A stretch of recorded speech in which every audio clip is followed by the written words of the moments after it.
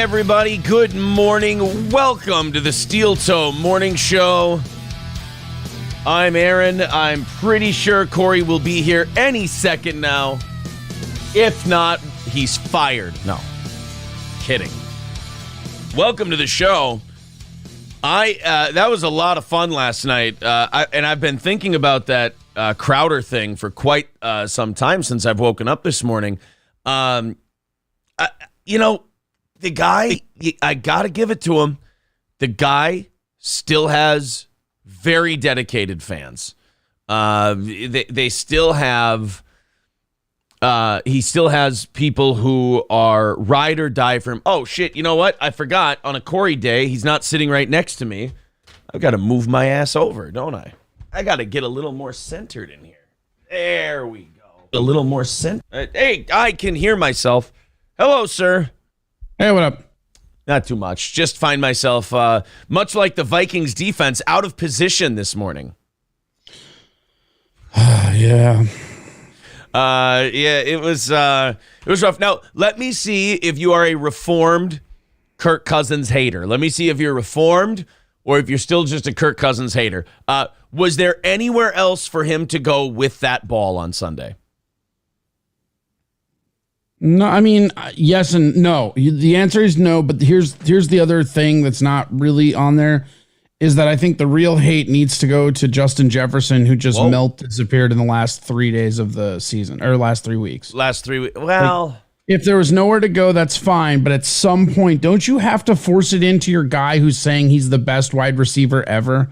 Do you think Randy Moss would have let double or triple coverage stop him from getting a jump ball? I do think Kirk Cousins did kind of check down real quick like he does sometimes. I would have never thrown that ball to Justin Jefferson. And I think you could look at the only quarterback I'll look at that I would trust in that situation is maybe like a Patrick Mahomes. Maybe.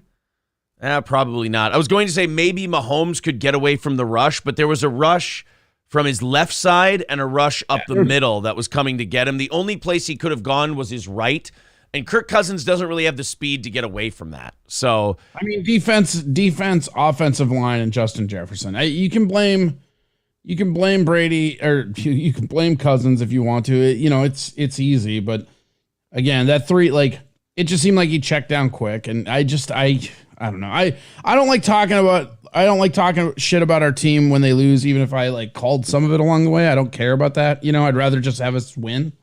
Yeah. Poop as Lube says only other option was to throw to Osborne, but by the time he was somewhat open, he was deeply under pressure. Yeah, you couldn't have thrown the ball to the left to Thielen because there were two guys there. Thielen was one-on-one, but there were two defensive linemen on that side. He would have never gotten that throw off. Osborne was kind of an option, but with the amount of pressure he was facing, there was no way that ball was going to get to where it was. And if you throw that ball to Justin Jefferson, more than likely it's picked off. I would rather have that, though, as a fan. To me, I would rather have him go deep, force it into double coverage, and have a 3-yard underneath when there's 8 yards remaining. That's just what I would prefer. Yeah, I would have preferred that too. I would have liked to see him chuck that ball up. Even if it's a pick, we tried. We gave our best player a jump ball opportunity. This way, it's just you're just giving up at 3 yards on an 8-yard like that. I mean, it's again. I'm not the biggest Cousins fan. I never have been, but I'm not as big of a hater as I was going into this season. Yeah. And I'm willing to give the coach some slack too. Like, honestly, as long as they fire the defensive coordinator going into next year, I'm fine. I've got bad news. From what I've heard so far, they're not firing that defensive coordinator. And their logic is, here's what, unless they're just trying to cover for him until they fire him, here's why I don't think they're firing him. When asked about it, O'Connell said, well, he didn't really have the personnel for the defense he wants to do. I'm like, then why did you hire a 3-4 guy if you didn't have the 3-4 personnel? Why did we do that defense if we didn't have the personnel for it? So to me, that's almost an O'Connell problem. Like, I don't like Ed Donatel, and I will say this too. Like, the play calling was not inventive at all in that game. A lot of the stuff looked telegraphed, and I didn't. I don't want to. First-year coach, give him, his respect. He definitely galvanized and brought the locker room together, but I don't know that I liked half of that. I mean, didn't it look like you were watching every Viking game you've ever watched in your life, forcing a 3-yard play into an 8-yard situation? That's not just the checkdowns. I mean, that's part of it, but the play calling was shit. I honestly, I think all of us are just gun shy to do it because he gave us such a memorable year. But if you want to blame one person, you have to blame Jefferson. This guy has been parading around all year like he's the greatest wide receiver in football and disappears completely for the last 3 weeks. I mean, he had almost negative yardage in Green Bay. Like, what the fuck is that? What, a third and 3, talking about the play calling, a 3rd and 3 or whatever in the first half, and you run that stupid double reverse pass thing. Right. Why? Right. On 3rd and 3, why are we having what is basically, at the end of the day, a designed run to Kirk Cousins on 3rd and 3? Know. That's dumb. If they would have been done like a double pass thing, okay, all right, let's give it a shot. But that was a terrible idea. And then on the 4th and 8, at the end of the game, if you go back and you look at that play and you look at the diagrams of it, that was a terrible play call. Thielen goes deep. Osborne runs a deep post. Jefferson goes deep. Nobody is running a pattern to the first down marker on that play.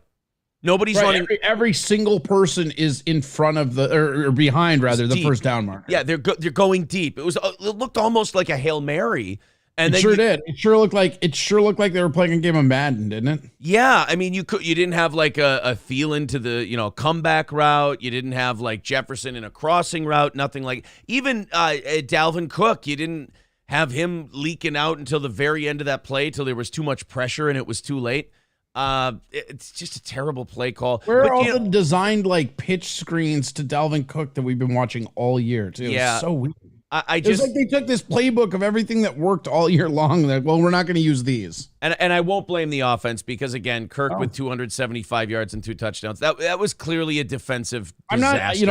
I am a marginally reformed Kirk Cousins hater. I still am unsure if we can win a Super Bowl with him, but I don't think hardly any. Like when I was walking away mad that we lost, none of it to me was on Cousins, except again, like that check down. He did check down pretty quick, but the play calling was dog shit. And the offensive line was giving him no time at all. And then our defense has been a coat check all year long. That didn't surprise anybody. And what I worry about is as the year went on, so we got our veteran defensive players got off to a hot start this year.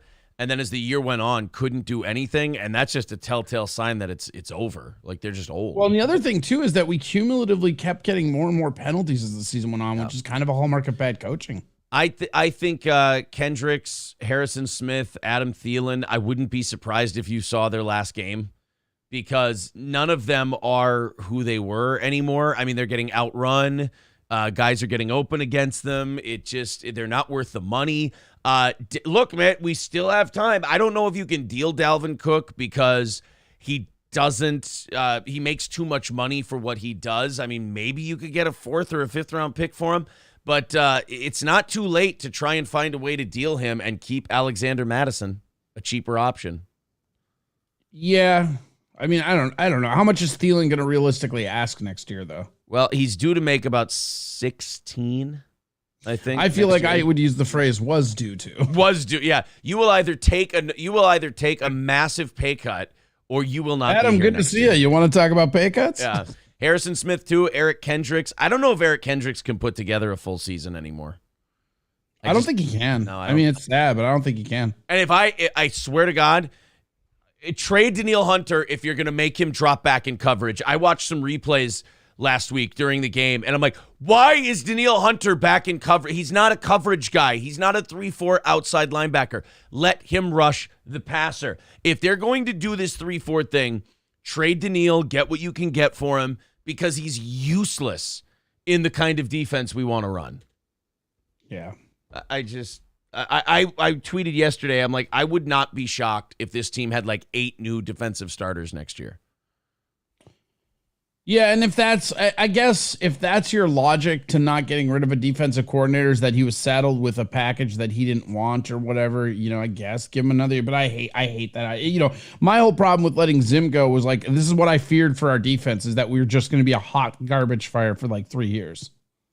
Yeah, it's probably going to be. And this is what I was talking about, where at the beginning of the year, I right when we first fired Zim, I said, this this is going to be one of those things where we're now going to just go down this road of having to rehaul everything.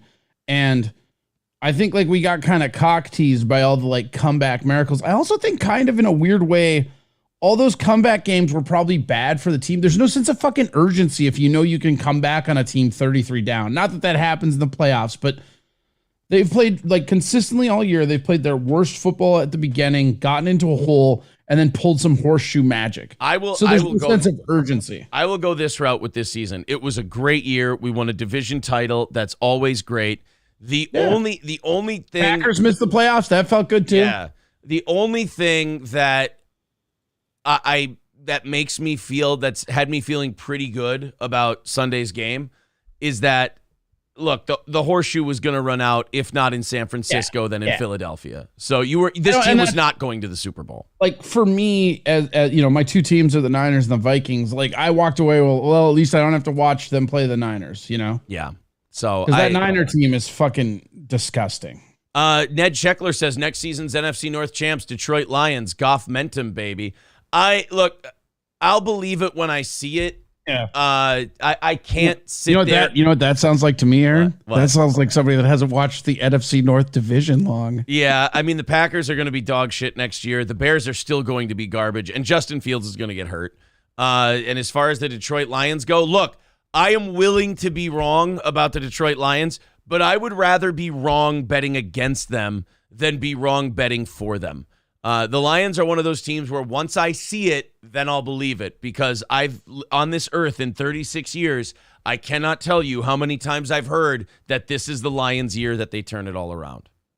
Yeah, I mean, and even though it's cute to talk about how good they did this year, what did they really do? They just kind of started out strong, weak in the middle, and then just kind of tilted towards the end like they do all the time. I believe when they're not winning 0 wins in a season. Yeah, look, man, I wish them the best. I actually like the Lions. I like the lovable losers. I can't. They've been dog shit my whole life. I cannot hate them. Yeah, I don't think they've never been to a Super Bowl, so it's easy to root for them. They're like the Cubs, you know. They're kind of America's lovable losers, and I like their coach because he's a lunatic. But I don't know. I'm not going to pick the Lions to win a division until they win a division. That's basically where I'm at. So we might have a weak division next year. That's kind of exciting. Someone pointed out Zimmer's defenses his last 2 years were one of the worst in the league. Yeah, we've had a bad defense for a while. I mean, it's not uncommon that teams turn a defense around in one season. I mean, it's possible. I don't know. I think once they extend Kirk Cousins, I think he's got 3 really good years left. Someone said he's entering his prime. I think Colin Cowherd said that. And maybe like his leadership, he had like 8. He tied the league record for come from behind fourth quarter comeback drives this year. So obviously he's maturity wise, he's reaching some kind of prime. Still only won 1 primetime game all year though, right? Patriots game. Was that the only gun to my head? We didn't get flexed all year. Yeah, gun to my head. I think that might be the only one. Well, so the defense can turn around next year. I think they'll extend Cousins, and I think he deserves it. Who else are you going to have?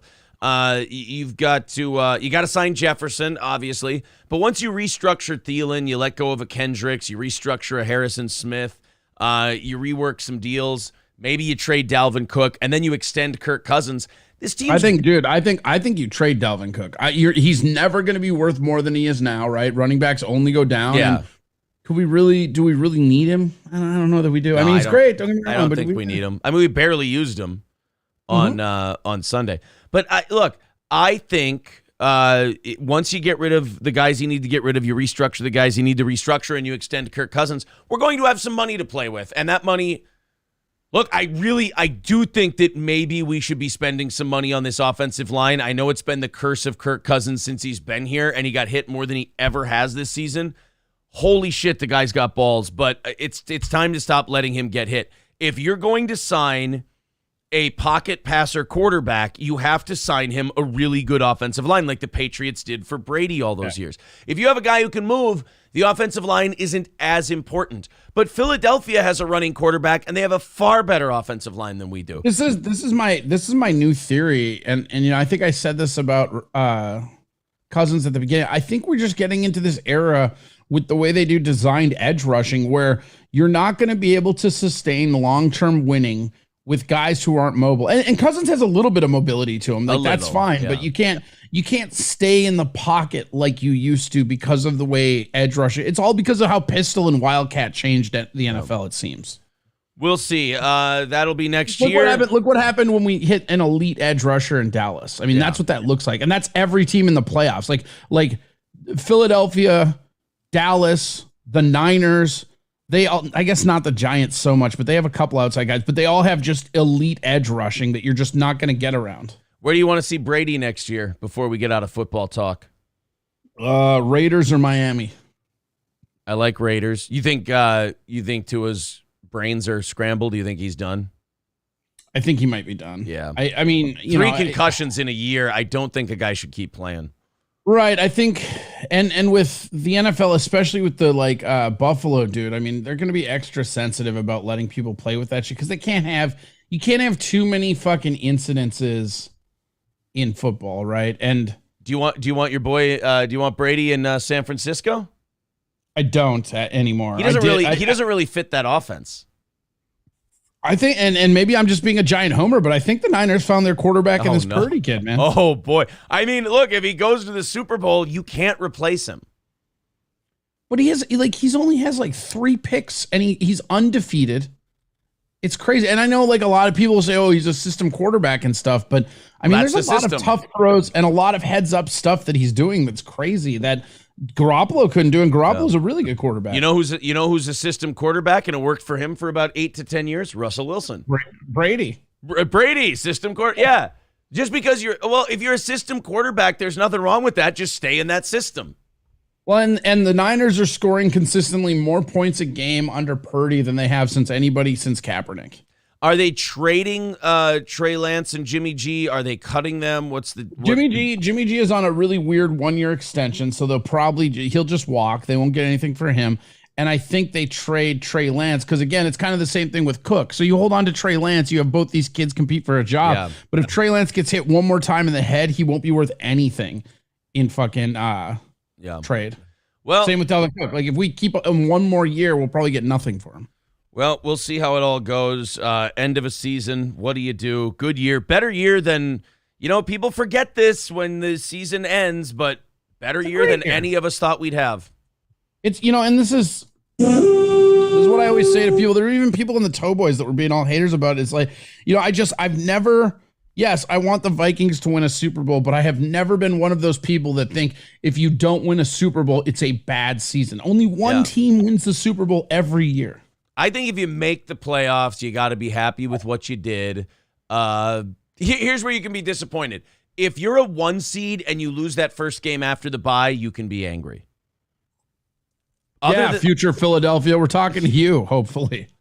Giants are a fun team, man. That team gets a wide receiver. They might have something there. That was the guy. Do you remember that? Because that guy was the guy that I wanted as the Vikings coach when they were first talking about everything. I'm like, I want that. Yeah, I want that offensive coordinator for Buffalo. I don't like. And I don't like how fat and mad he looks all the time.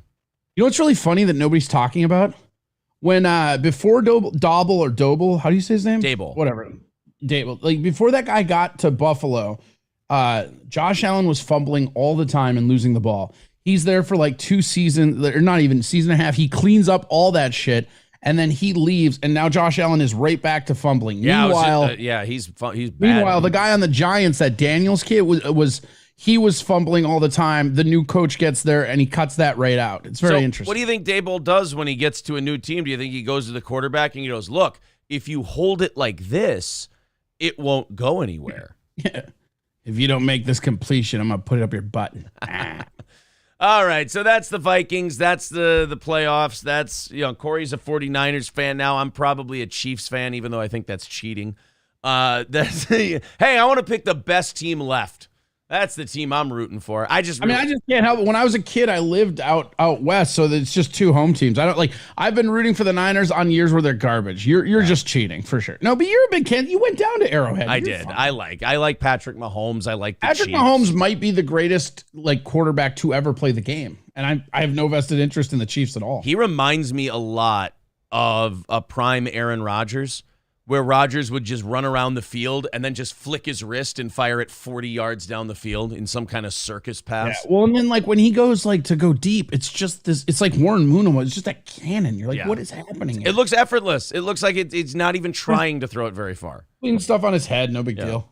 All right, we got lots of stuff to talk about today. I don't know if you saw the Crowder thing. We went over it last night. Crowder spoke out about his Blaze, but he didn't. You know, it was a classic Crowder thing. I'm going to let it all out. I'm going to hang it all out. And it was full of vagaries, and he wouldn't name names, and he wouldn't talk about anyone. You couldn't tell if he was talking about a contract he got offered by somebody else, probably Daily Wire, or if he was talking about his Blaze contract, because he was holding up this contract. He's like, this is a contract somebody offered me. And he's bitching about it and complaining about it. I'm like, well, if you didn't sign the fucking contract, who cares if someone sent it to you? And then, but he also said, I gave the company I was with time to change. And because of items like this in a contract, I was burnt out and it wasn't fun anymore. And I might just stop doing this and And you're like, dude, this really sounds like a you problem. You know, it reminded me of the movie Cobb, where Stumpy is upset because Ty Cobb gets final say editorially on the book. And he said, Ty Cobb said, well, then why'd you sign the contract? He goes, you signed it because you're a very trusting soul. He goes, you're mad at me. The man you should be mad at is Al Stump. And that's how I feel about Crowder. He's sitting here bitching about, Blaze owned his mug club list and Blaze owned this and Blaze owned that. Motherfucker, you signed it. You signed away your intellectual property, and now you're mad that you have to start from scratch. He's Corey, I swear to God, it sounds like I'm making up a Crowder bit, but there was actually a moment in the video where he said, this contract, he's bitching about his contract, his personal experience. Yeah. And he goes, and we need to fight back against Big Con. Now he's calling conservative media Big Con because shut up. You know how he always needs an enemy? Like there's always a new enemy, and you're going to turn at the people that made you? That's what you're going to do, you stupid fucking idiot? Yes, that's 1,000% what he's doing. But the best part he shows up to a bunch of people with cannons. He's like, what if we just flip these so they point at us? They'll never see it coming. But he says, so we need to fight back against Big Con and this and that because he signed a shitty deal. And then he goes, you can do that by going to stopbigcon.com, giving us your email address, and then signing up for a mug. He did the Crowder bit that we always make fun of him for. Here's my new enemy. They've got to be your enemy. Let's fight it together. Here's the website where you can go buy a mug. It was too on. It was too on for a Crowder. It was almost like Crowder was doing a Crowder bit about Crowder. And I thought legitimately that's what he'd been doing for a few years, but he hasn't been. Right. Yeah. He's so Crowder's he's going public again now. He's bitching about his contract from the Blaze. He's bitching. He was holding up a contract that somebody offered him that he said no to. I'm like, why are you bitching about a contract you didn't sign? Like, so you got an offer, you didn't like it, you said no. I fail to see what your problem is here. So a company tried to get an advantageous deal for themselves. You didn't go for it. I mean, to me, Corey, that just sounds like a you go your way, I'll go mine kind of a thing. It sounds like you're not coming with him when he says all hell is coming with him. Yes, I'm not part of hell, apparently. But he's sitting there in this speech. He's terrified of doing it by himself. He's like, if I go it alone, that's a futile effort. It's not going to. I'm like, how is it not? I'm doing it alone, and we're getting by. And we just crossed over 8,000 subs. You've got 6 million on your YouTube channel alone, over 1 million on Rumble. What do you mean you can't do this on your own? You've done it on. You're good. You've got it.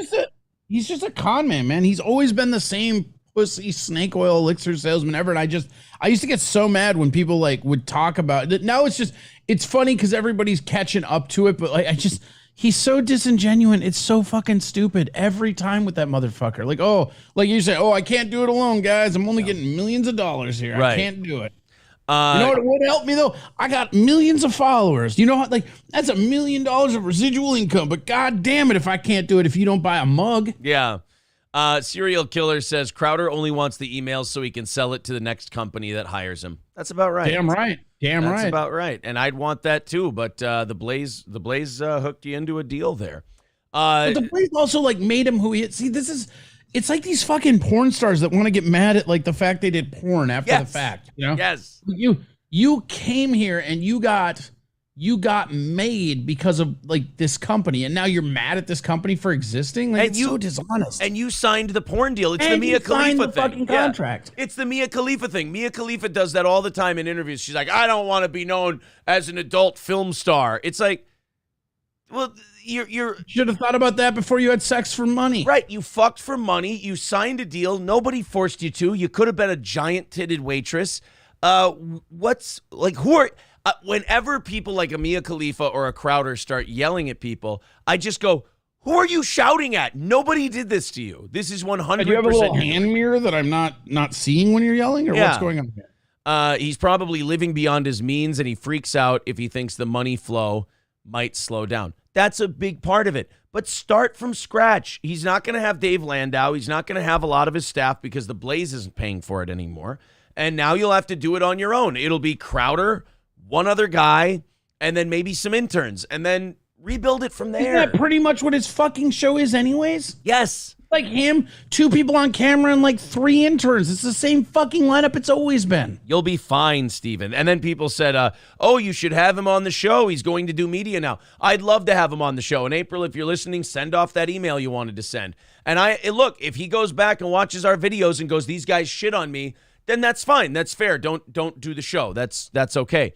But then we'll be on it in 30 months or whatever, like fucking Kumia or whatever. Yeah, and it's one of those deals where if you don't want to go on shows where people are busting your balls about what you're doing, then aren't you doing the same thing you're criticizing the Blaze and all these other places for, just going to friendly places and not rocking the boat? And I mean, hey, I hate to use if Steven Crowder doesn't want to do this show because we're shitting on him, let me borrow a Steven Crowder phrase. Change my mind. I think you're a whiny, grifting hack. Change my mind. Yes. There you go. Let's see if it happens. There's a guy, Justin Jefferson, in the chat who's upset about everything that we talk about. Guys, give Justin Jefferson the old boot if he's going to keep. Weird how he can disappear for 3 weeks and then show up for our show. Yeah, I'll tell you this, guys. Here's what I'll tell the chat. Guys like Justin Jefferson make me go to you guys less. So if you guys want to police guys like him, feel free. Mr. St. Caesar says, Aaron, don't know if you saw it on Twitter, but Jay Briscoe passed away last night in a car crash. He was still Ring of Honor Tag Team Champions with his brother. Yeah, I just saw that. Is that real? Yeah, I just saw that before we started today. Yeah. And, one of the Briscoe brothers died. It's got in a car crash. And there's also like some politicians that died in a helicopter accident or something. Holy shit. Don't travel. You know what? Take a day off of travel today. It's obviously not safe out there. But he's gone. He's out. And it was Ukrainian officials in Kiev helicopter crash. Oh, okay. Well, you know what? Basically American politicians then, right? 18 people killed. Oh. I mean, we bought it. So yeah. It's ours now you own it, suckers. Yeah. Hey, we're rebuilding Ukraine. Want to buy a fucking mug?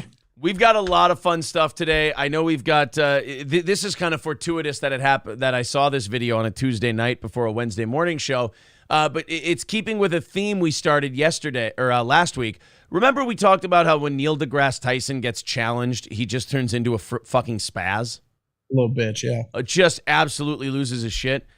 We've got Bill Maher upsetting Neil deGrasse Tyson today. Ooh, you know what? I'll say this. As infinitely unreasonable as Neil deGrasse gets when he's mad, Bill Maher gets smarmy when he's right and somebody gets mad, so I bet this is amazing. Oh, it's pretty good.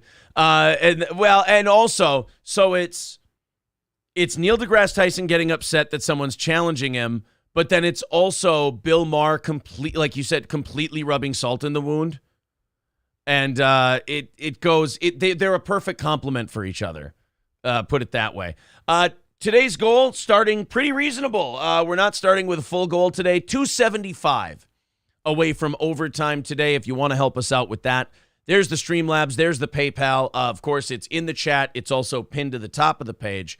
If you'd like to contribute to our show, super chats and memberships count as well. Thank you to Zen Rhino for starting us off with $5 this morning. Appreciate that, buddy. Again, if you feel like chipping in, there you go. $275 away from this morning's goal. And also, like the video. We crossed over 8,000 subs yesterday, and as I look right now, we are well on our way to 8,100. So thank you guys very much for that.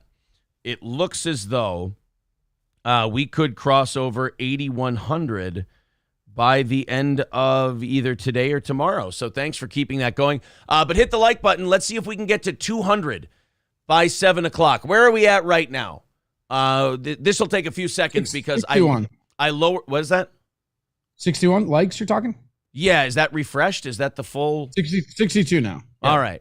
Guys, keep her going. Let's get to 200 by the end of the hour. That's where we hit yesterday. Yesterday, the likes went up real quick.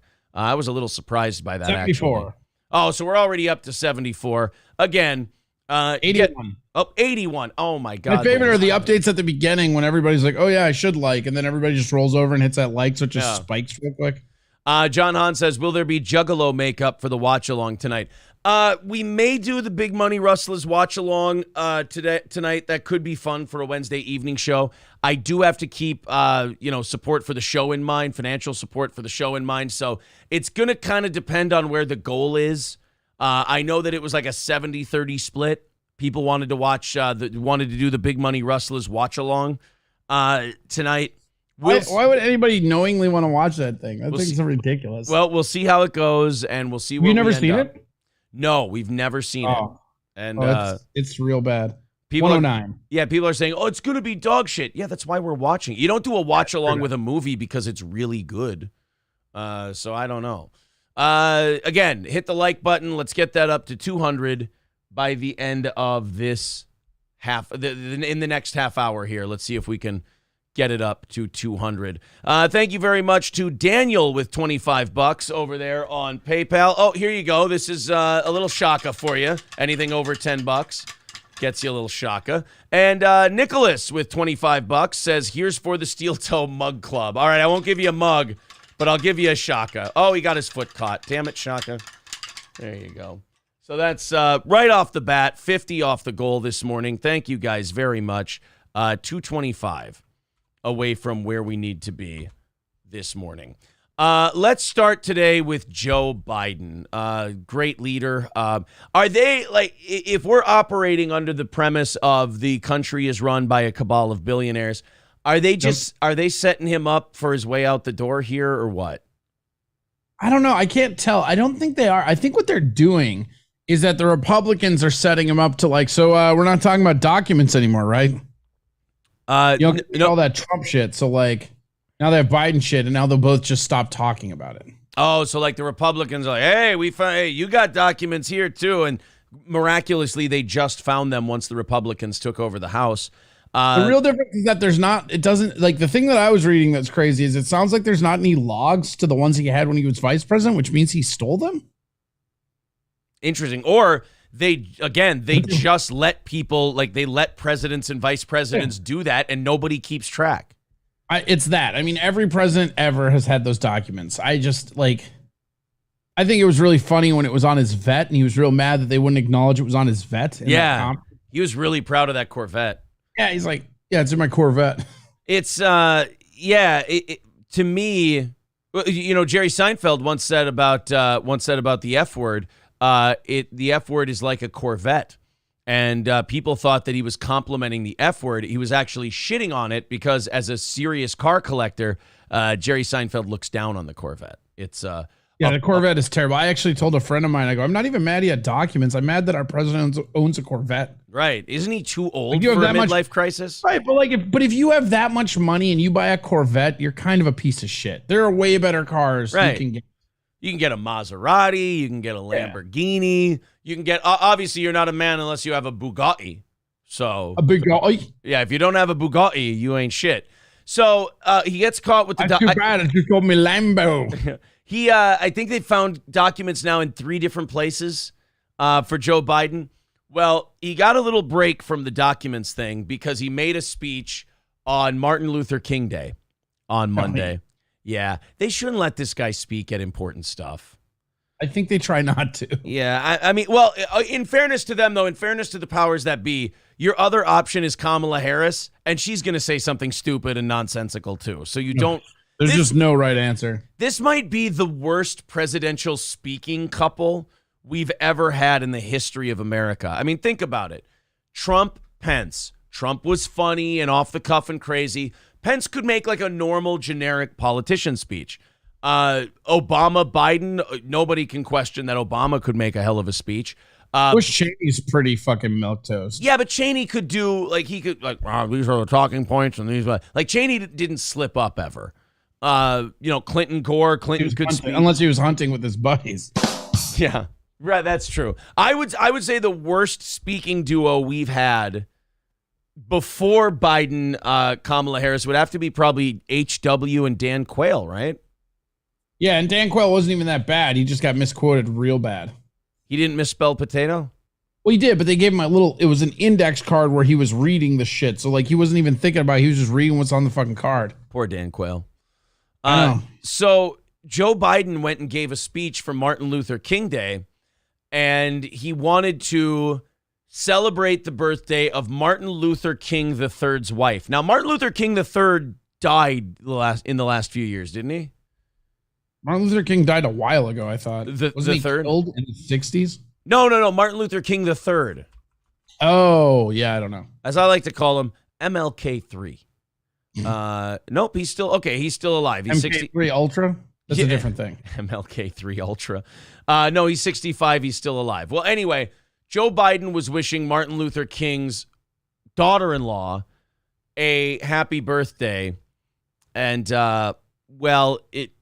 it went kind of like you thought it would go. Let me move this on over here, and then we'll get you guys Joe Biden saying happy birthday to MLK's son's wife. But congratulations today to the honorees, including your wife, who I understand is a birthday today? Well, look, my wife has a rule in her family. When somebody's birthday, sing happy birthday. You ready? Happy birthday. Okay. Oh, no, Joe. No. Okay, is it embarrassing that the president's going to sing happy birthday to someone? Sure. But what would be more embarrassing than singing happy birthday to a civil rights leader's wife? I mean, I know the answer. You want me to say it? Yeah. Forgetting her name. That would be horrible, right? That would be something you wouldn't want to do if you're singing happy birthday to someone. You don't. Or I guess like superimposing the word Hitler or saying the N-word while you sing it. Yeah. Happy birthday, dear lady. Bunch of N-words. Happy birthday to... What did you just say, Joe? Did you just say... What? Well, I had to sing it to a bunch of you at one time, so I didn't know. Did I not use the proper You seen plural? how curly her leg hair is? Happy birthday. You ready? Happy birthday to you. Happy birthday to you. Happy birthday, dear Valen. I purposely didn't watch it like when I read it yesterday when you gave it to me the prep notes because I wanted to react honestly, but holy fuck. I didn't watch it either. This is my first time. And what the fuck is going on with the background behind him? Like, what are you speaking in front of a spaghetti sauce commercial? It actually is. It's a spaghetti sauce company. It's Martin Luther King's son owns it. And happy birthday, dear. You know, it's like Evil Dead where he's like, yeah, he's kind of hoping the rest of the audience will just carry him through by saying her name. But they're not even singing with him as a, oh God. No, because they think this is retarded. That's why they're not singing along with him. You talk like a fag, and your shit's all retarded. I'm sorry, we interrupted. Let's listen to it. Let's let him finish the song. Birthday to you. Happy birthday to you. Happy birthday, dear Valen.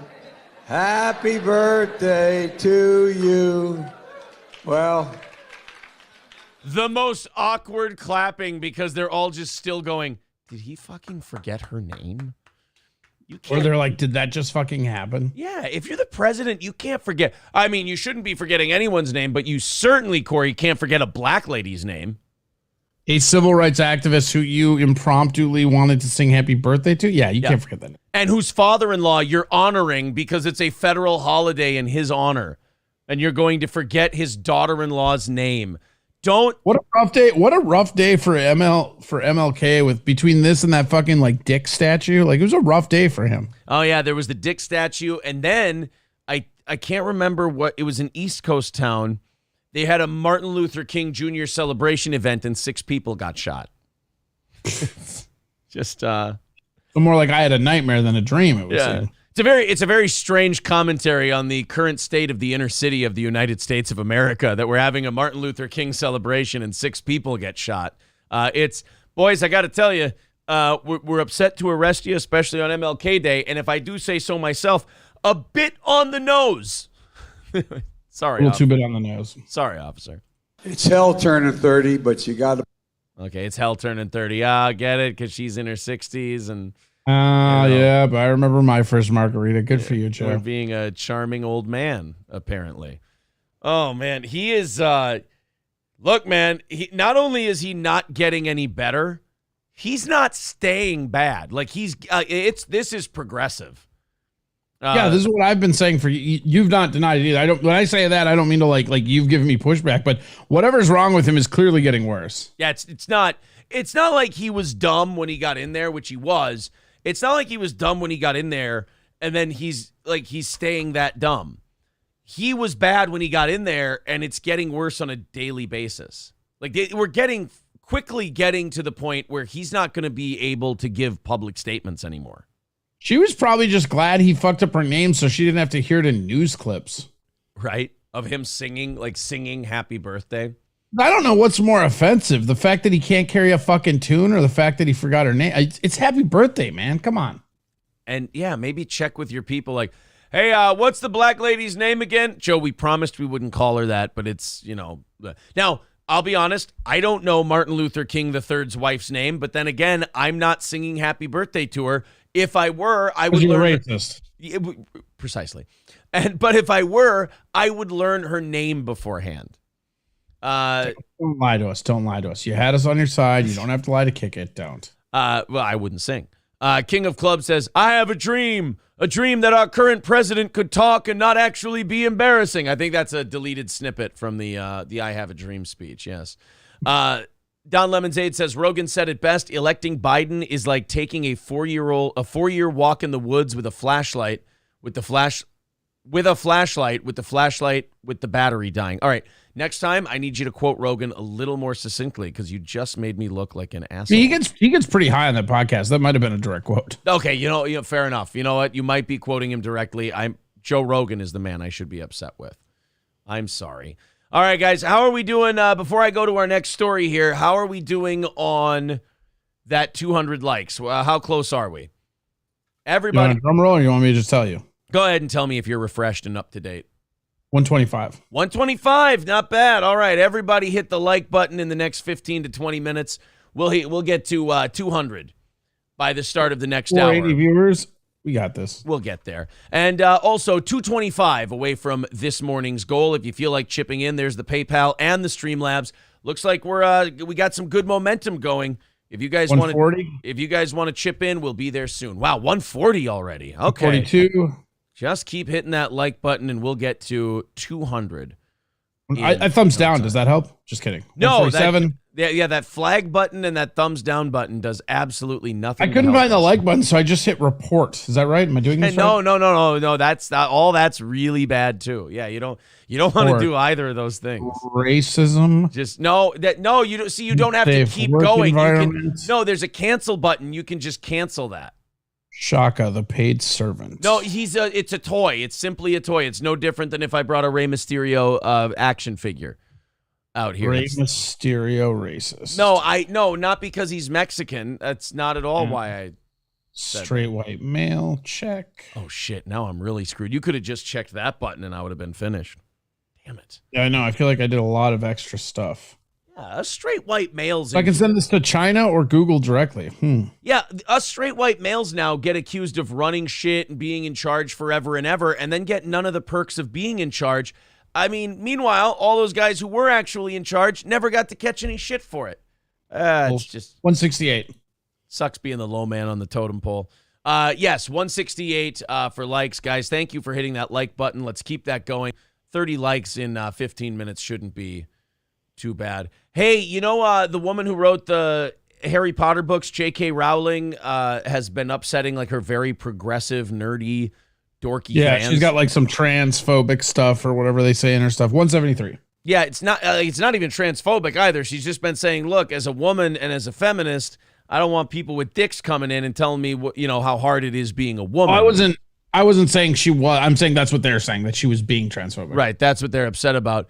Well, we found one guy who, I swear to God, had to go into his nerd room with his LGBTQ flags and his action figures so he could bitch about Harry Potter. There's like a new Harry Potter thing coming out, Hogwarts Legacy or something like that. And I'm actually low-key pumped about that, no lie. And I don't care anything about Harry Potter, but it's like Grand Theft Auto with Harry Potter. Oh, it's a video game? Yeah. And I'm going to like cruise around on a broomstick and then I'm going to beat some ass. All right. Yeah, Rockstar Games presents Harry Potter. I mean, it's not, but yes. So this guy Viking, like again, as somebody with no skin in the Harry Potter game of any kind, the game looks pretty sweet. This guy Viking Blonde on TikTok decided to, and this is a recent phenomenon of like the last 10 to 15 Did you years. say Viking Blonde? Yeah, Viking Blonde is his name. There's nothing threatening about this gentleman. We'll pop him up on screen in a second. But this fascination people have the last 10 to 15 years of, I don't want to watch something. I don't like something. This is bad. It doesn't stop there. It's not like I'm not going to hate watching, right? Not even hate watching. It's now all the rest of you have to feel the way I feel about this, or my feelings about this thing aren't validated. Like one of the things when I was growing up, one of the fun things about hating something popular is that everybody else liked it and you were the guy who hated it. It was kind of fun. Now everyone feels like left out if they hate something by themselves. Everybody who's part of some fringe group is mad that everyone else isn't part of their fringe group. And it's like, one of the awesome things about being in a fringe group is that you're the only one in it. You're unique, you're rare, you're different. Now it's like, hey, I don't like this thing that's coming out.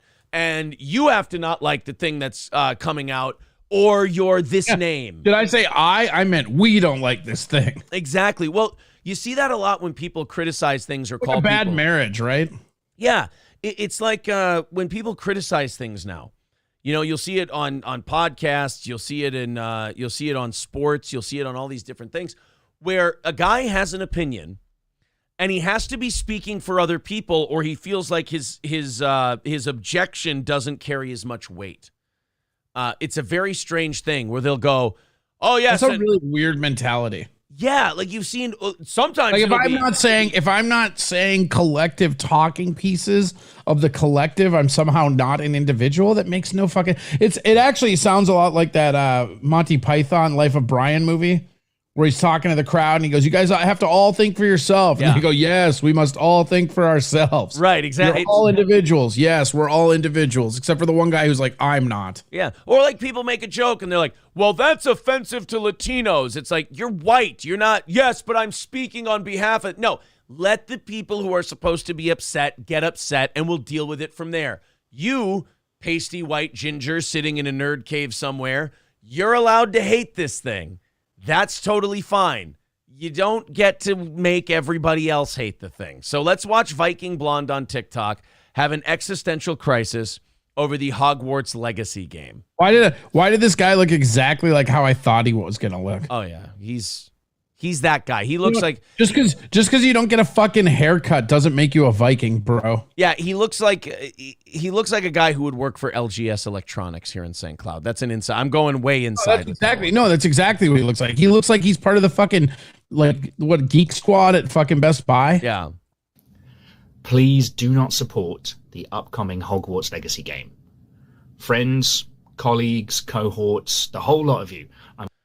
Friends, countrymen, lend me your ears. To honor our sacrifice and fight our fight, we must not order the Harry Potter game off of our Xbox or PS5. If you do one thing this holiday season, do not listen to anybody but the guy talking in front of a low-key ripoff of a Grateful Dead poster. Yes, a skeleton LGBTQ flag guy. Yeah, that's the guy you got to follow into hell. You can trust me because I'm a Viking, even though my neck looks like it's tinier than a Viking's wrist. Colleagues, cohorts, the whole lot of you, I'm asking you very sincerely, please do not stream it. Don't make YouTube videos about it. Don't buy it. And don't bloody pre-order it. The reason being is that you may not be aware that by supporting this title, you are essentially aligning yourself with some really heinous transphobic values. Okay, there's two things in there I need to point out. Number one, this is classic with people like this guy. Treat you like you're a fucking idiot rather than you just don't agree with what he's saying. You go, yeah, there's no way you could disagree with me. You're just stupid. Right. You may not know it. I mean, you would never play this game if you knew what I knew. You must just be a dipshit. McKam in chat says Simon Pegg is looking rough. Yeah, it's been a rough few years for old Simon. Yeah, this is This Is the End sequel didn't go anywhere, unfortunately. Looks like he's the big character of a Shaun of the Dead sequel. Yeah. So he's going like, oh, you may not know this. That's the only reason you like this video game is because you're not up to speed. But then he goes, you may be aligning yourself with some heinous transphobic values. First of all, no, you're not. Even if you buy the game, which is a J.K. Rowling universe associated thing, you're not, when you buy a video game, you're not co-signing on the thing the author of the book said in an interview.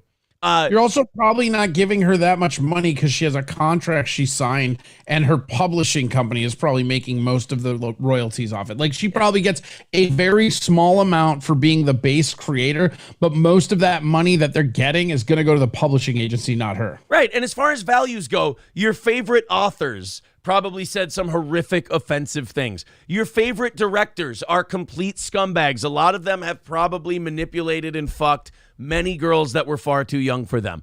It's all garbage. Everything, like you can't do anything. Like look at that dude. You're sitting there with the electricity, dude. You know that's burning coal. It's bad for the environment. Blah blah blah. Like you can't fucking take into account every little step of fucking like, you know, if the world is just this giant like factory assembly line, you can't take every piece of the assembly line into factor as you buy something. That's insane. And these people do, and that's why they're always miserable. They can't enjoy anything because instead of just watching a movie, they have to look the gift horse in the mouth and research the producers, the directors, and shut the fuck up and watch the movie. Enjoy it. Well, I heard back in 1989, the director once said that he thought apartheid wasn't as big of a deal. And if you watch Training Day, then clearly you are okay with apartheid. It's like, no, I just thought Denzel did a good job. Did it deserve an Oscar? Probably not, but it was a make good for Malcolm X. So, yeah.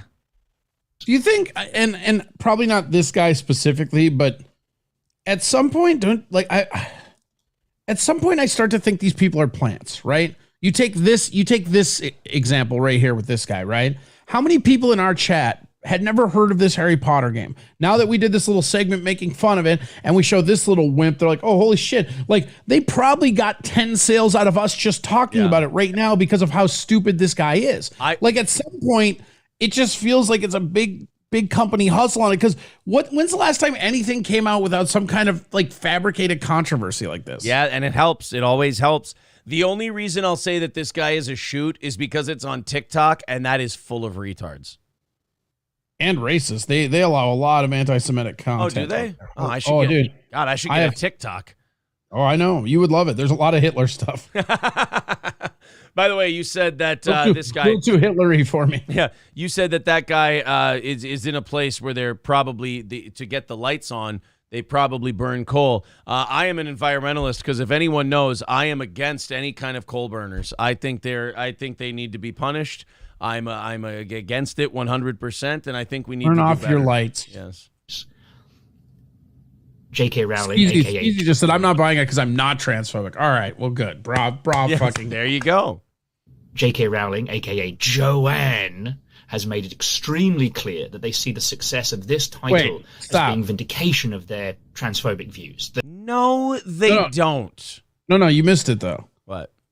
He just dead named her. She doesn't go by that name. He's breaking his own fucking rules. Oh shit! Yeah, she doesn't want to be called Joanne. She wants to be called. She goes JK. by JK, and she corrects people at every fucking turn. And this is, I guarantee you, this is a guy that, God forbid, you dead name one of his trans friends because you'll never hear the fucking end of it. That's a good point. Yeah, they all break their rules. As we've talked about this before, they'll all break their rules as long as they can get somebody. This is like the conservative liberal game, too. It's the same way.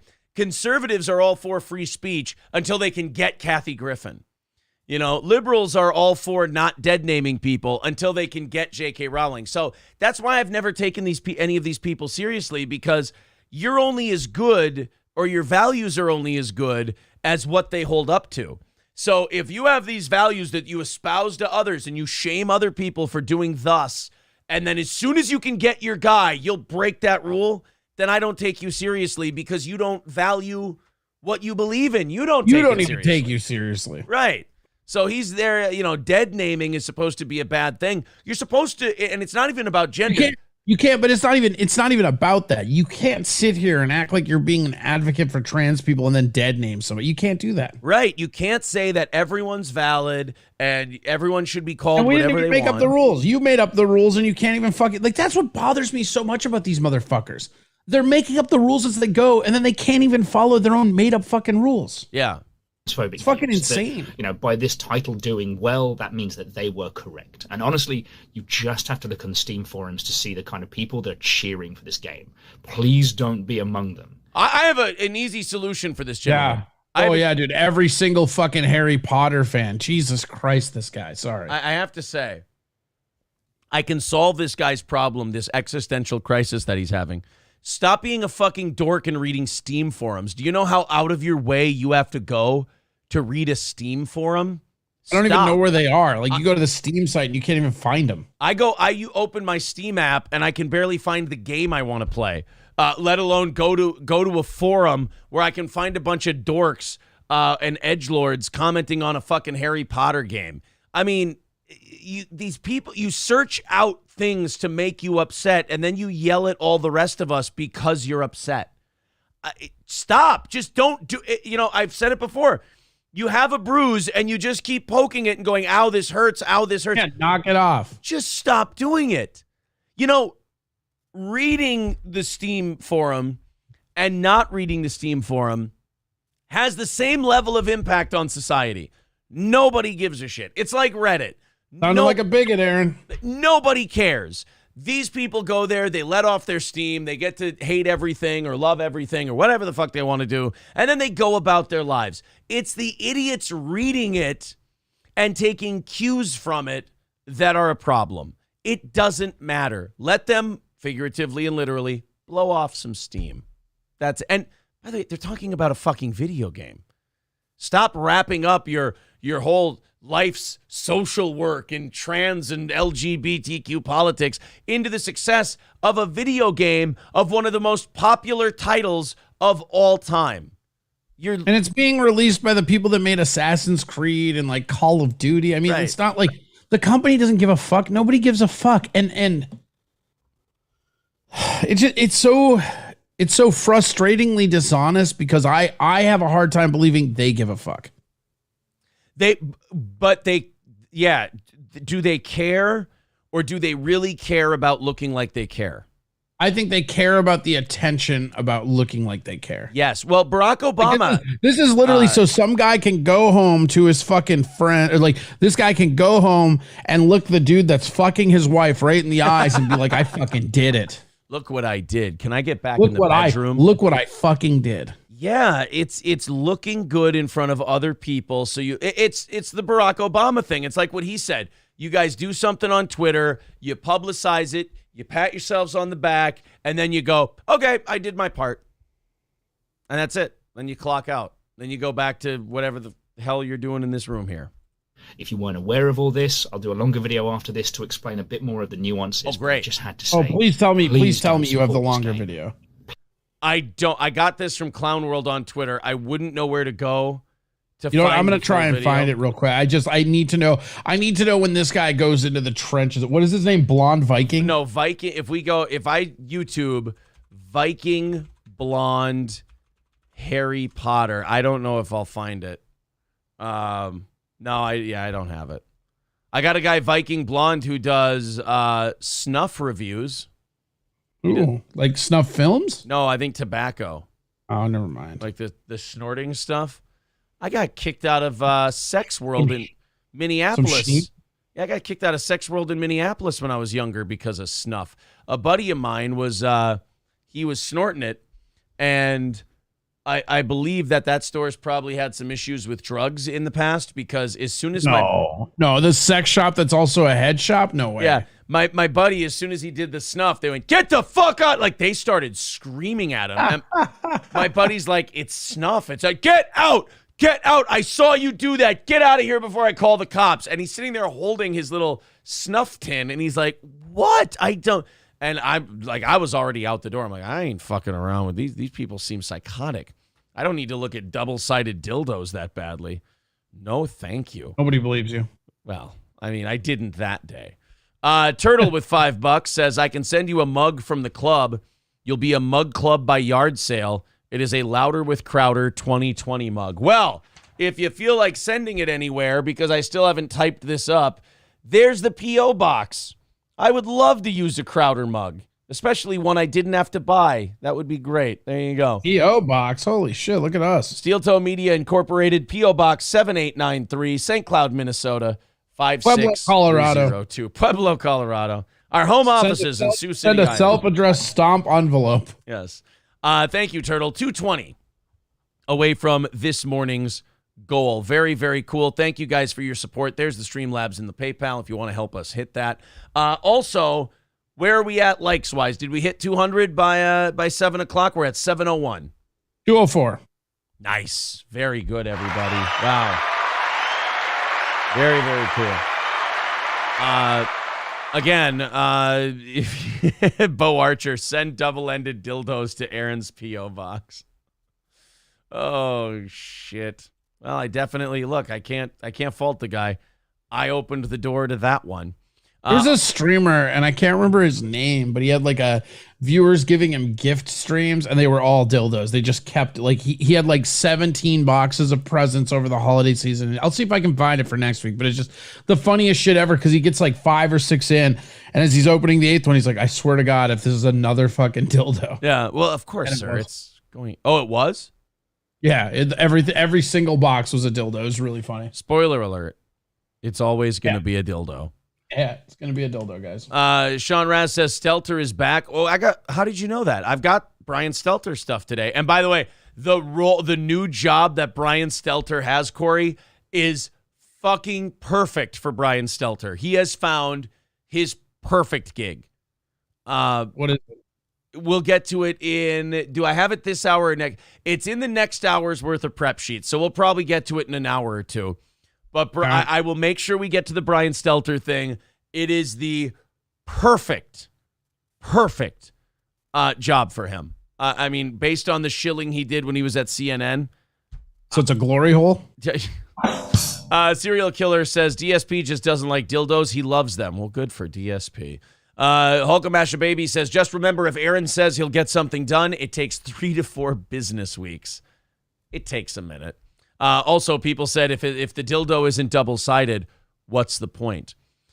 Six String Man says, now, wait a minute. Six String Man, you have to tell me before I read your guess on what Brian Stelter's doing.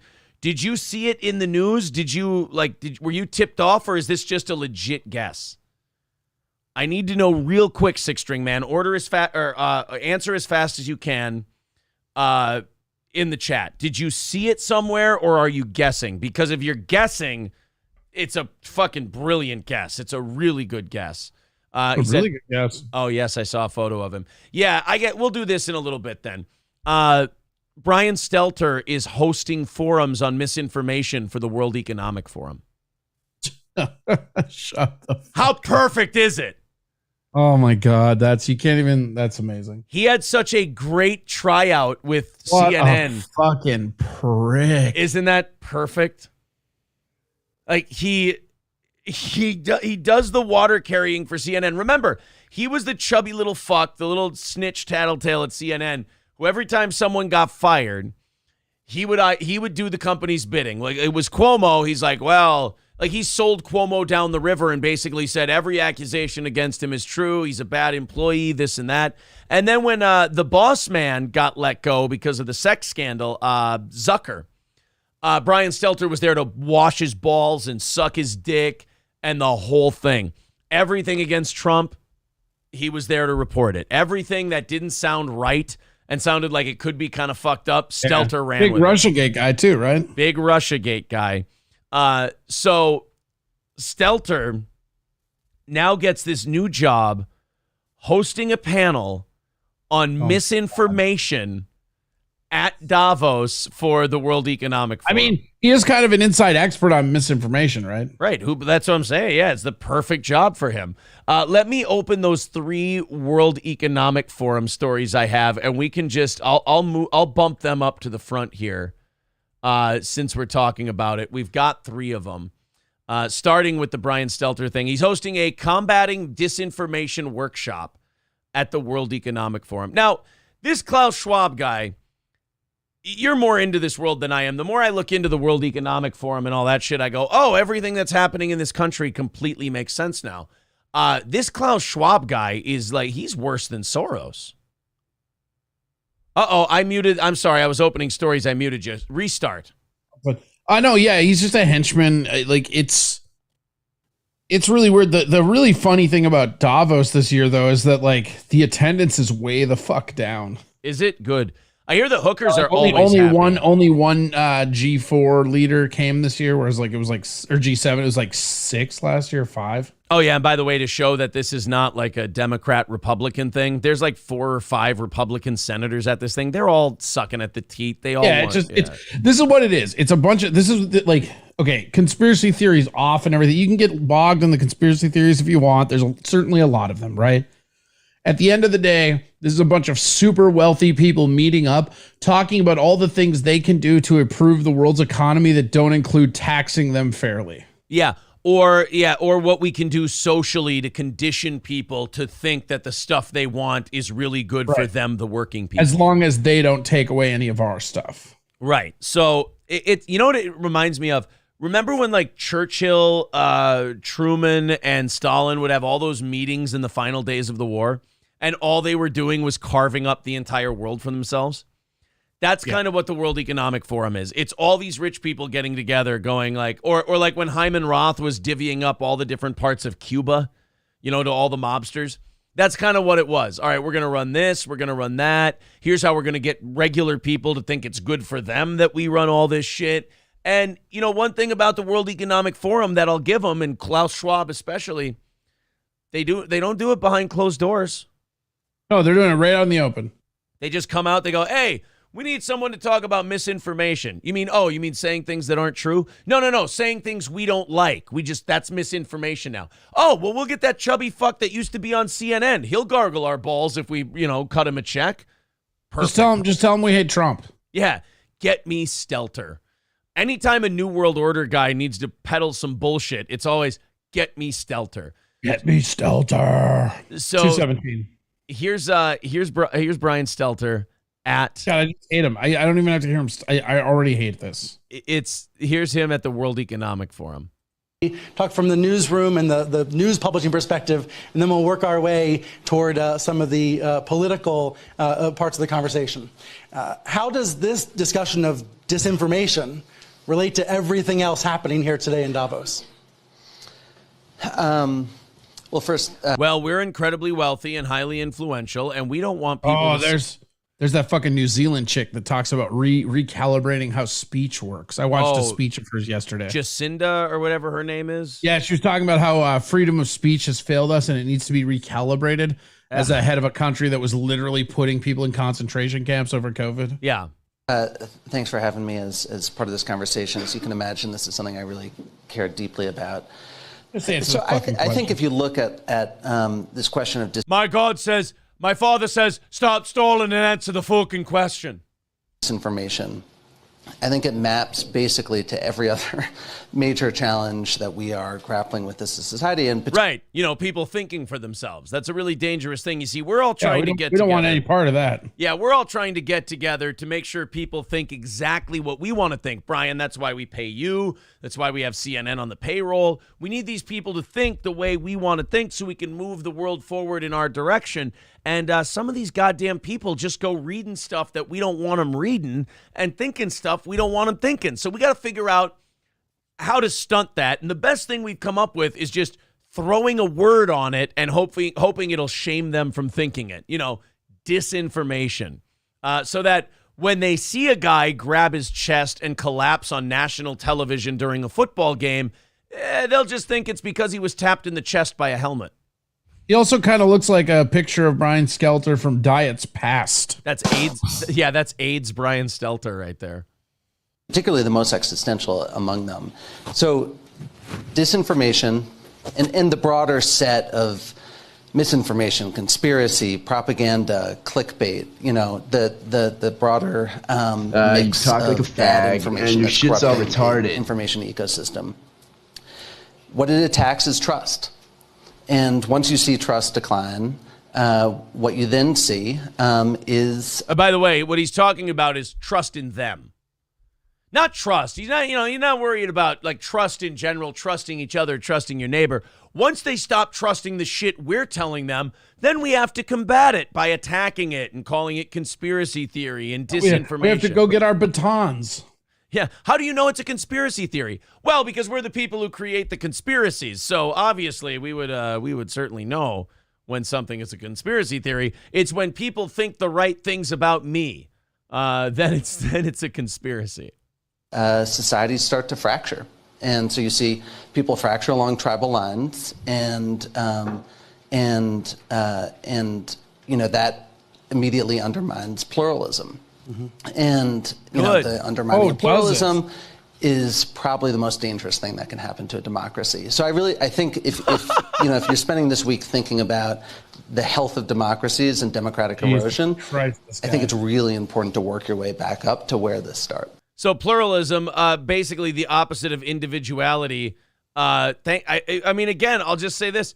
Thanks for saying it out loud? Question mark. Yeah, you got to respect them just saying it out in the open, right? Right.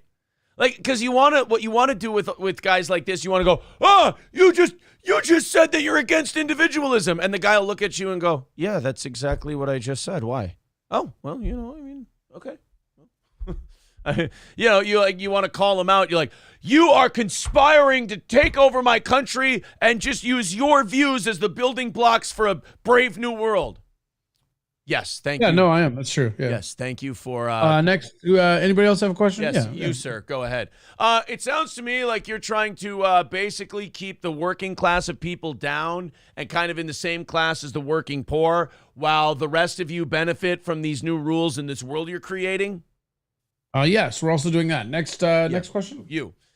It seems like you want us using these alternative energies, not because you give a shit about the planet, but that oil and fossil fuels tend to be a very cheap form of energy and that it allows the working class to actually prosper more while you guys can't have a monopoly on it. Did that guy say oil? Kill him. And next caller? Yeah. We'll take the next question. And you, sir, good question. Real funny, Dick. Cut his head off. Send a ham to his widow. Yes. But I just wanted to ask questions. That brings us to our next point. And you have. That brings us to our next point. Asking questions. Is this become a code word for disinformation? Wait, what? The Gravy Show says, I love when people like Aaron get red-pilled to stuff like this. World Economic Forum, Bilderberg, UN, Davos. Well, guys, let's not bring a character from Game of Thrones into this. I mean, Davos Seaworth was an honorable man. I carry the bones of my fingertips in a bag around my neck to remind me of what I was, what I became. They're all globalist pieces of shit that want to depopulate the world. They are quite literally anti-human. I mean, you only think that because they say that when they talk. They're not anti-human. They're just pro themselves. They want to crumble the world economy because then they're even more powerful as the aristocrats. It's not as... It's weird because it's not as duplicitous as people think. because all the really crazy bullshit they're literally saying out loud. Yeah, like, and it's not like it's not to punish us. That just ends up being the result. Their wish is for it to make their lives better. They want to get richer. They want to control more things. They want more power for themselves. And if a few people get hurt in the process, or a few billion people get hurt in the process, they don't really give a shit. Like, these aren't people who are outwardly aggressively evil towards us. Our suffering is merely looked at by them as collateral damage to get where they want to be. That's all it is. I don't even know that it's collateral damage to them. They don't fucking care. Yeah, or they just don't think about it. Yeah, they don't think about it at all. I mean, again, think about this. 2 years ago, when everything was huge and the big rallying cry was the environment, all these motherfuckers showed up in private jets. Yeah. Every single one of them. That's why Citizen M's going, you think the climate crisis is a plan to keep working people down? I mean, you think working people can buy a Tesla or sit at a charging station for an hour and a half? They can't. Oh. They need fossil fuels. They need cheap energy. And by the way, if we allowed fossil fuels and fossil fuel companies to run properly, it would be so remarkably affordably cheap. It'd be fucking disgusting how much money you'd be saving. They burn coal to make electricity. That's all you need to know. Right. And we started on like fucking all the cobalt mining and shit. It's just it's so dishonest. Yeah. The way they angle in on environmental angles every time. So let's say there is a climate crisis, Citizen M. The stuff they're talking about and the stuff you're endorsing isn't going to help it. It's just going to help them out the most. It's going to enrich them. They're no different than the oil companies, but the oil companies don't want, everyone starved to death. They just want to make their money. It's kind of like the difference between the mob and the government. The mob, the government took down the mob. Government never killed anybody that didn't deserve it. That's the difference. Exactly. Yeah. Oh, no, the mob didn't kill anybody that didn't deserve it. Yeah, that's what I'm saying. Our government does that all the time. Yeah. So, like, when it happens to, when it comes to, like, the government and the mafia, like, at least the mafia just wants to make their money and have you follow the rules. When it comes to, like, this climate change stuff and shit like that, they want the money. They want all the influence. They want all the power. They want to get in your pocketbook. They want to make your gas more expensive. They've said openly, they want to hurt you so that you will change. Yeah, and you'll be poor and you'll be happy. That's in their fucking trailers. Right. So, I mean, as far as like climate change, the shit they want to do is not going to fix the problem you're passionate about. As a matter of fact, Corey brought it up just a second ago. If they really gave a shit about climate change, they wouldn't be showing up in private transportation. They wouldn't care. If they really cared about fixing the world, they would be talking about how to tax themselves on some kind of flat tax rate that they could then funnel back into the poverty. Again, Citizen M. They don't care. They don't want to fix the planet. They want to profit off of whatever the solution is to the problem they're not taking seriously. Citizen M is getting mad at you. It's cute. He's very. We have these conversations. We're buddies. We have these conversations regularly. Look, man. I'm not, because Citizen M thinks that I'm like disavowing and ignoring all of his points and everything. I'm not. I'm saying that these people specifically do not give a fuck about what you care about, and they're using you as a talking point dummy.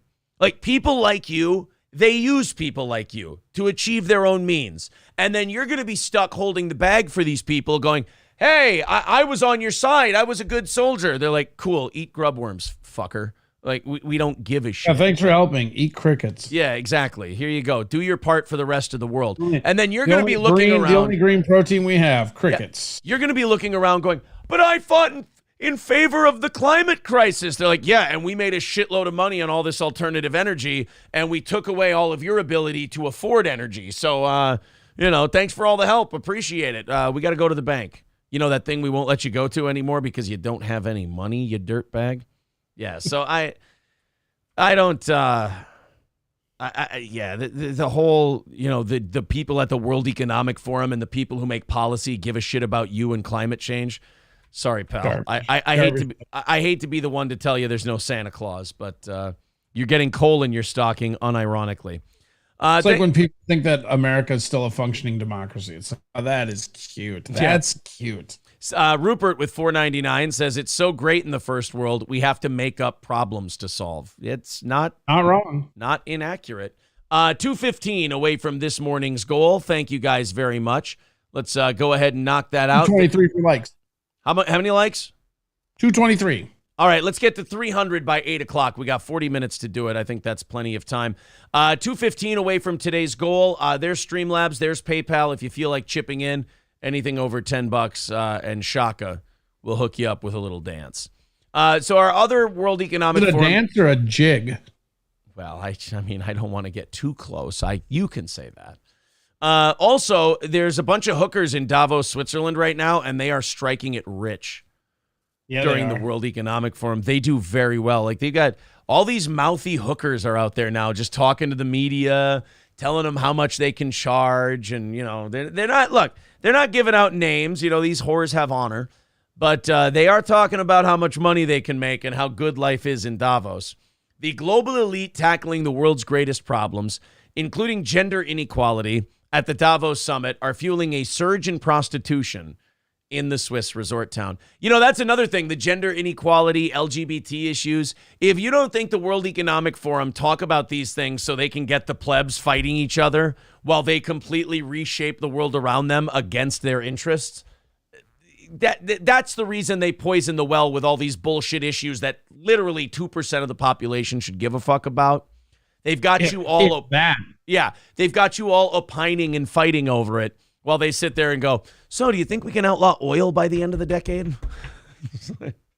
I mean, what are we going to use for energy? Oh, what do you make? 50, 60 grand a year? You're not going to need energy. We got huts for you.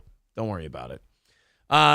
Demand for sex work skyrockets each year at the meeting of world leaders and business tycoons who jet in from all around the world to rub shoulders with each other.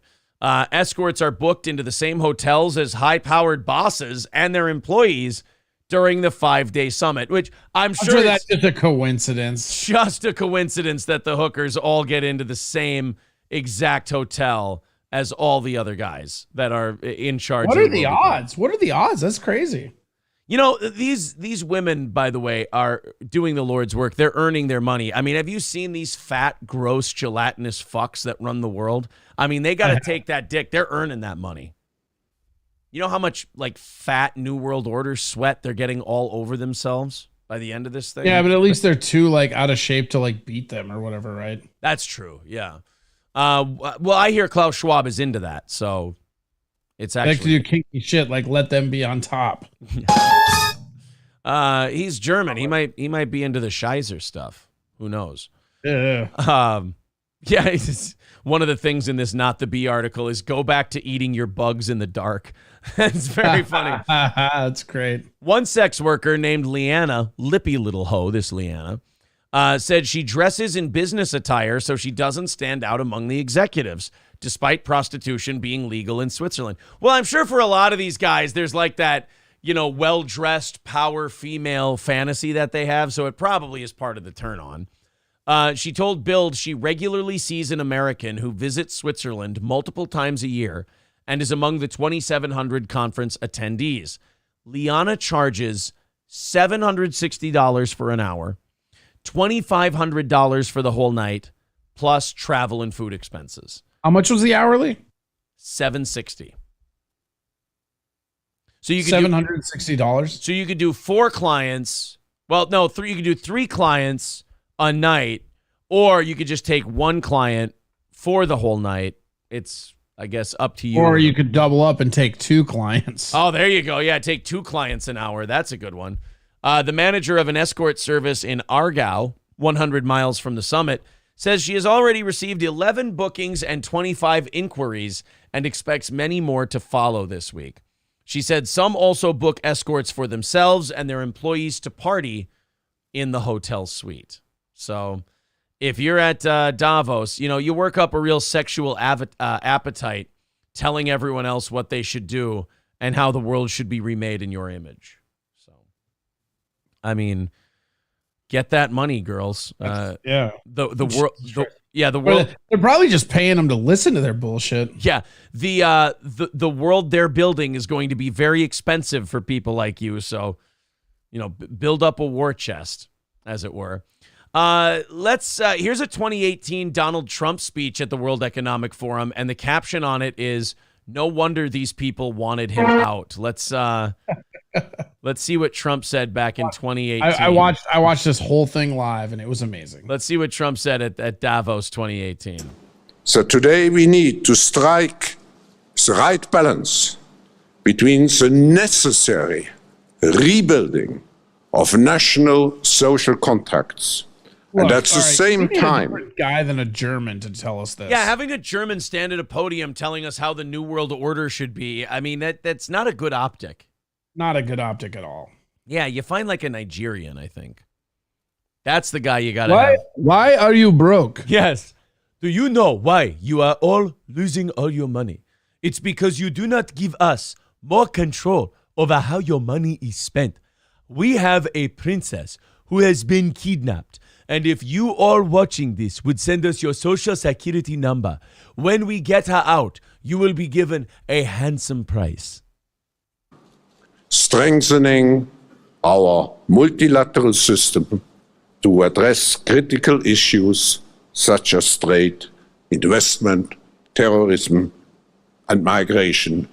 I'm aware that your strong leadership is open to misconceptions. Excuse me, Mr. Schwab. Can you do me a favor? This is just for me. Could you say the word Juden, please? Juden. Oh. And biased interpretations. Therefore, it is so essential for us in the room. Do you think he's wearing a Nazi uniform underneath that suit? Looks like there's clothes underneath it. I feel like that would make him comfortable,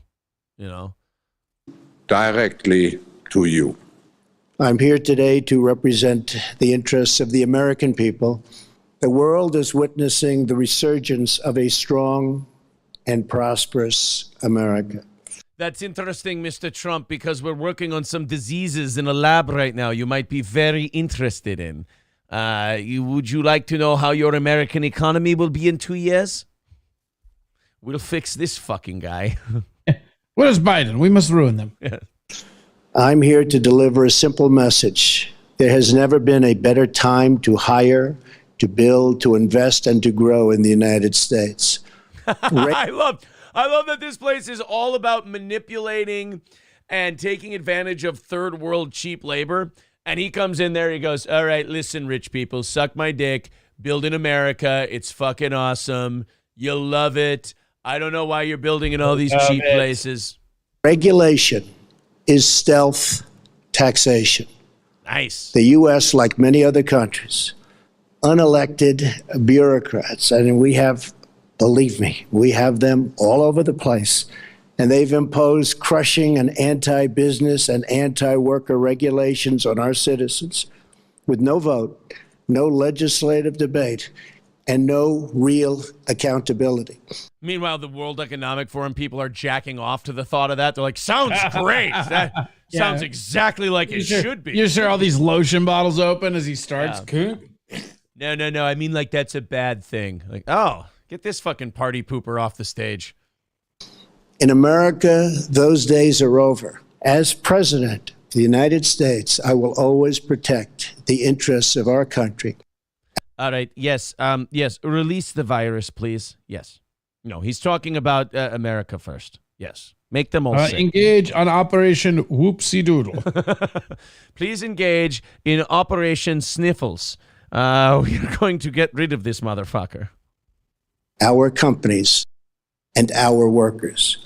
We are lifting self-imposed restrictions on energy production to provide affordable power to our citizens and businesses.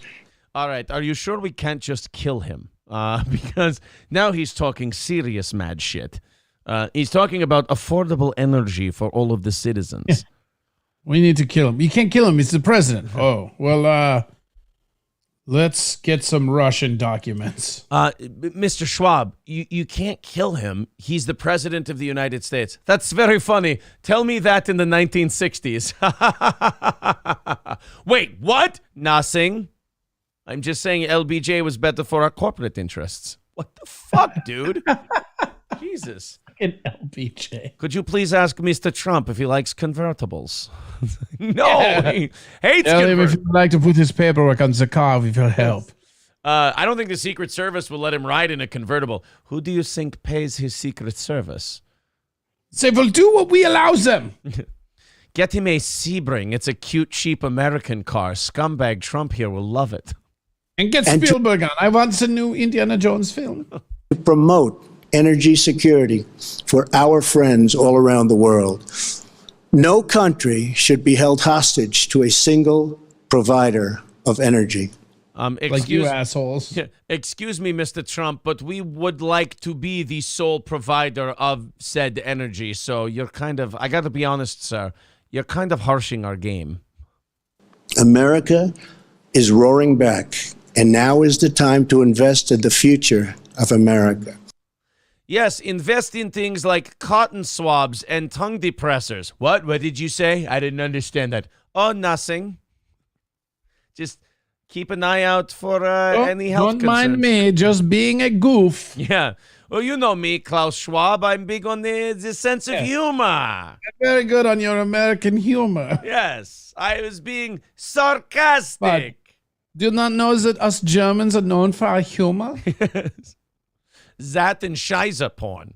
Those are the two Also, things. like the fact that his name is Klaus. Knock that off. Rostog's Broken Spirit says, actually, the World Economic Forum has a better policy, letting grown men change in girls' locker rooms at the YMCA. All right. Well, you know what?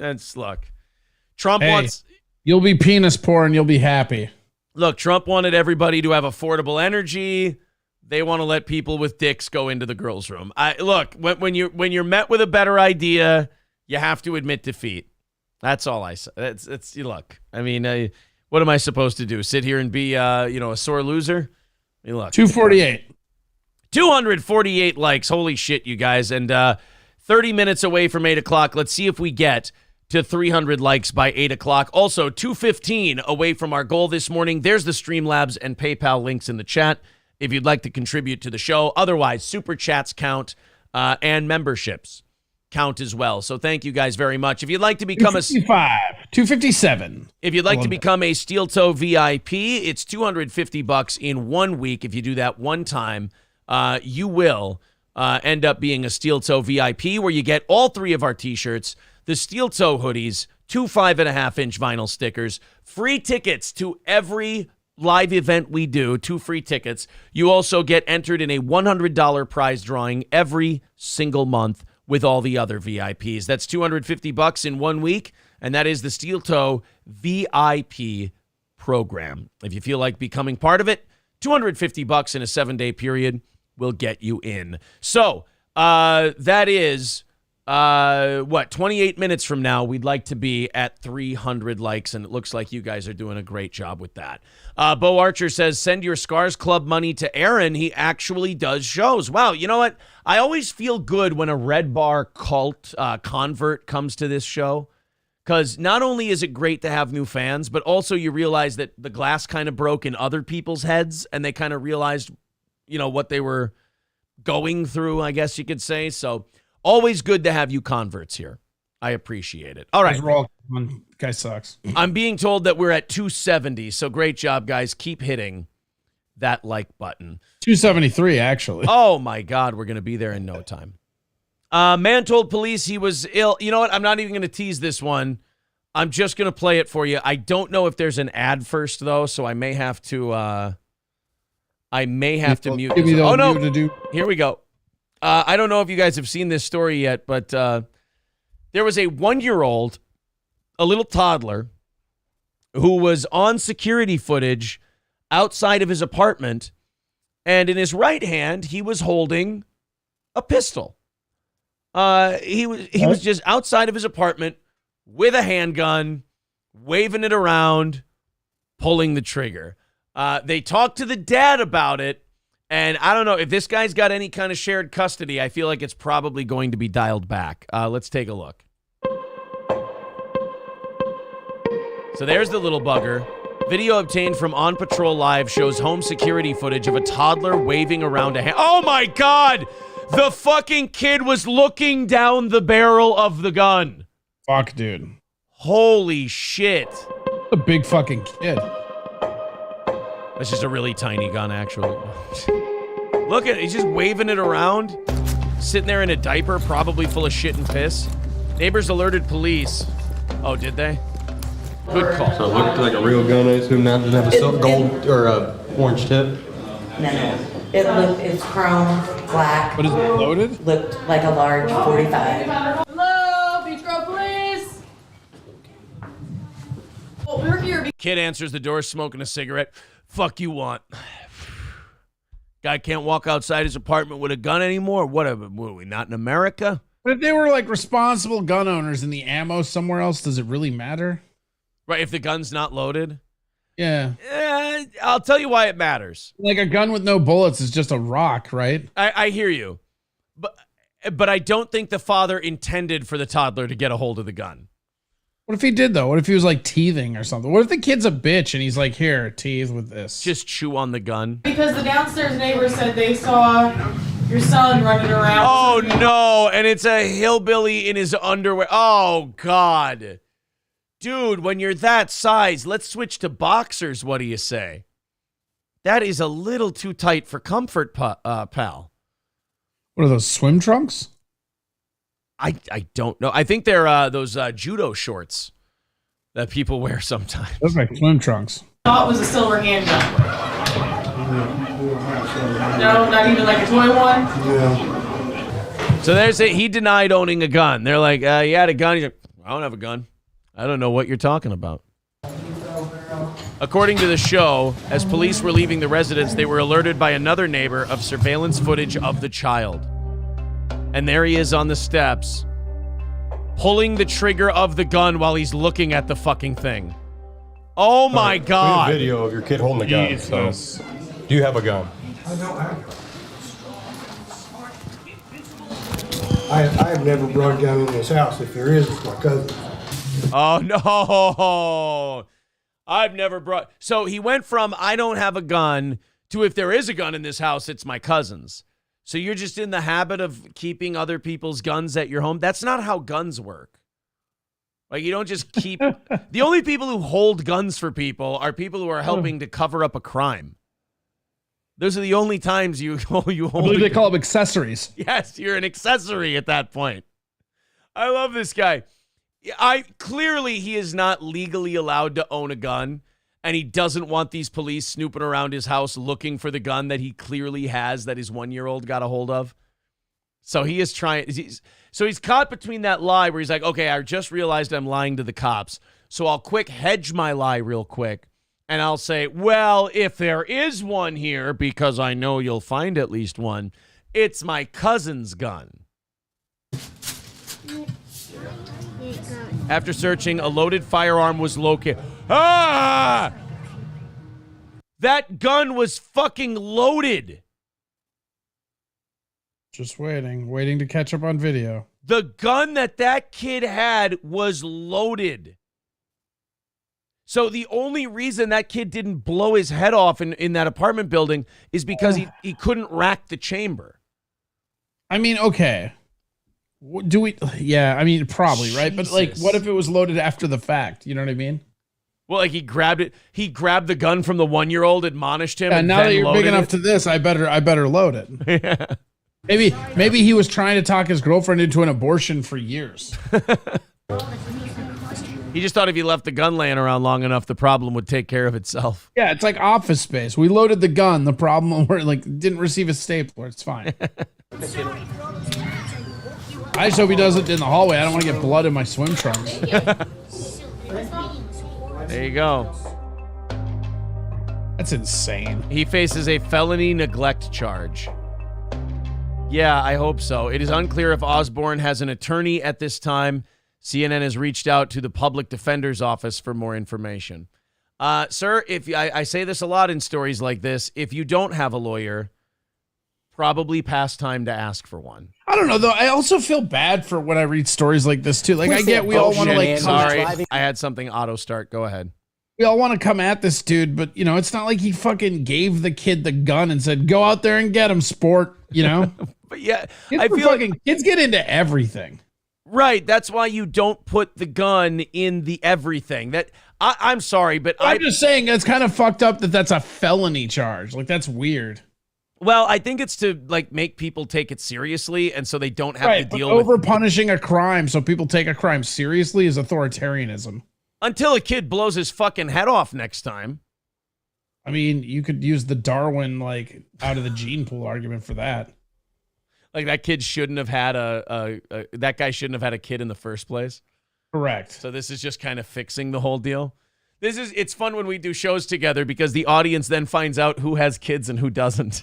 I had kids till I started letting them play with guns. Yeah, see, so you're just trying to cover up for your previous behaviors. I understand. It's fine. Sorry, allegedly. Thank you to the Mood for the $5 super chat. We appreciate that, buddy. And I got to throw, I think, if I can get the refresh done here real quick, I got to throw a thank you out. Fucking A. I hate all of the security fucking things you got to jump through for just to go in and look at who just contributed money to your program. Sorry about that. Okay, here we go. Thank you very much to D-Luke for the $10 over on PayPal. All of that clicking on crosswalks and shit like that, so I could say thanks to D-Luke. Thank you very much. $200 away from today's goal. If you feel like chipping in, we'll knock that one out pretty damn quick. We're not even halfway through today's show. Thank you guys very much. $200 away from this morning's goal. And if we hit this morning and we dig into tonight's goal a little bit, we may do the Big Money Rustlers watch along for the evening show. How many likes are we at? 286. All right, 14 more likes, and we hit that 300 mark before 8 o'clock. Thank you guys very, very much. Corey is committed to survival of the fittest, so he sets traps around his house like Wile E. Coyote, and none of his kids made it past 5. Okay, that makes sense. Someone says your guest is a fucking idiot. You must be new to Steel Toe. That is our Wednesday co-host, comedian Corey Adam. Go pick up his albums. You can search for him on iTunes and everywhere else. Yes, we may do a watch-along of Big Money Rustlers tonight. On Wednesday evening shows, since it's the last evening show of the week, we like to do, like, fun, goofy shit. So Big Money Rustlers may be on the docket for tonight. We'll see how things go, and we'll see how much of the audience wants it. All right, $200 away from this morning's goal. Let's go to this story out of Tennessee. Oh, this kind of dovetails from the last story that we did with the 1-year-old having the gun in the middle of the apartment building. A father allowed his 5-year-old to drive his car that crashed. Now, last night we had a story of a dad who let his 1-year-old ride in the front seat while he drove drunk, like twice the legal limit. This one actually let his kid get in on the act. Let's go ahead and hit play from Channel 4 News in Nashville. Being drunk when he let his 5-year-old son take over the wheel and crash into a neighbor's yard.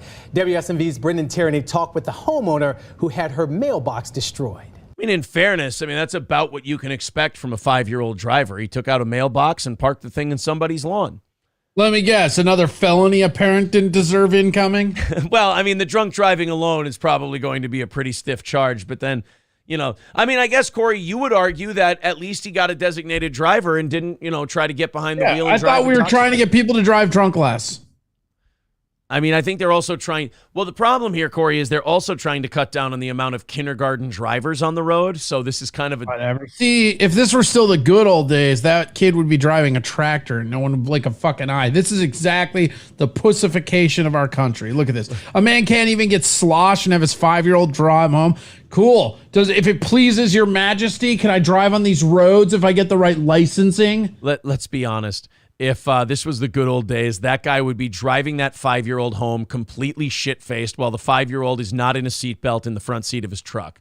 Well, what's safer? Somebody driving drunk or a 5-year-old? You got to make your fucking decisions here. You know what? I think a person driving drunk, actually. Yeah. would be safer than the 5-year-old. So we Corey, need to normalize a little bit of driving drunk in our society. Sorry. Well, Doug Stanhope had the idea of, getting drunk at the DMV, taking your driver's test, and seeing what blood alcohol content level you have to be at to fail the test. And then that gets to be pass the test drunk. You should be able to drive drunk. Right. I mean, this is the weird thing about drunk driving as a rule, right? Is that we know scientifically that booze affects everybody different. I mean, it has to do with what you've eaten, your BMI, all your fucking like factors into this, but we're like just one blanket number. Fuck it. Yeah, get an endorsement on your license, and that becomes your legal limit. Yeah, this is a Class Lush driver's license, so you can fuck right off, officer, sir. Also, would you like another martini? I get to drive up to 0.16, so you can fuck off with my 0.11. I'm free to go. I know my rights. There also should be like rules where if the town you're drunk driving in is shitty enough, there's no crime because maybe you take out one of the citizens and beautify the neighborhood a little bit. Right. Like if wiping out a business doesn't cause 6 figures in damage, I get to go home free. And if you're mad that I said that, don't worry. Aaron would still get a DUI off one beer. If you have no McDonald's and one pizza ranch, I get to drive drunk through your town. That's the way it works. I'm fucking in. You called it a Happy Meal. Police say John Edwin Harris admitted to drinking on Saturday morning before letting him... Oh, shit! This is the second time we saw this guy this week. He did the news report on, remember Officer Gangbang? Do you know about her? Yeah. Yeah, he's the one who did the reporting on that story. He kind of looks like her, actually. Yeah, I mean, he definitely looks like a ghoul. Whoa, check out his name, Brendan Tierney. Tierney? Yeah. He's a little Irish. His 5-year-old son drive his car and hit this mailbox. You know what the 5-year-old and this reporter have in common? They both have to sit on a phone book to drive a vehicle. He was just reshooting Indiana Jones at the Temple of Doom, the little kid with the phone book and the fucking driving around. They just have to cast younger and younger because all those Hollywood pedophiles are in charge. Yeah, I loved it when he played. The kid in "Oh Brother, Where Art Thou," who helped them escape the Hogwallop farm. He was really good. I don't want fop. I'm a dapper Dan man. Now fucking water down the scotch before Dad gets all punchy. Come on, boys. We're gonna RUNNOFT. Tire marks and car parts still cover the ground after the crash along Charlotte Pike that neighbors say is very concerning. I'm surprised it didn't kill both of them because those posts were laid in concrete. I love old people. Actually, it's funny because they pulled over, they checked the damage. It turns out Jesus had the wheel and he was drunk. I love when old people like get so old they forget the weight differential between things. She's like, I don't know how crashing into that mailbox with a full-size sedan didn't kill those two. I mean, I don't know how a full-size sedan even goes through a piece of 4x4. Yeah. I mean, those posts were laid in concrete. And it's like, yeah, that vehicle was driven by a 5-year-old with the accelerator to the floor. I don't think your mailbox sold his soul to the devil to make those posts unbreakable.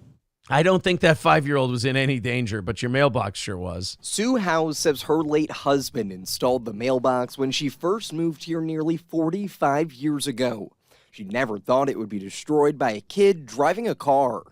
I mean, that's if you give me a broken mailbox, I give you 5 possibilities, and one of them is a kid driving a car. So I don't know why. I like how they do the close-up of like the mangled like mailbox. Like, ooh, like. In this entire story, the biggest victim here is the mailbox. Right, they're trying to make it this big emotional story like, oh, and her husband 45 years ago laid the cement to build. Yeah, it's a fucking mailbox. They get knocked over by a heavy snowstorm. You're fine. Why don't you put it on your fucking actual house like an adult? Yeah. Well, it looks like that mailbox stood up better than your husband did if he ain't around anymore. I noticed you got a lot of mailboxes, and I mean a lot of mailboxes. Driving a car. Shit. We've seen some crazy things out here. She's just pissed that they're interrupting her quilting. Yeah. We've seen some crazy things around here. Negroes moving in, Mexicans wanting to live next to us, and a 5-year-old driving a car. 3 things I never thought I'd see in Bellevue. If you guys are free, I got to go make some more antique toys. Yes. I have to it's my crocheting time before my nap, so you guys need to clear on the fuck out of here. Of the craziest. It was just really mangled, like somebody hit it hard. Yeah. Like your somebody hit it with a fucking car. Guys, this is not difficult. Dude. Jesus. Maybe if you have stretch marks around your jaw, don't utter the phrase, somebody hit it hard. Yeah, by the way, nobody loves talking to the news more than rural white women. Oh, it's unbelievable. They just, like, this woman has nothing to do with this story. She has nothing. She doesn't even live in that town, Aaron. Yeah, she came over because she saw news trucks while she was buying groceries, and she went, I'm going to follow them. Maybe I can get on TV. It just looks like somebody hit the mailbox really hard. Wow. Why are they like every single person is I'm sorry, did I miss something? Was that mailbox a fucking city treasure? Right. Yeah, it's hey, Karen from across the street, do you want to come say some inspirational words about the mailbox? Yeah, a dad got shit hammered and let his 5-year-old drive, but let's bury the lead by making this about the thing your bills get put into. You know, this shit would never have happened if he would have just bought a self-driving Tesla like we all told him. Klaus Schwab, right again. Emmy Rick says she drove past. Call it a conspiracy, but he's always right. Police search for the suspect. Officers found multiple bottles of alcohol in the car that witnesses say Harris and his son ran away from. Okay, why do we automatically assume that the adult was drinking the booze? Maybe the 5-year-old's got a drinking problem. You don't know. Police say it looked like someone hit their head on the windshield. Don't let your 5-year-olds drive. What windshield? You keep showing the fucking boxes. Yeah. So we got a damaged windshield, we got a drunk dad, we got a 5-year-old driving, and you want to show the mailboxes? And then, again... It sounds like an evening in Arkansas. Who cares? Yeah, and then magically showing the woman who has nothing to do with this story but was merely walking by. We tried going to Harris's home about a half mile away from where the crash happened to see why he let his son drive Not going to talk to him? But no one answered the door. Oh. Weird. Well, yeah. Wait. Let me get this straight. The guy who was plowed and then his kid crashed into a mailbox doesn't want to talk to local news? Oh, clutch my pearls. Yeah, that's strange. He's really hoping that another cop gets caught gangbanging a bunch of their coworkers so he can be off the hook news-wise. Where's Laverne County? I got to be out of here. I need a Deus Ex gangbang real quick. Give me that goo-guzzling whore on the stat. And that's, by the way, that's not actionable what you said. She is indeed a goo-guzzling whore. Here's what I want to know. How close are we? I feel like closer now, but how close are we to getting a porno remake of Police Academy starring her? If it hasn't been done already, it's in the works. She's doing porn and OnlyFans after this, for sure, right? If she has any brains, she'll strike while they're all going to be like, fucking like, do you have any idea how fast you were going? Here's my titties. Who would you rather fuck? The police chick or the FTX woman? The police chick, because she was getting threesomes and shit, dude. She's down to fuck. That other lady, that FTX chick, looks like she's real mousy. She looks like she has a real shallow cervix. Dude, that's like, I'm not saying that I've got a big penis, but like, it just seems like you get a little bit in there and she'd be like, oh, slow down. Like, you never actually get to like bang. And then like, she like comes right away and then like rolls off you and just glares at you like it's your fault that you didn't enjoy the sexual encounter. I'll stick with the weird whore cop. Thank you. I'm sorry. Shallow cervix. Stop listing her good qualities. But they're both just so disgusting. Yeah. They're both hideous women. To buy. See, that just goes to show you what guys are into. Like, as long as she's willing to 3-on-1, guys are like, I don't give a fuck if she's ugly. A 3-on-1. Yeah, I mean, hey, you can't do anything about the way you look. You can do something about your attitude towards life, you know? I mean, if you're a guy who wants a 3-on-1, you're not going to be able to be choosy because it ain't going to be super hot chicks that are in demand who want that kind of thing. It's going to be really damaged, ugly chicks. Sorry. Her new mailbox and is just glad the 5-year-old wasn't hurt. So you can hardly blame the child for something a drunk man did. No, you can't blame the child at all. Blame the fucking mailbox. There's no blame. Jesus Christ. Can we go to Home Depot and get this bitch a mailbox so she shuts the fuck up? Shit would never happen if they didn't invent the postal service. Good Lord. If we privatized the postal service, she wouldn't have had this problem. I just don't understand it. Court documents say Harris failed his field sobriety test, could barely stand, and smelled like alcohol. He was has been released from jail on his DUI charges on a $4,000 bond. Oh, I mean, He wasn't driving. That's bullshit. That's a bullshit charge right there. He wasn't driving. What the fuck? Well, yeah, and way to make the guy feel like shit. He smelled like alcohol. Well, yeah, he was drinking. Leave the guy alone. Kid is 5. He must learn to be a man. Yeah, why aren't we charging the 5-year-old with anything? He drove drunk. Or no, He should be. This is what I'm fucking talking about. And all you people with your fucking stupid kids are gonna come down on the guy without kids like I'm being fucking unreasonable. Look, your kid was driving without a license. That's the crime here. Not some drunk guy on the side supporting his kid as he tries to endeavor. You ever see Doogie Howser, MD? You ever heard of that little kid doctor? Maybe this kid wants to be a kid race car driver and you're shitting on his dreams. The only charge there is driving without a license, and fucking nobody gives a fuck about that mailbox. Like, how did you make that story so fucking boring and focused on a fucking mailbox? I wanted to hear about the drunk dad, where he was drinking. Check it out. Local news does it again. Finger guns. Yeah, takes a fun story and then goes, here's an old lady with a mailbox. I don't give a shit. Look, nobody cares about you and your fucking rusty crochet hooks, Edna. Shut the fuck up. $200. You guys may be wondering why we're $200 away from Wednesday evening's goal now. We're on to tonight's goal already. 311, dude. Know that you will always be down. Sorry. Oh, we're at 311 for likes, and it's not even 8 o'clock yet. Great job, guys. Thank you. Jason from Partners Pub with $250 on PayPal. He does that like quarterly or like every 6 months or so. He'll just drop $250 in randomly. Thank you very much. We'll also be at Partners Pub this Saturday for a comedy show. Of course, we don't do as many comedy shows anymore because Corey's in Austin and him flying up is expensive and we can't afford it on just a basic comedy show. So we don't do that many, but we've also got a bunch of VIPs, so we want to make sure we give them 2 shows every year. But we did bring the spirit of Corey Adam to this show. We brought Tom Chilstrom. That's not my spirit. Fuck you. How dare you? I sent you a text. I go, hey, if you can do it, this is all I can do. And I didn't get a response from you, so I just assumed that you were not going to be able to make it for this one. Well, you didn't even tell me till 3 weeks after it was like circled around. Circled around. Oh, I know. I hadn't started promoting it yet. I didn't start promoting it. I do like that poster though. The poster's pretty sweet. April makes those. I can't take credit for that. That's pretty nice.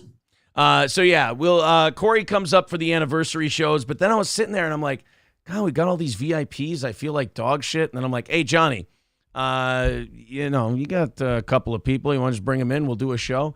And eventbrite.com, if you guys, the links are in the chat if you'd like to get your tickets. It's just about sold out. I think we got about somewhere between 25 and 35. April's getting a new list of the VIP claims, the VIPs who have claimed their free tickets, and then we'll have a better idea of how many tickets are available. If you're a VIP and you want to go, just get in touch with April or myself, claim your 2 tickets, and you're good.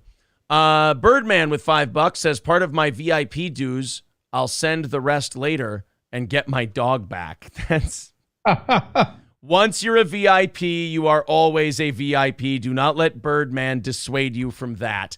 195 away from tonight's goal. So you guys already have your overtime for tonight.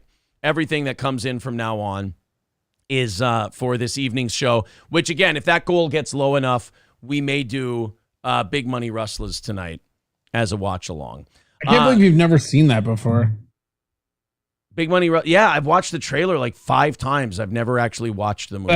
It's pretty like bad, but in all the most amazing ways. So it's amazing good. So if we do a watch along, it's going to be entertaining to Mystery Science Theater it. I would say just get super dry. It's a really bad movie, but it's comedically bad. So in ways that they didn't mean it to be, you know. So we should be drinking for this movie?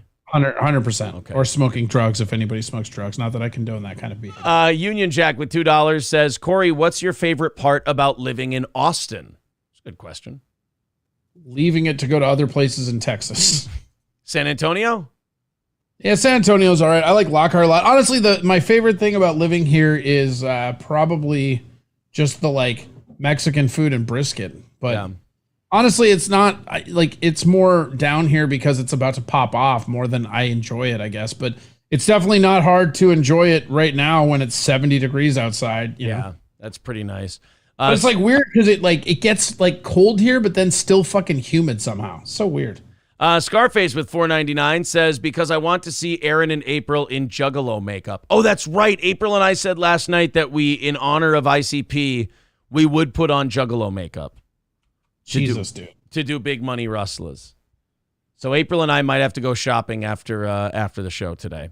We'll see. You know what? Here's what I think. If we're within 150 of tonight's goal by the time we're done today, which is not very far, I'm okay with doing big money rustlers tonight. I think we'd knock that out, no problem. So 190 away from tonight. Thank you guys very much, and thank you, Jason, of course, and we'll see you on Saturday, sir. Oh, and he gets Shaka, of course. Why wouldn't he? There you go. God damn it! I got to really tighten up Shaka's moves. I think he gets his foot stuck a lot. Poor guy. Mother and son allegedly ran brothels together and paid their prostitutes based on condom use. I like this. That's amazing. I love that. That's commission. Right. Depending on what you did with the condom that got you the bonus, I'm really like where these two's heads are at. A mother and son team ran a brothel out of a pair of adjoining apartments in Palm Beach County, Florida. Investigators first became concerned about 28-year-old Glyn Jan Zuniga Latin and his mother, 52-year-old Amparo Latin Barrias, when they received a report that the two had allegedly been trafficking 15-year-old girls for sex. Okay, well that... All right, I'm listening. Yep. Though that report has not yet been confirmed, during the course of their investigation, police said they did discover that Latin and Barrias were running a sex trafficking operation out of two apartments in Lake Worth Beach. Okay, so I can go back to enjoying this story because the thing about 15-year-olds turned out not to be true. So they were running an of-age whorehouse. All right, cool, fine. According to reports, that's your only requirement. Are they of-age whores? Yeah. Are they of-age whores, and are they being held against their will? If they're not being held against their will, I can go with it. According to reports, the business operations there were rather unsophisticated. What? You mean a whorehouse being run out of adjoining apartments in Florida wasn't up to code? Get out of here. Weird.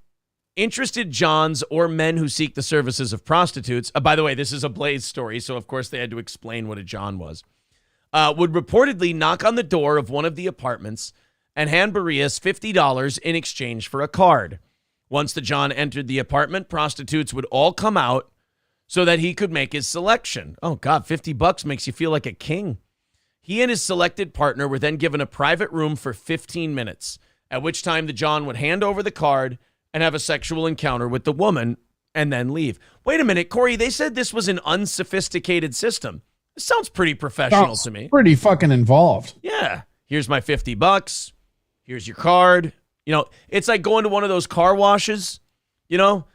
Here's your thing. Here's your little paddle with your keys on it. You hand that to your car wash professional. They go from there. Except you don't fuck your car wash professional. professional. Your dick, spray down an activist like a civil rights activist, just hose them down. Exactly. While Barrias allegedly worked the door, Latin allegedly operated and managed the business in general. He had been suspected of engaging in other incidents of sex trafficking in the past, but had never been charged. During a knock and talk at the apartment, investigators with the Palm Beach County Human Trafficking... What's that called? A what? A knock and talk. That's like you don't need a warrant or anything. You're just the police. You knock on the door. door. A knock and talk. I've never heard that term before. Well, basically, you have a nice conversation with the people until they tell you to get the fuck out. Is that followed by a stop and frisk?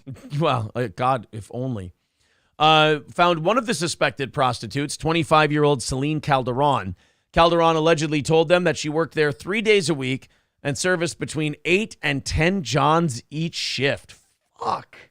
Wow, that is a dirty pussy. That is not only that, it's a puffy, inflamed, sore pussy at the end of the... I mean, if you don't think prostitution is a job, try getting pounded out 8 to 10 times a day. That'll kill your will to fuck recreationally. Oh my God. 8 to 10 times a shift. She's like, yeah, whenever me and my boyfriend fuck, it has to be anal so I can feel it. My labia has no nerve endings. Right. She stated that she was paid $25. I've cauterized my own vagina with cum. She stated that she was paid $25 for every used condom that she had collected by the end of the workday.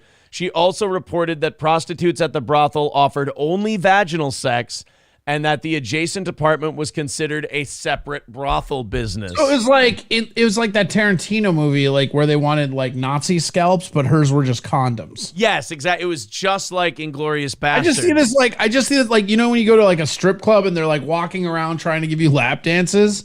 Yeah. I just see this chick in like really horrible, like mangled lingerie with like just a handful of used condoms, slapping them down like, I want my money for my beaver pelts.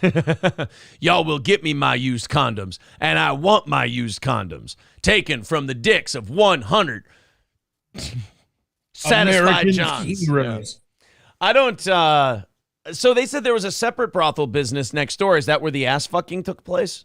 Yeah, I guess. It's like poker in the front, liquor in the rear, huh? Yeah, that's where you got to get your anal. Orange Boy with 1999. Thank you very much, buddy. That's going to put us 175 away from tonight's goal. And you get a little Shaka dance. There you go, buddy. Shaka doesn't go to brothels. He's a man. 324. He gets his own pussy. Yeah, are we going to get to 400 likes by 9 o'clock? We got 55 minutes to do so. I'm not too worried about it. Just keep hitting the like button if you're enjoying yourself today. Speaking of crimes that you wouldn't expect, I watched that documentary on Netflix about the hitchhiker hatchet guy. Hatchet guy. Kai, the hatchet hitchhiker dude. You never heard? Seen that, I guess. Oh yeah, Netflix. It's pretty good. It's like an hour and a half long. Those Netflix documentaries. I don't support Democrats, so I don't have Netflix. They get a little long in the tooth on Netflix. You guys all heard it here. Aaron's a liberal mark with his Netflix, and I bet you have Disney Plus too, you cuck. Well, I have 3 children. They enjoy their Disney movies.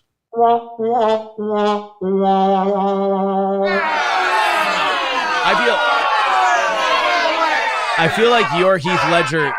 You're Heath Ledger in The Patriot, and I'm Mel Gibson, and I go, you're one of the congressmen or one of the councilmen arguing about whether they should go to war. And you look at me with my streaming services and go, what about your principles? And I just look back at you and go, I have children. I haven't got the luxury of principles. I don't have the luxury of principles. Right here, I have 8 hours of unattended kids. This is, you know what it is? You just want to slap your kids in front of the Disney and not pay attention. This is how you get rung up on gun charges, Aaron. That's true. Yeah, you just kind of leave them alone. Well, there is some truth to that. I mean, you like, I'll come upstairs from like working or something, or I'll come downstairs in the morning, and then, you know, April and I will be with the kids. We'll make them breakfast. You guys want to do something? You want to play a game? You want to play some football? You want to play some Monopoly? Things like that. No, not really. And you want to feel involved and you want to play with them, but they're like just not into it sometimes. You're like, you want me to just turn something on the TV? And yeah, I want to watch a movie. And you're like, fuck, all right. I mean, you can't force it. So yeah, that's the Disney. Here, guys, I'm glad you're awake. Here's some trans propaganda because Daddy loves you. Good work, bro. Here's a slow clap. I will admit that the 3-year-old likes Turning Red. I'm calling CPS after this. Look, I will say this: the 3-year-old likes the movie Turning Red, but she doesn't know what it's about. That's kind of my thing about some of the. I mean, yeah, Disney does some crazy fucked up shit, but like some of the stuff parents get excited about is clearly their own projection. Because your kid doesn't know what that is. They're just watching a movie about a big fluffy There's panda. A lot of adult content that like flies over them. Yeah, it's the same with like when they watch SpongeBob. I'm like, oh, that was a little nudge joke for the adults that, you know, the kids didn't get. By the way, can you see April's been pointing these out on me lately. I switched to the Philly shell defense in sparring. Can you see that nice bruise right there? That'll bruise up Oh. your fucking forearms quick. Bruise up the forearms and gotta build calluses, kid. And I don't know if you can see. I don't know. Oh, yeah, in here. Oh, no, they're clearing up. My bruise is on the inside of the shoulder, the back of the shoulder, and the forearm is going to really bruise up when you switch to that shit. You roll that shoulder over, and it's just... You'll laugh at this, but since I shaved my beard, I noticed I had, like, way more chins than I thought. So I've been going on this Austin gym tour. I've been...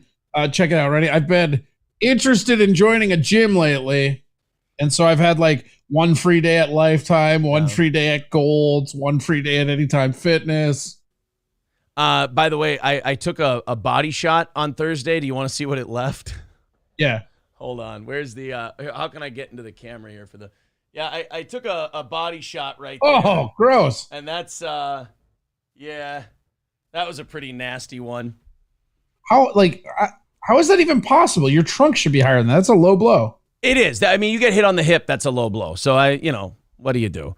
But no, I did this thing where What you do is you wait in the parking lot forever, did that, and you carve them up in the parking lot. Well, it's these 20-year-old guys who are just starting out boxing, and now they've been doing it for like 6 months, so they're like kind of good enough that I could turn it up. But last week was their last week with me only throwing lefts. So the deal was I bet it is. I bet it is. The moment you get your fucking hip bruised, that's the last time we're not throwing rights for sure. Yeah, so they get to throw everything they can. And like new guys, they just throw everything at you until you check them. So like they go at it like it's because they haven't had an actual fight before. So they want to get in a fight. So they get after it. And I'm only allowed to use the left. And like, old man me has only so many tricks in the bag with the left hand. So it's like eventually they realize that you're only using the left and they just kind of tee off. So I switched to the shell and it was working really well, but you gotta take the shots to the arm with that. So I told them afterwards, they go, "Oh, do you have any advice?" Because I always give them advice after we're done sparring. And I'm like, well, here's the first thing. A lot of those shots you guys were throwing. In school. Yeah, I was like, a lot of those shots you guys were throwing, if I was allowed to throw my right, you wouldn't be doing so well right now. He goes, so here's what we're gonna do. Next week, I told them I just started, I was breathing heavy. I did like 9 rounds. I let them keep rotating. So one of them would do 1 round, then the next one would do it. So I'm in there doing 8 rounds with these guys going 1 at a time. And I'm just breathing heavy and I go, all right, here's the deal. Next week, I'm going to start throwing rights at you. It's just like, if you're just... You don't have to make up stories because April's beating the shit out of you, dude. You can just be honest with us. These are your fans and your friends, man. Yeah, April's just only hitting me when I go into the shell, and then she just keeps, hitting the shoulder. I think she's probably just kneeing you while you sleep, like just passive aggressively that you don't realize. That every time you wake up, like, what's going on? She's like, well, no, nothing. Just go back to bed. Yeah, go back to bed. Just punching me in my sleep. You just hear it whispered into your ear, Tiger knee, Tiger knee. You're like, are you playing Street Fighter? What's fucking? Yeah, it's funny when April saw that bruise on my hip, she's like, oh my God, that's terrible. And the first thing I thought was what you thought. I went, that motherfucker low blowed me. Yeah, no, that's exactly when you showed me where it was. I'm like, fuck that dude. Like, there's nothing worse than, I remember when I like very briefly was doing Thai boxing. There's nothing worse than the people who just take sparring way too seriously. And that's what that looks like. That looks like a mark from somebody who is just taking it way too seriously. Well, and you look, the young guys do that, and that's why I have to stop throwing just lefts now, and I'm going to have to mix in some rights, because the young guys don't know any better, and they don't start getting into more of a sparring mode until you put them there. And that's new for me because I've always been the newer guy. The guys I work with are the guys who have, anywhere from 15 to another. There's another guy, Corey, who has 100 fights. And sparring with him is like watching a guy just idle in his car and let it roll down a hill while you're running as fast as you can to keep up with it. Like you're trying, and you can tell this he's just working on his defense, because like 30 seconds left in the round, he'll turn it up and you're like, fuck, I'm just going to cover up. This guy's smoking me. But now I'm with sparring. I did sparring for boxing, which I hated because, again, with Thai boxing, the footwork is so different. I was never very good at, like, because with boxing, you want to be kind of to the side, whereas like Thai boxing is more opened up. Yeah. And I remember I went to, a buddy of mine is like big into all the different like strike sports. And we did it's like 2 lessons of boxing. And they did just like, it was like 2 rounds. They had the like timer and everything. And man, by the end of that second round, my hands, same thing. They're up here and I'm just kind of crunched down, just like, just get through it. Just get through it. Jesus Christ, just get through it. Cause you have the helmet on. Like they're not going to fucking knock you out, but like, God damn it, those body things hurt. What I'll typically do with that guy is I'll cover up because here's what he likes to do.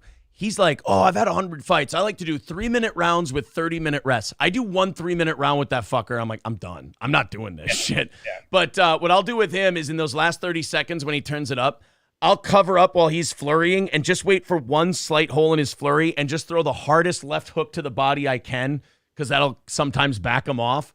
But fuck, is that guy good.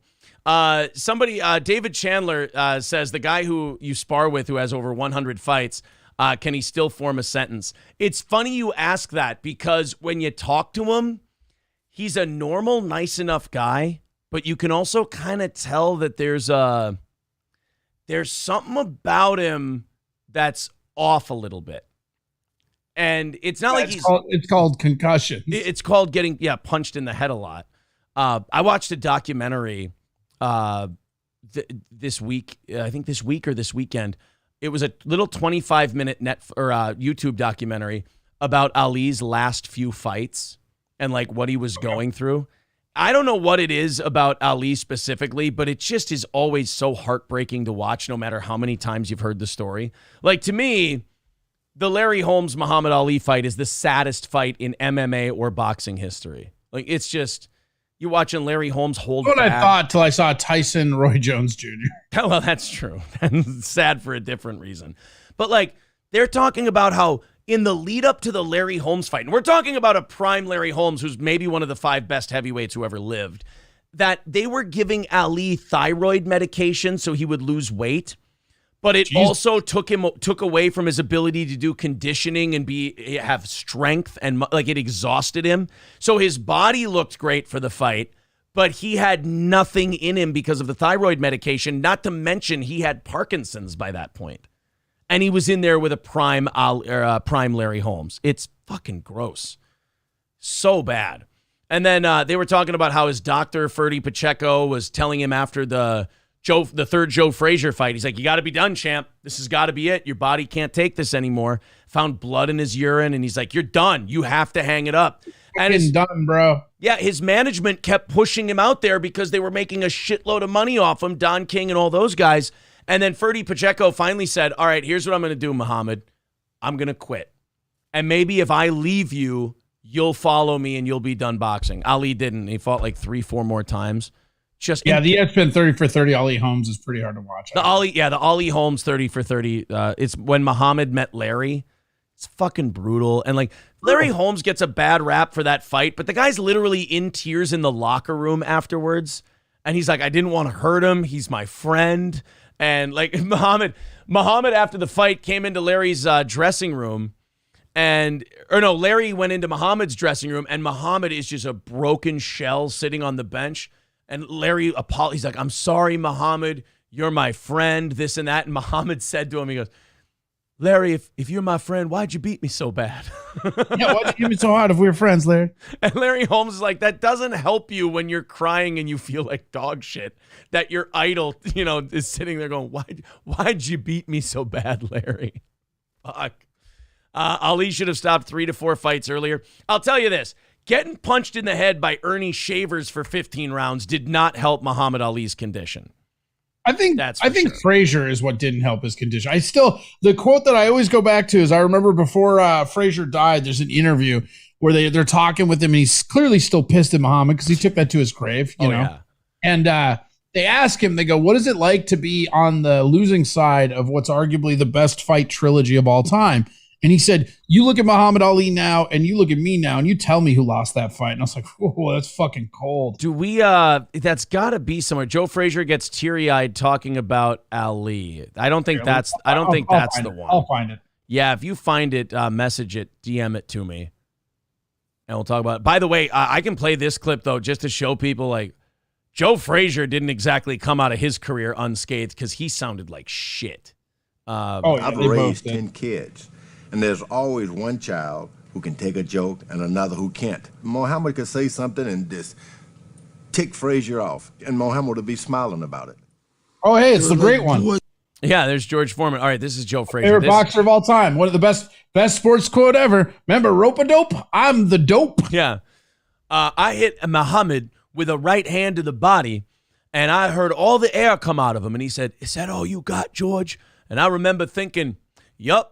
That's about it. Him talking, like, you can tell, like, when people reform themselves and they're clearly a new person, you can always tell if it's authentic based on how they talk about their previous selves. He talks about his previous self with such a sense of humor that you know he's a completely changed dude and that it's not an act. Because the way he talks about, like, grizzly bear wrestling, Muhammad Ali punching George Foreman, he talks about it like it's a kid he knew when he was younger. But here's Joe Frazier talking, and this is rough. Telling about it. It was like voices coming in his head.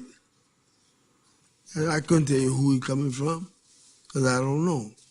But therefore, if you ain't got something right, his eye to still say looks to me, fucked up too. then you better keep it quiet. Yeah, that's from the Rumble in the Thrilla in Manila.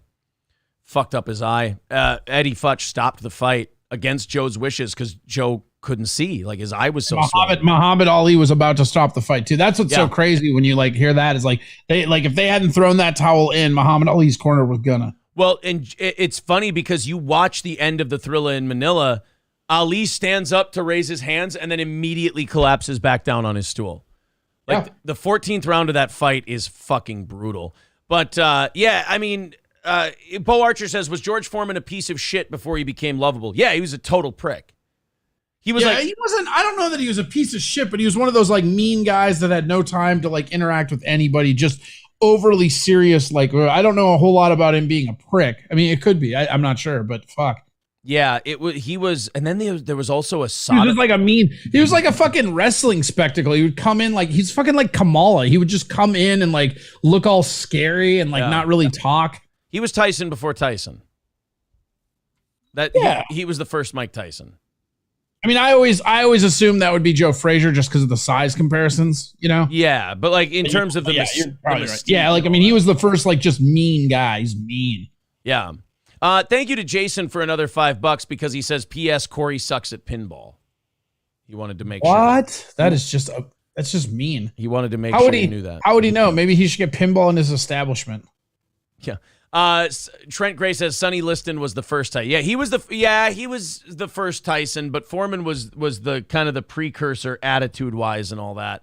Well, a lot of people still to this day, when they hear like down goes Frazier, they think that's Ali, but that's not. That's Foreman. Yeah, Foreman knocking down. Yeah, Ali could never put Frazier down. Oh. Frazier put him down once, but yeah, Frazier would not go down. It's like that. It's even like that Canelo GGG fight. Like, you can go back and look at those, and you know, as much as I bitch and moan about how GGG got robbed, like 3 fights.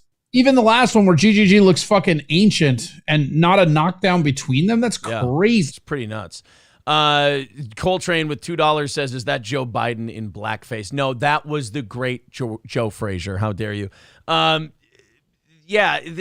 was Trudeau in blackface, bro. Simmer down. I mean, Joe Frazier kind of gets shortchanged by history. He's the only guy to beat as close to a prime Muhammad Ali as you can get. And the only other loss he had was 2 fights to Joe. He lost twice to Ali and twice to Foreman. There is no shame in that. He beat everybody else. When he had the belt, because that's how Foreman got it. Yeah, he had the belt. He took it. He won it when it was vacant, and then he defended it against Ali. I mean, Frazier was really, really good. And he was also the first. I mean, like he did this Philly shell stuff too, and he did that weird like mummy shell too, where it was like this and this just to like up and down to get close. And like I think if you watch Tyson's style doesn't exist if Frazier's not around. I mean, Frazier invented that little guy on the inside hook technique. Maybe not invented it, but perfected it. I think Dempsey. Tyson always says he tried to fight like Dempsey, but yeah, Frazier was definitely that bob and weave left hook. If you watch anybody who knows like boxing history, chances are if they hit a heavy bag with a left hook, they're trying to mimic Joe Frazier's hook. Because I always do. When you weave with a jab, you throw a right hand to the body. Nobody had a better hook than Smoking Joe, man. I mean, and that's exactly it. Like that. That's why I always say with Tyson, because Tyson would do that uppercut, but he would always set it up with that Frazier hook. Yeah, that's and then Tyson would have that cool. Was it rounded off right hand into the right uppercut, or was it the right uppercut into the rounded off right hand? I can't remember which one it was. It was the rounded off right hand into the uppercut. That was a fucking crazy. Because what he would do is he would fuck you up with the uppercut. Like the thing was, he would fuck you up with the hook, and like people were so shocked at how hard they got hit by the hook that the next time it came, they would move right to where it was uppercut. And I think a lot of the times it might even have been a left uppercut, but it was positionally the hook first. There's a really cool video of him teaching Henry Cejudo his jab and then step to set up the left hook. It's really cool. You're watching like Henry Cejudo, who's like one of the greatest MMA fighters of all time, and he's just mesmerized by Mike Tyson's knowledge. I'm surprised Mike never trained anybody, because he knows so much about boxing. Yep. I guess maybe it's a mindset thing. Corey, we've got, thank you guys for indulging us, by the way. I didn't see anybody complaining about a little bit of boxing talk there. You guys were very well behaved. I appreciate that. A lot of them were chipping in. I mean, I don't know. I think a lot of the times it's just to get under your skin, but a lot of these people they like sports. Cheeseburger Leg says he's insane. That's probably why. Okay, you know what? Fair enough. That's 340. Yeah, 340 likes. Oh my God! Keep hitting the like button. We'll be at 400 by 9 o'clock. Very cool. Minnesota Weapons Collectors Association Gun and Knife Show is going on January 28th and 29th at the Mayo Civic Center in Rochester, Minnesota. You can buy, sell, and trade firearms, weapons, vintage sporting collectibles, Saturday 9 to 5, Sunday 9 to 3. Again, that's January 28th and 29th at the Minnesota Weapons Collectors Association Gun and Knife Show, January 28th and 29th at the Mayo Civic Center in Rochester. Also, Midland Armory, if you want to grab your firearms, go to midlandarmory.com and use the promo code SteelToe, and they'll set you up with something real good with great savings. That SteelToe promo code saves you a bunch of money on your optics, your suppressors, your parts, your knives, your gear, your optics, or if you want to order a handgun, a rifle, a shotgun, and have it sent to an FFL dealer near you, you'll save a lot of money by using that SteelToe promo code at midlandarmory.com. Make them your guys. Derek and Tracy are very knowledgeable. You can get in touch with them no matter where you live. That's Midland Armory in downtown Foley, Minnesota. midlandarmory.com. The links are in the chat.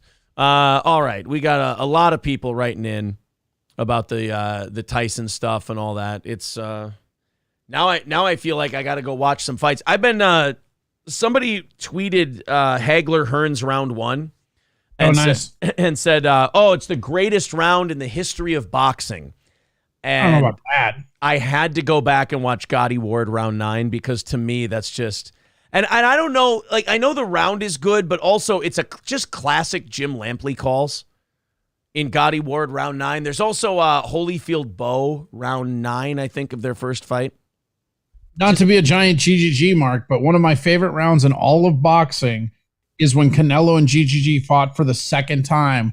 And that first round, they just literally both walked into the center and just started exchanging. Trading, there was no, it's like it was like round 13. Like they just ding. Alex says Castillo Corrales. Yeah, Castillo Corrales round 10 is a really good one. Also, here's one. Hearns round 1 is awesome too. Yeah, here's one that people sleep on because it was a cruiserweight title fight. Round 12, James Toney Vasily Girov. Nothing makes me want to fight a Philly shell style more than watching a James Toney fight because he made it look so fucking easy. You talk about a guy who probably had bruises all over his arms but not on his body or his face after a fight. That's James Toney. And what is that? De La Hoya and Ike Quartet. Yeah, Ike Quartet. Yeah, it's either 5 or 6. One of those rounds was fucking fire. Oh, otherwise 12 was great too, where De La Hoya knocked him down, and there was one in the middle that was just an absolute fucking massacre. And it was back when like De La Hoya was still listed as like, the unbeatable. Like everybody thought he was unbeatable, Right. I think it's either 5 or 6. I forget. I'd have to go. Bob Levy versus Danny Bonaducci is the best boxing match ever. I look like Don Fry? Fuck yeah, I look like Don Fry. That's awesome. Wait a minute. Is that who Bonaducci fought in his celebrity boxing thing? Was Bob Levy? I don't know. Slapped by Reverend Bob I Levy. I don't watch a lot of celebrity boxing except for the Paul brothers. Look at how fat Bob was back in the day. It's gonna happen. Yeah. Why, you foresee bad things in my future? I'm not saying anything. What are you getting a fucking attitude? I mean, no, dude, I was just saying. I don't see no attitude. I was just saying. You're a little aggressive. Dude, I was just saying. I come up and say hi, and you're fucking acting like a douche. I said you were a little aggressive. I act like a what? I act like a what? A douchebag. Dude, this is my room. I'm just getting Whoa! Fuck! Bob! Good Lord, man. He just wound up and hauled off. And I almost want to call Bob Levy now and say, why the fuck were you slapping Danny Bonaducci in the face? I bet it's like a bunch of pent-up aggression from the Partridge Family. Get the fuck out of here, man. Yo, hold on. Will.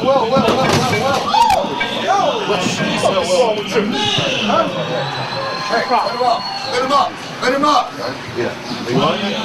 You all right? Whoa. Levy slaps Bonaducci in the face, and Bonaducci goes, "You all right?" Let him up. What happened, man? It's all right. Whoa. You okay? Let's try to say nice. Hang on a second. Move up. Did you ever read your Bible? Did you read the Bible? No, I never took did. this one. Bible. You know that there's going to be a fight when someone asks the other person, have you ever read your Bible? God, I didn't know Bob was so fat back in the day. He's really slimmed out. Yeah, Herpes will do that. You want the other one, too? Yeah, let him have it. Give it. Let him have it. Let him have it. Yeah. You got your shot. It's fine. He can jump in again. He won't. Nah, don't. Take your shot. Come on, Dan. Take your shot. He jumps in on it. Nah, Dan, you gotta fight. Go do your fucking fight. We'll talk after. In fairness, Danny Bonaducci, at this point in his life, was a fucking psychopath. He was always a psycho, dude. That guy's a prick. Yeah, he's a nut. Fight girls, man. Yeah, you don't fight girls. And old guys, you're just gonna get hurt. You're a fucking old guy. You're the fucking old ass. Yeah, but you just swung, and I'm still standing here offering you I'm another still standing too. You got the one that has to have a fucking Okay, body. back up and let's see how he does. Let him back up. Let him swing it again. That's so it. they can jump in That's again. what you got? Yeah, so they can jump in again. Yeah, I mean, that's bullshit. Listen, you got to fight come up. All right, dude, are you kidding with that? Look Sucker at punched a guy, and now you're worried about other people Well, I can jumping. jump by your fucking guy. My daddy fired that, and he's dead. All right. He done? Dad's dead. Look, I don't think Good, there's... then you didn't have to watch you get slapped like a bitch. Yeah, I don't think there's any winners in something like that. You both just kind of come off looking like psychos. Jesus. Well, anytime you're hanging out with Danny Bonaducci, you're not going to win. I wish Bob was here this morning to, kind of walk us through that whole ordeal like 20 years ago. Jesus. Call him. Do we just call Bob just out of the blue? Yeah. I don't know. He might be sleeping in his coffin. I'm not really sure. What, is he on the East Coast? Yeah. So it's 9:30. I'm not sure though. He gets home late though from working. He's doing comedy and shit. I don't Text know. him first, then call him. You know what? That's a good idea. We'll text Bob first. Usually he's watching the show at this point in the day. Hold on. Well, we were just watching your back and forth with Bonaducci. Do you want to call in? All right, we'll see. There we go. We'll see if Bob wants to call in and talk about just what the hell is going on. Because Levy talks about his time on the Stern Show, and he's like, "Look, I was a different guy. It was a pretty crazy fucking time back then." And Danny Bonaducci's obviously insane, so that'd be kind of an interesting behind the scenes. What do you call it? Trip down memory lane, if you will. Yeah, a little behind the scenes for the fans. But in the meantime, I have Bill Maher upsetting Neil deGrasse Tyson over COVID. That's right. We still have that. Yes. Hold on a minute. Oh, there he is. Okay. Reverend Bob Levy, how are you, sir? What's up, man? Well, we didn't want to call you out of the blue during the show because we didn't know if you'd be up or not. But we were talking about boxing. We were actually talking about the Hagler-Hearns round 1 you posted on Twitter the other day. Oh, yeah. Yeah, and we were talking about some of our favorite rounds in boxing history. And then somebody in our chat said, oh, one of the greatest rounds in boxing history is the gym fight between Danny Bonaducci and Bob Levy. Oh, I can't believe you got to actually slap Danny Bonaducci. I'm so jealous of you. That was totally fake. Was it really? So, oh yeah. Nobody else knew except for me, him, and promoter, and my wife at the time, and Bam's father was there, and he thought it was going. He goes, "Oh, it's okay," and he's like, "Oh, okay." That's all. Yeah. It was staged. But so that was all staged. But is Danny that much of is Danny that much of a crazy person though in real life? Well, I think when he was totally on steroid, whatever, now he's not. He's basically, that stuff killed him, basically. Took his body apart. Oh, really? Steroids. Wait a minute. Danny Bonaducci isn't dead, is he? No. Oh. No. He's basically, the last time I seen a picture of him, a year or two ago, he's got a cane. Yeah, dude, his body looks like Artie Lang's nose. It's pretty bad. Really? Yeah, I don't know if he has something, but it doesn't look good. Oh, wow, you're right. Oh, Jesus. I've never seen these pictures before. Yeah, there's ones that just came out like a couple of years ago. He looks real bad. Oh, that doesn't even look like him. Yeah, it's very hard to jerk off to, huh? It's incredibly hard. I mean, I was watching you slap him and I was starting to get in the mood. And now all of a sudden it all went down. You know, honestly, you guys, if you just choke yourself just right while you're doing it and blur your eyes, it still looks like he's on the Partridge Family. It's fine. Yeah, maybe he's been. I don't know what that is that he has, but like totally, it might be from the steroids. I would say so because he seems to do that to a lot of people. Oh, okay. It does look like steroid body shrivel though. Like you see that in a lot of older MMA guys that were juicing because like the geometry of his body is all wrong now. Now, Bob, I have to ask you because I heard part of his call-in on Anthony's show yesterday. I think that if we sent an investigator down to Florida, I think you're just about ready to jerk off on Chad's mom's picture. Oh, I didn't hear it. What happened? Is he's drinking? Well, I listened to about just before this morning's show. I haven't listened to the whole thing. Somebody clipped out. Chad called into Anthony's show yesterday, and Anthony was hungover, and he was very annoyed that he had to talk to Chad. And Chad was kind of doing his usual shtick, like Carl and Chrissy are kissing your ass, and they're doing this. And Anthony's like, Chad, they're not doing that. It sounded like a parent exhausted with his child. And I'm about 5 minutes in, and I'll just say, like, when Chad's not drinking, he's not as hostile and angry towards all these people. And there seemed to be, he kind of called out of nowhere yesterday, and he just felt like he had to tell Anthony how shitty these people were and how much they're taking advantage of him. And it kind of reminded me of the drinking Chad days. Oh, wow, man. I got to get a batch ready. I didn't know it was going to happen this quick. But, yeah, I mean, yeah, like I said, he called in. I got to listen to this because we could tell if he's drinking by his voice. So oh, can you? Okay. Yeah. This will be like, oh, my God, I got to get that picture sent over because this is like moving faster than I thought. It might be time. Have you suspected in the last couple of weeks that he might be stretching the truth with you guys a little bit on the drinking? Well, one day he didn't get back to us. So basically we thought maybe that was the day. I think we did a halftime show during the game.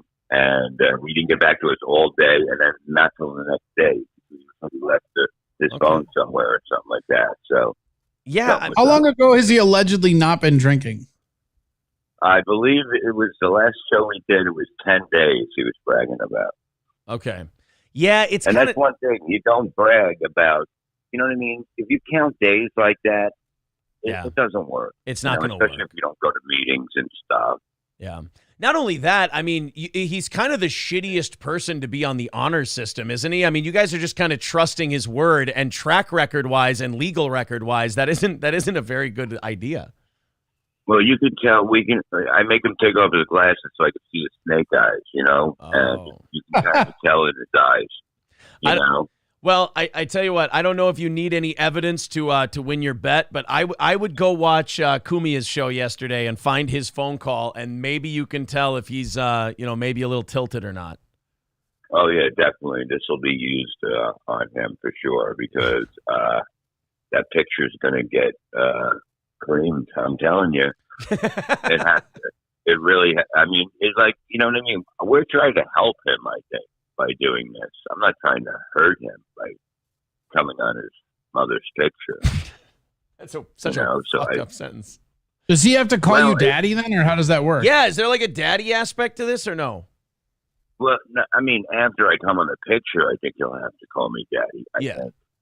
Are you know? But I don't know about now. After you come on his mom's picture, you can hit him if he doesn't make your coffee too. Well, then, yeah, I'm having coffee right now, and it tastes fucking good. And I was thinking, God, now I know why the guy hit him. It's just a fucking tasty cup of Joe, Yeah, I think you and Florentine nailed it. I think the guy was caving in his mom's back door, and like it was so good that he was so on edge and agitated that if he didn't have his coffee after all the going in the back way, he got a little aggressive. Yeah, I mean. it makes a lot of sense when you look at it now. And he probably just wanted to go fishing and that. And he's like, I'm already fishing with your mom, and he's like all pissed off. And he's like, hey, you want to play catch? Yeah. And, your mom's catching my load. Come on. Right. And it just gets annoying. The two of them had nothing in common. They both wanted different things. Chad wanted a father figure. This guy wanted to just fuck his mom in the ass and drop loads in her. So those two things kind of conflict. Yeah, you know what I mean? Father's Day is not a good day for Chad. I mean, and that'll be coming up again this year. And, yeah. It's just like, I will say this, Aaron, like since you started talking like about him, I met him and he was pretty cool when I interacted with him but again, I was opening for Swartzen, so I think he was just playing it cool for that. But he, what was it, 2 weeks ago? He just very quietly unfollowed me on Twitter. Oh, really? Oh, yeah. wow. And I was like, oh, that's really funny.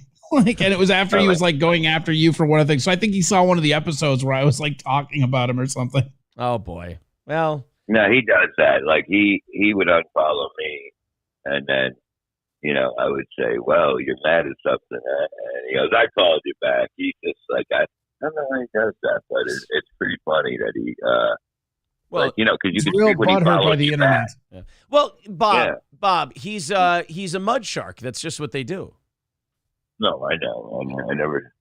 I've never seen a mud shark like this before. So no, me it's neither. Very rare. Usually, what's a mud shark? Well, I don't think Chad knows what a mud shark is definition wise. So on Misery You're Loves like a mud cricket? No, Misery Loves Company, the show that Bob's on with Kevin Brennan. Chad says that he plays in the mud. You see, people make fun of him, and then he just rages and goes insane while we keep laughing at him. And he says, "Well, it's just because." He thinks he's Batman. He thinks he's winning, and that's him being a mud shark.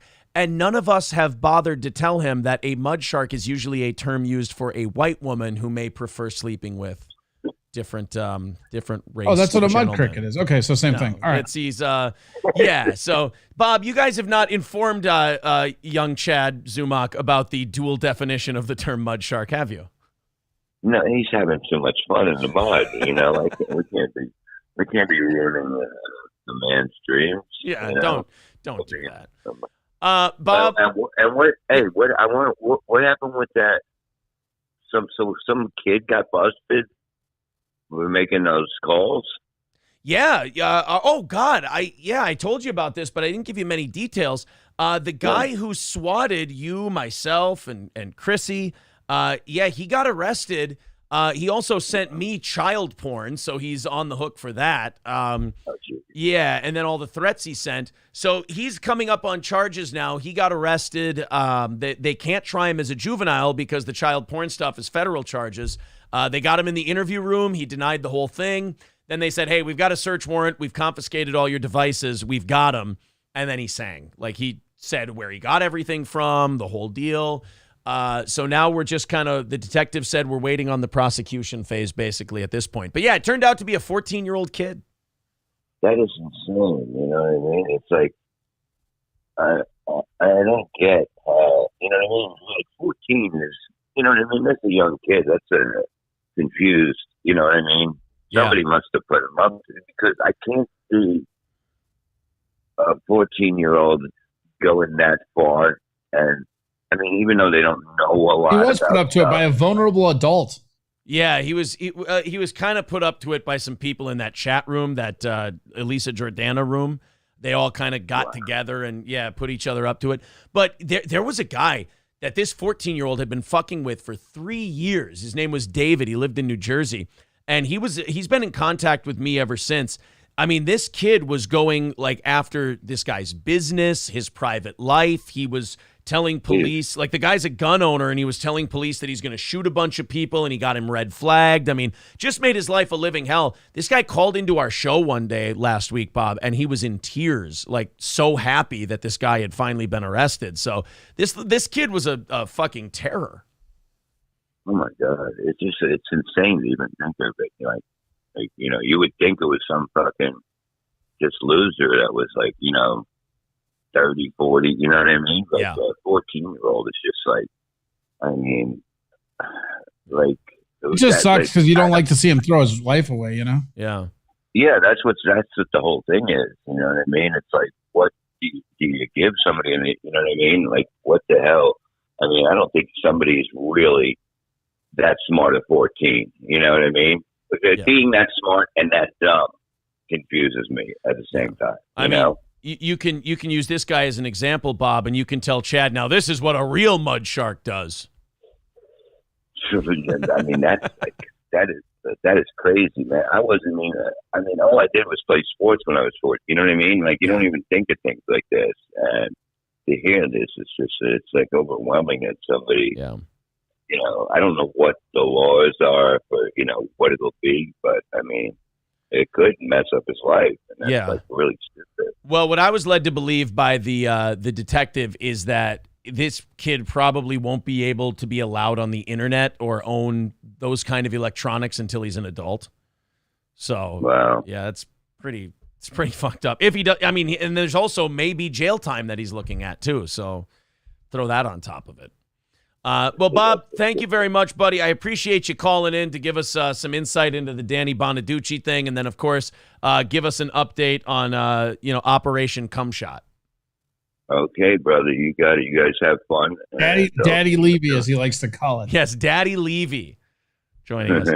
Thank you, Bob. Take care, guys. Yep. Bob Levy, Misery Loves Company, Levy Land, Miserable Men Show, The Uncle Rico Show. I'm probably missing the BS Show with Shuli, which is on right around the time Corey and I are wrapping up, and then Corey's got his wrap-up show. All kinds of different shows going on kind of around this universe. So thanks again to Reverend Bob Levy. Corey, where are we at on the likes number? 361. I was just looking. All right, 361. That puts us 39 away from hitting 400. Oh, what just happened? Very, very cool. All right. Your throat. Yeah, I know. That's been, that's the third day this week that's happened to me. Gotta start having more herbal teas. I should. People always tell me that, I'm not gay enough. My voice is coming back strong from yelling at hecklers. It's pretty great. Oh, you were yelling at hecklers? Always. And what is this, in Austin, or is this somewhere else?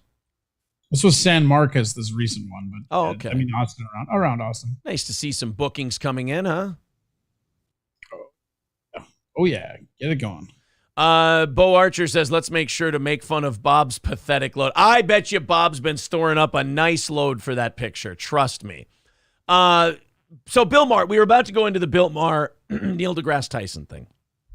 And we talked about this last week where that the guy from that, I can't even remember the name of the show. I wish I could. He does a fine show. He upset Neil deGrasse Tyson by informing Neil that the vaccine is not as potent as it was pitched to us. And apparently, Corey, that was news to Neil because he flipped out. Remember the hand motions that he started doing? Yeah. Like the guy's like, oh, the vaccine hasn't been as effective as they pitched. And he goes, oh, blah, blah. And you're like, Neil, take it easy. Well, Bill Maher is going to not even confront Neil deGrasse Tyson. He's going to say something to saying something about COVID while Neil deGrasse Tyson is there. And it goes against what Neil wants to believe. So therefore, Bill's going to get an earful from Neil, and he's going to be very, very panicked. Here we go.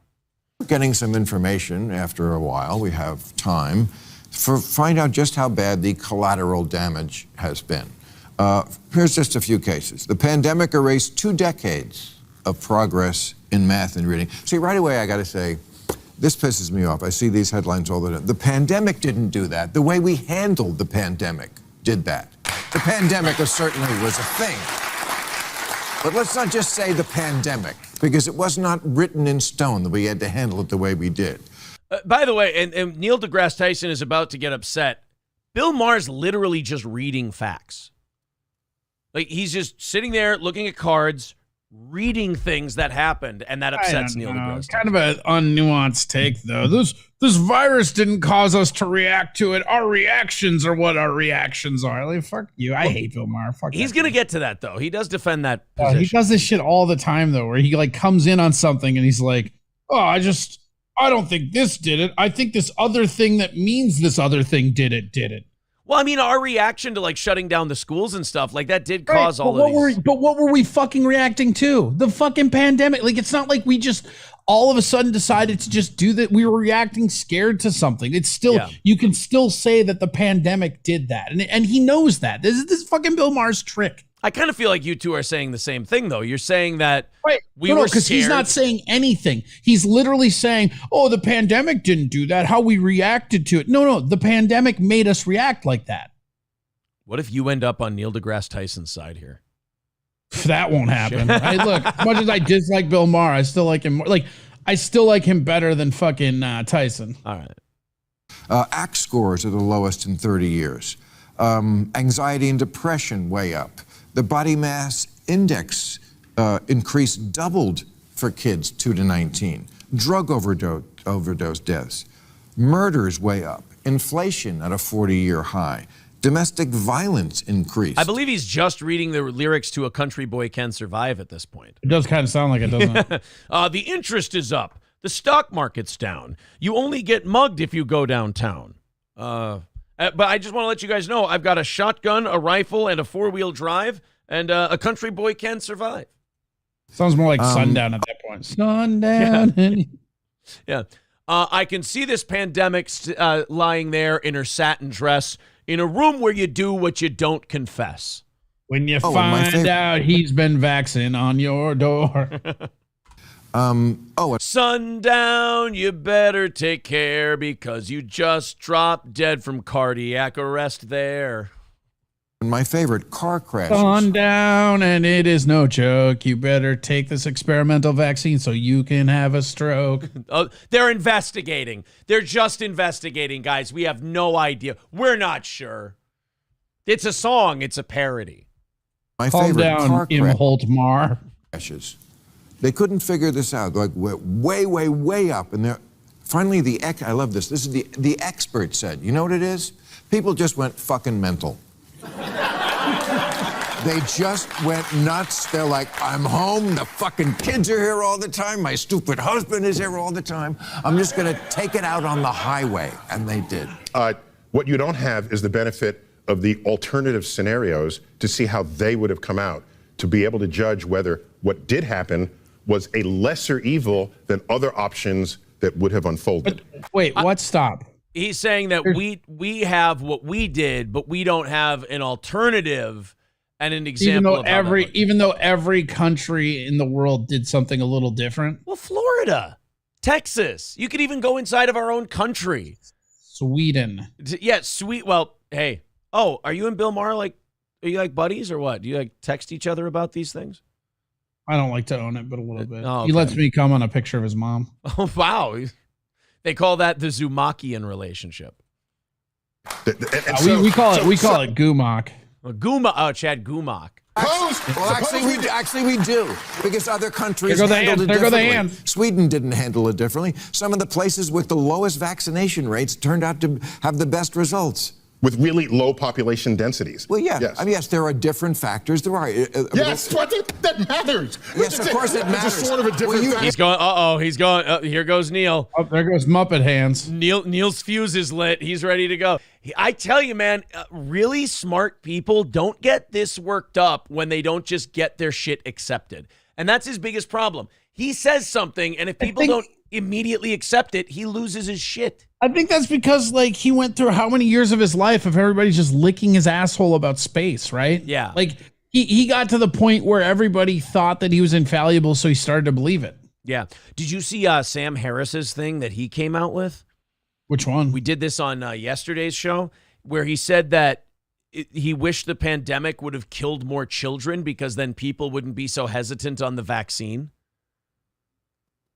Like, I mean, that's a weird hill to die on, but he's not wrong. It's fucked up, though. Like, he's like, his wish wasn't that the vaccine was made better or that these side effects didn't exist. It's like, well, maybe if COVID would have been more deadly to some little kids, then people wouldn't be so upset with the vaccine. It's not like, again, you don't have to necessarily say it like that, but he's not wrong. If the part of the biggest problem with the way they pushed the vaccine on people was that the virus just wasn't that deadly, and they kept trying to smudge the numbers. I mean, you and I talked about this when it happened, but the year that COVID had the most deaths influenza A basically disappears for like the entire year.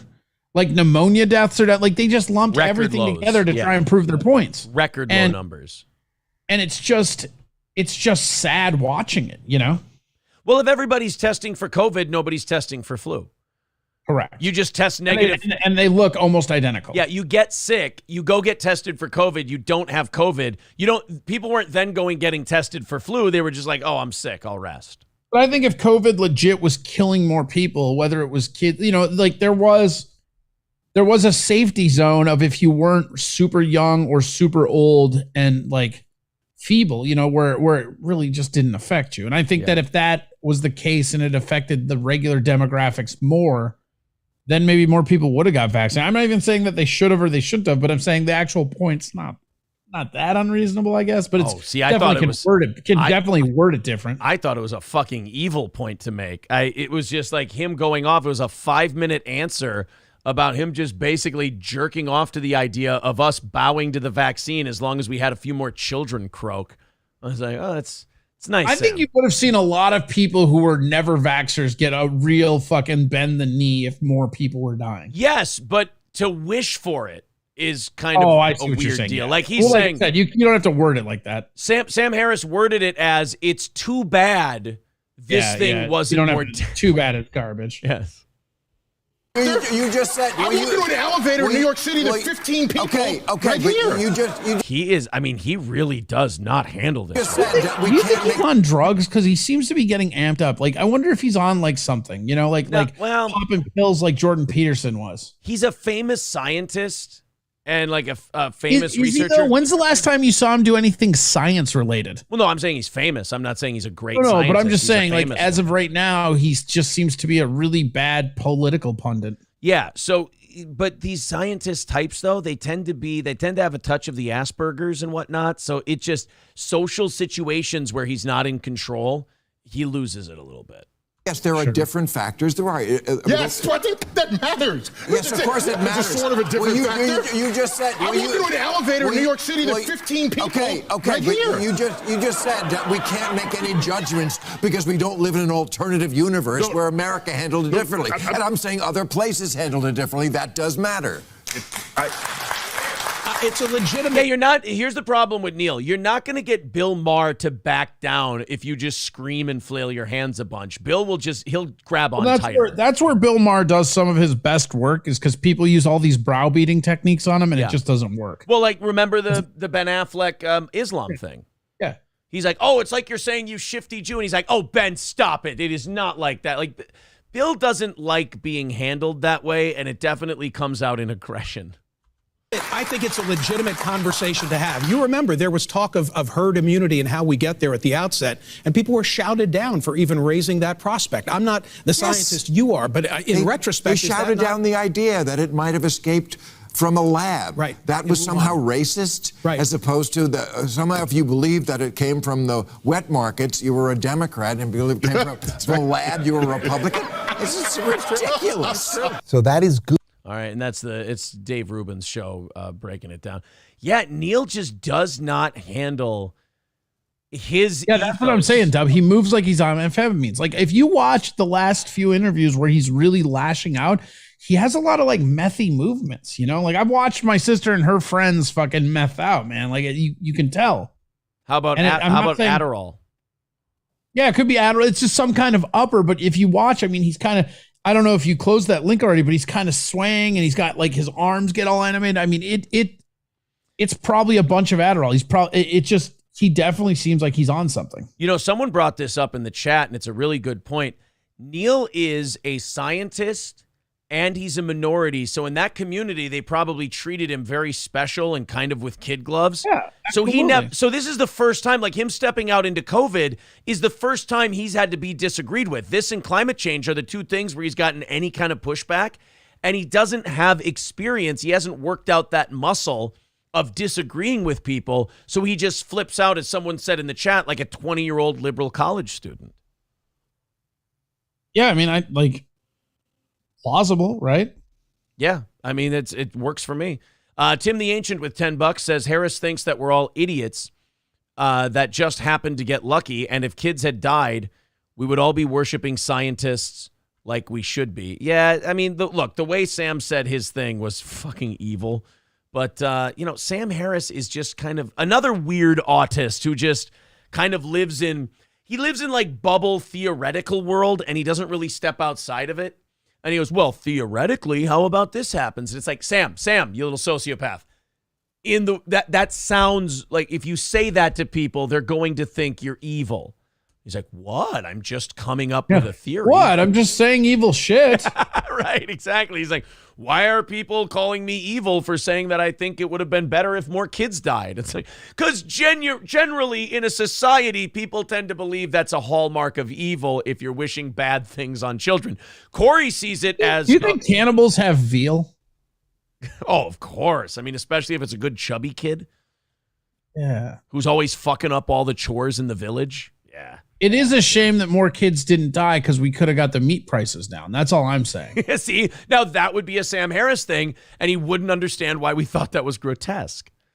Why is that grotesque? You don't want cheaper meat? That's all, and that's all he sees. It's like, well, no, we just don't want the many dead children. He goes, yes, but think about the purpose that it serves. Hey, man, you can't make an omelet without killing some kids or whatever.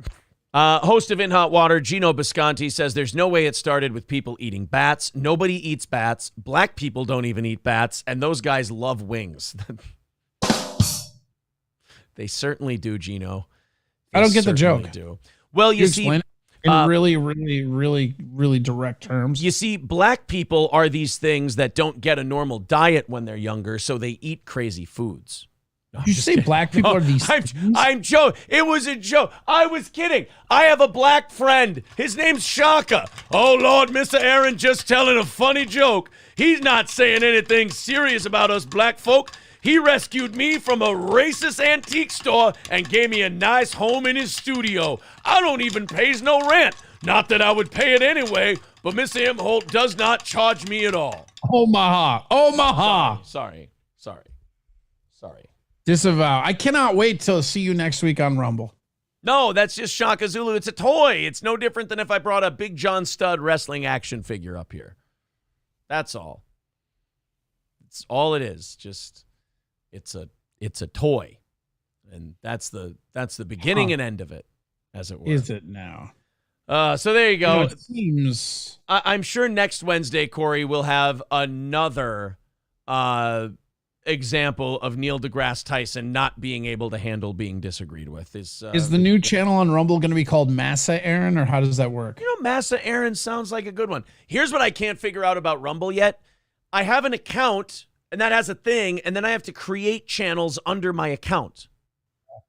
Like, it's not just my name. It's the most user unfriendly form. You know me. I love to go in the trenches with some of these old fucking garbage like streaming platforms. Like I like DLive. I like all that shit. And of all the weird, stupid ones I've tried, Rumble is the worst on the streaming end to get to work. It's like it's got to be a different like frame rate, and it's just a big pain in the ass. Yeah. I have your sperm whale story that you wanted. I gave that to you. Oh, nice. And I have Tucker Carlson doing a parody interview of the giant prosthetic tit Canadian teacher. That was the other one I wanted to keep, too. That's funny. Okay, which one do you want first? Sperm whale or Tucker? I mean, it comes down to tits or Tucker, right? Well, no, Tucker has the tits.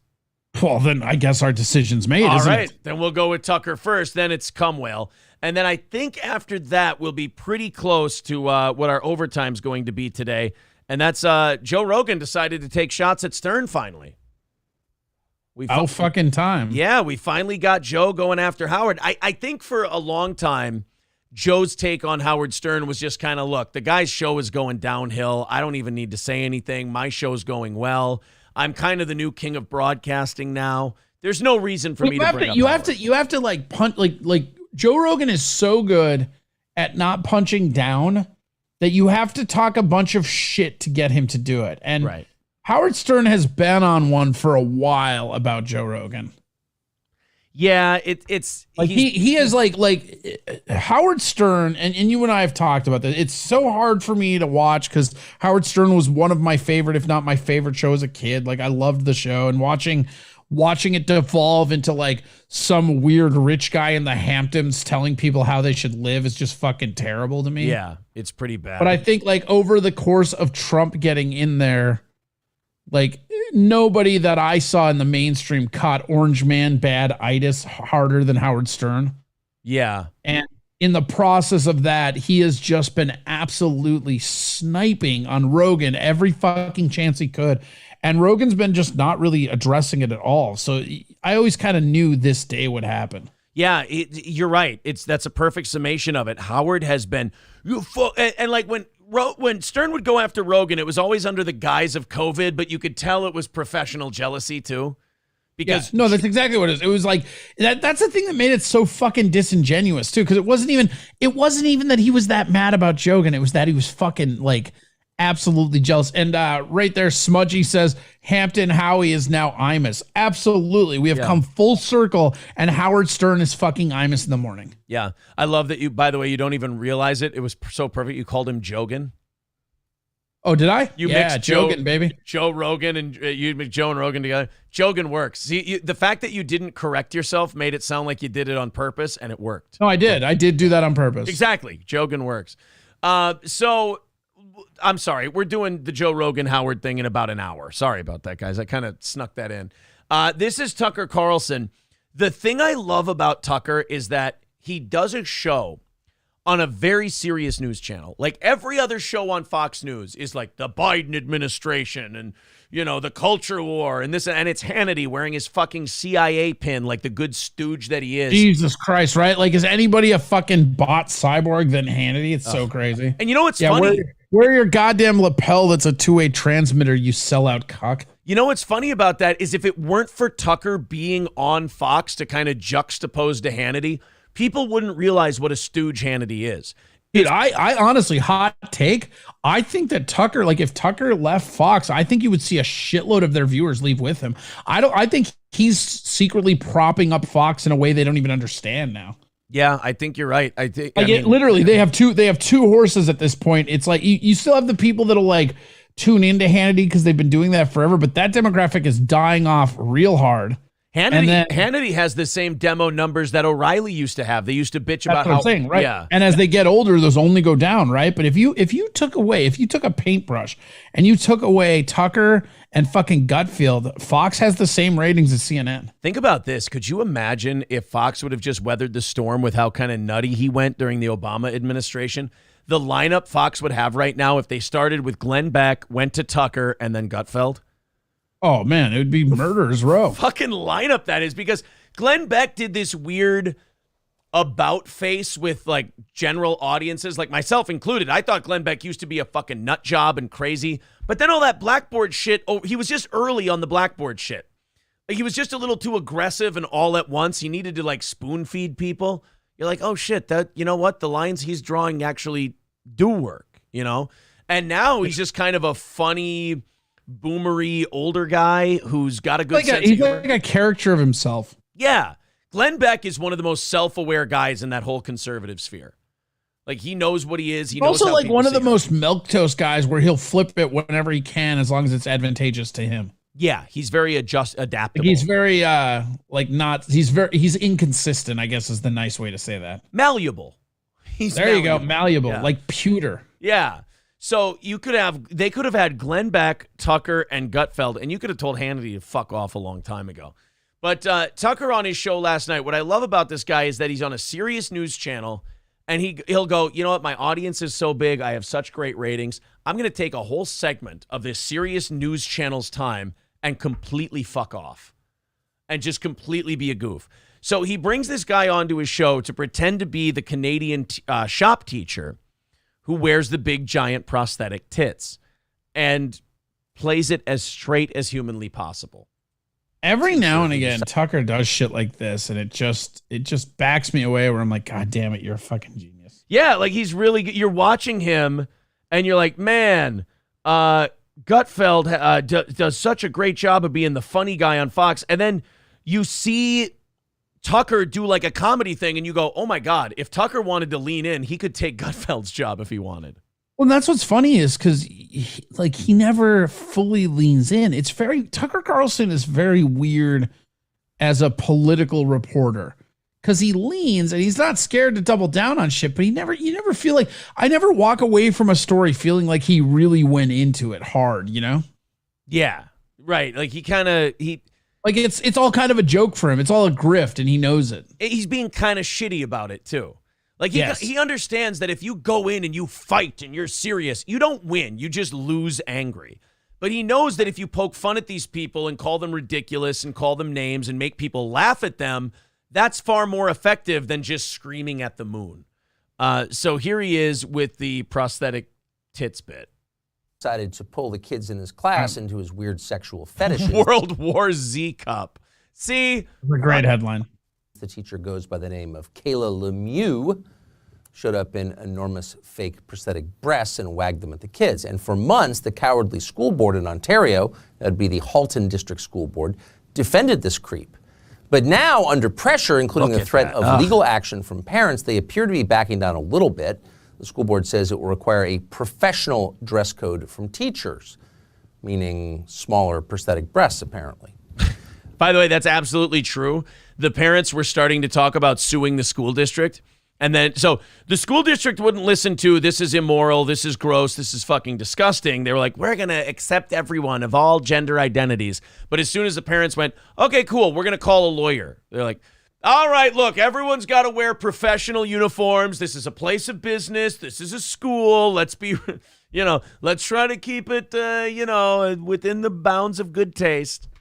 It's like if you try to make a moral argument with these people, deaf ears. If you start saying you're going to sue them, you'll start to see some changes. Yeah, they perk right up. Oh, really? Oh, Yeah. okay.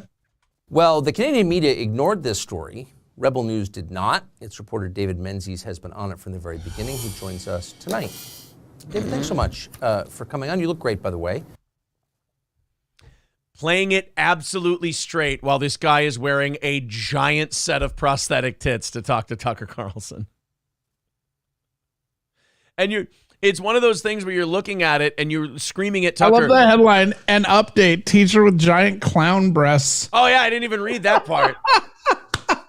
That's amazing. And this is one of those segments where you're watching and you want to yell at Tucker, acknowledge his giant tits. And no, I don't want to.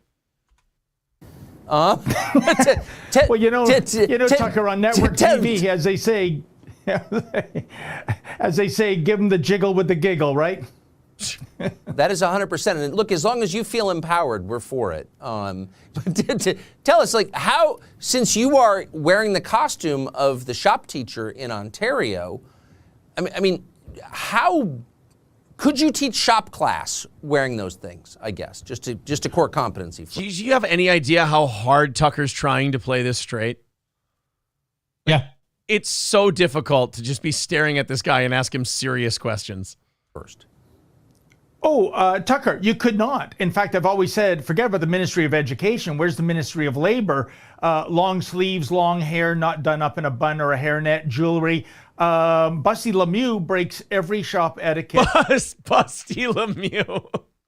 That's a great. They are right, though. That's a good point. It's like, yeah, of course, this should all be based on, of course you don't wear giant prosthetic tits to school. He's going to saw off one of those tits. You're going to saw into your tits, of course.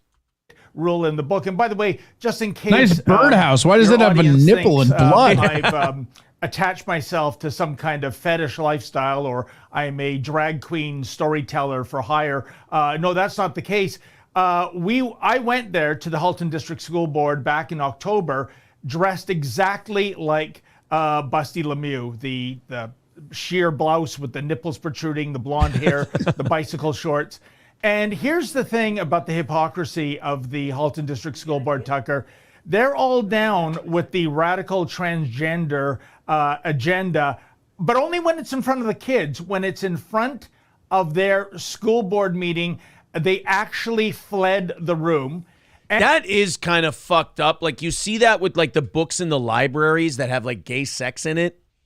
They'll put it in the kids' library, but the minute a parent goes to read it at a school board meeting, they go, whoa, whoa, whoa. Yeah, we can't. That's offensive. We can't have that here. And there's one of them, I think we've watched it a couple of times before, where the school board member has the audacity to go, hey, there's children present here. Don't read that. It's like, yeah, that's teaching swimming because their tits are flotation devices. Yeah, that's cheating, actually. And I have subsequently been banned for life, Tucker, from Halton District School Board headquarters and all their schools because I guess I was asking impolite questions and they don't like the idea of drag when it comes to them. Now, the news, Tucker, is that earlier this month, the HDSB trustees approved a request to the education director. Look at Tucker's face right there. He was doing Tucker face for a while, and now he's back to having a hard time keeping a straight face. Look at that giant sweat puddle, too, on that pink blouse. Ugh. I mean, the whole thing is just a piss trail. What is that? I'm still holding out hope that this is a guy who's like fucking with the school district and trying to get them to fire him so he can sue them on discrimination grounds. You think he's Klinger from MASH? I'm hoping. Like, I really hope that, because otherwise this person had a mental breakdown over the summer and came back insane.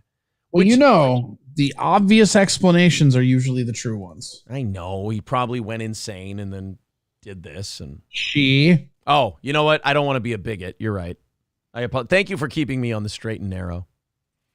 Director. Yeah, me and Shaka Zulu got to really watch you. Curtis Innes, he, him. And what they want to do is craft a professionalism policy to maintain appropriate and professional standards of dress in the classroom. Now, maybe you and your viewers are saying, wait a minute, isn't this deja vu all over again?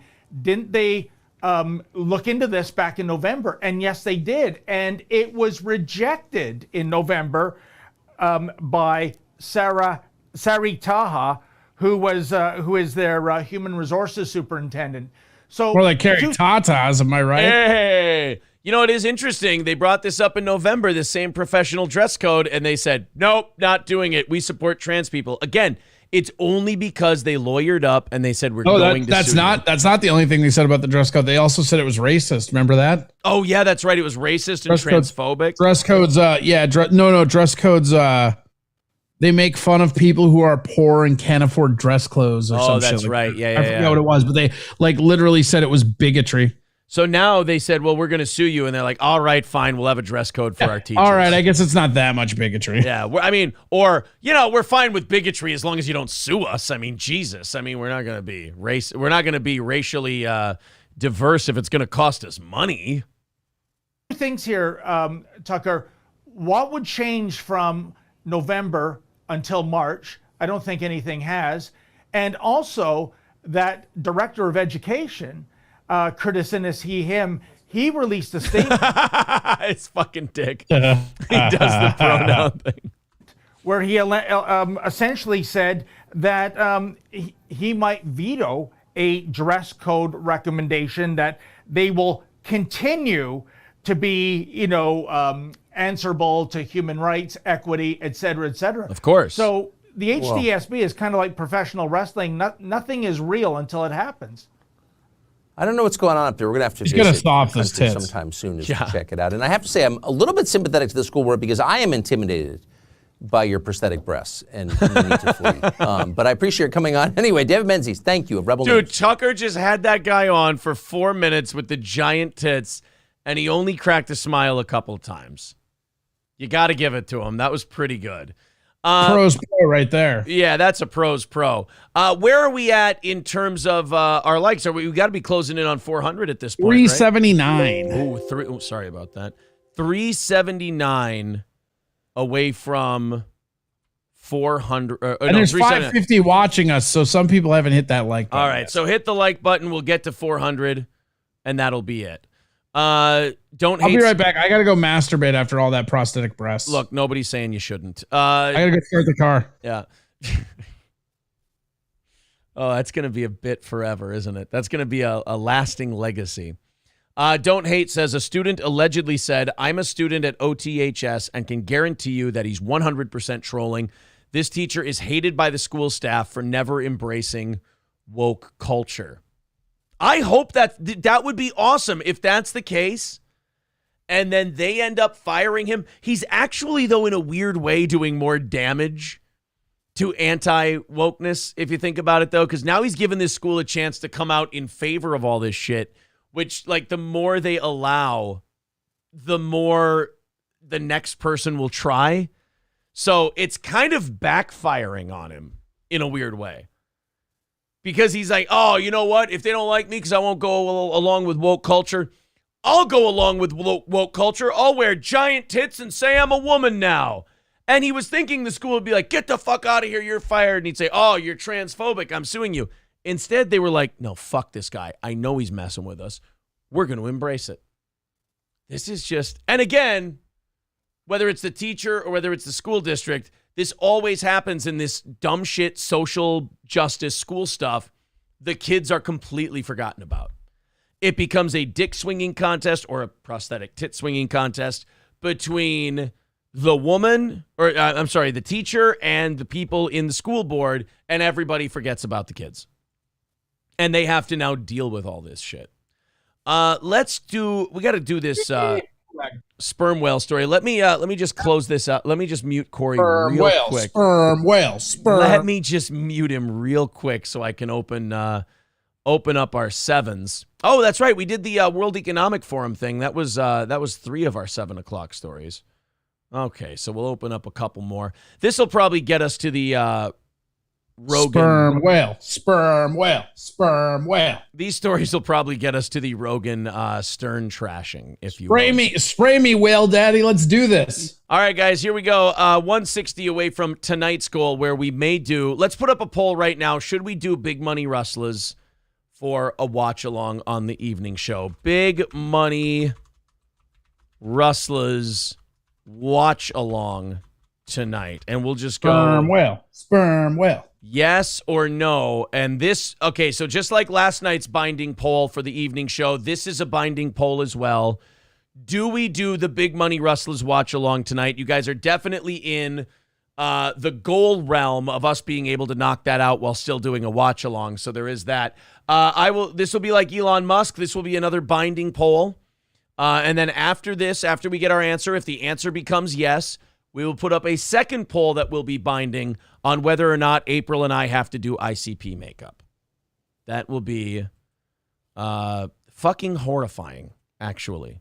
I can't wait to see how fat you look in clown makeup. Well, and I do have to be Shaggy 2 Dope. She wants to be Violent J. So. Well, and you have the man tits, so you're already technically a juggalo.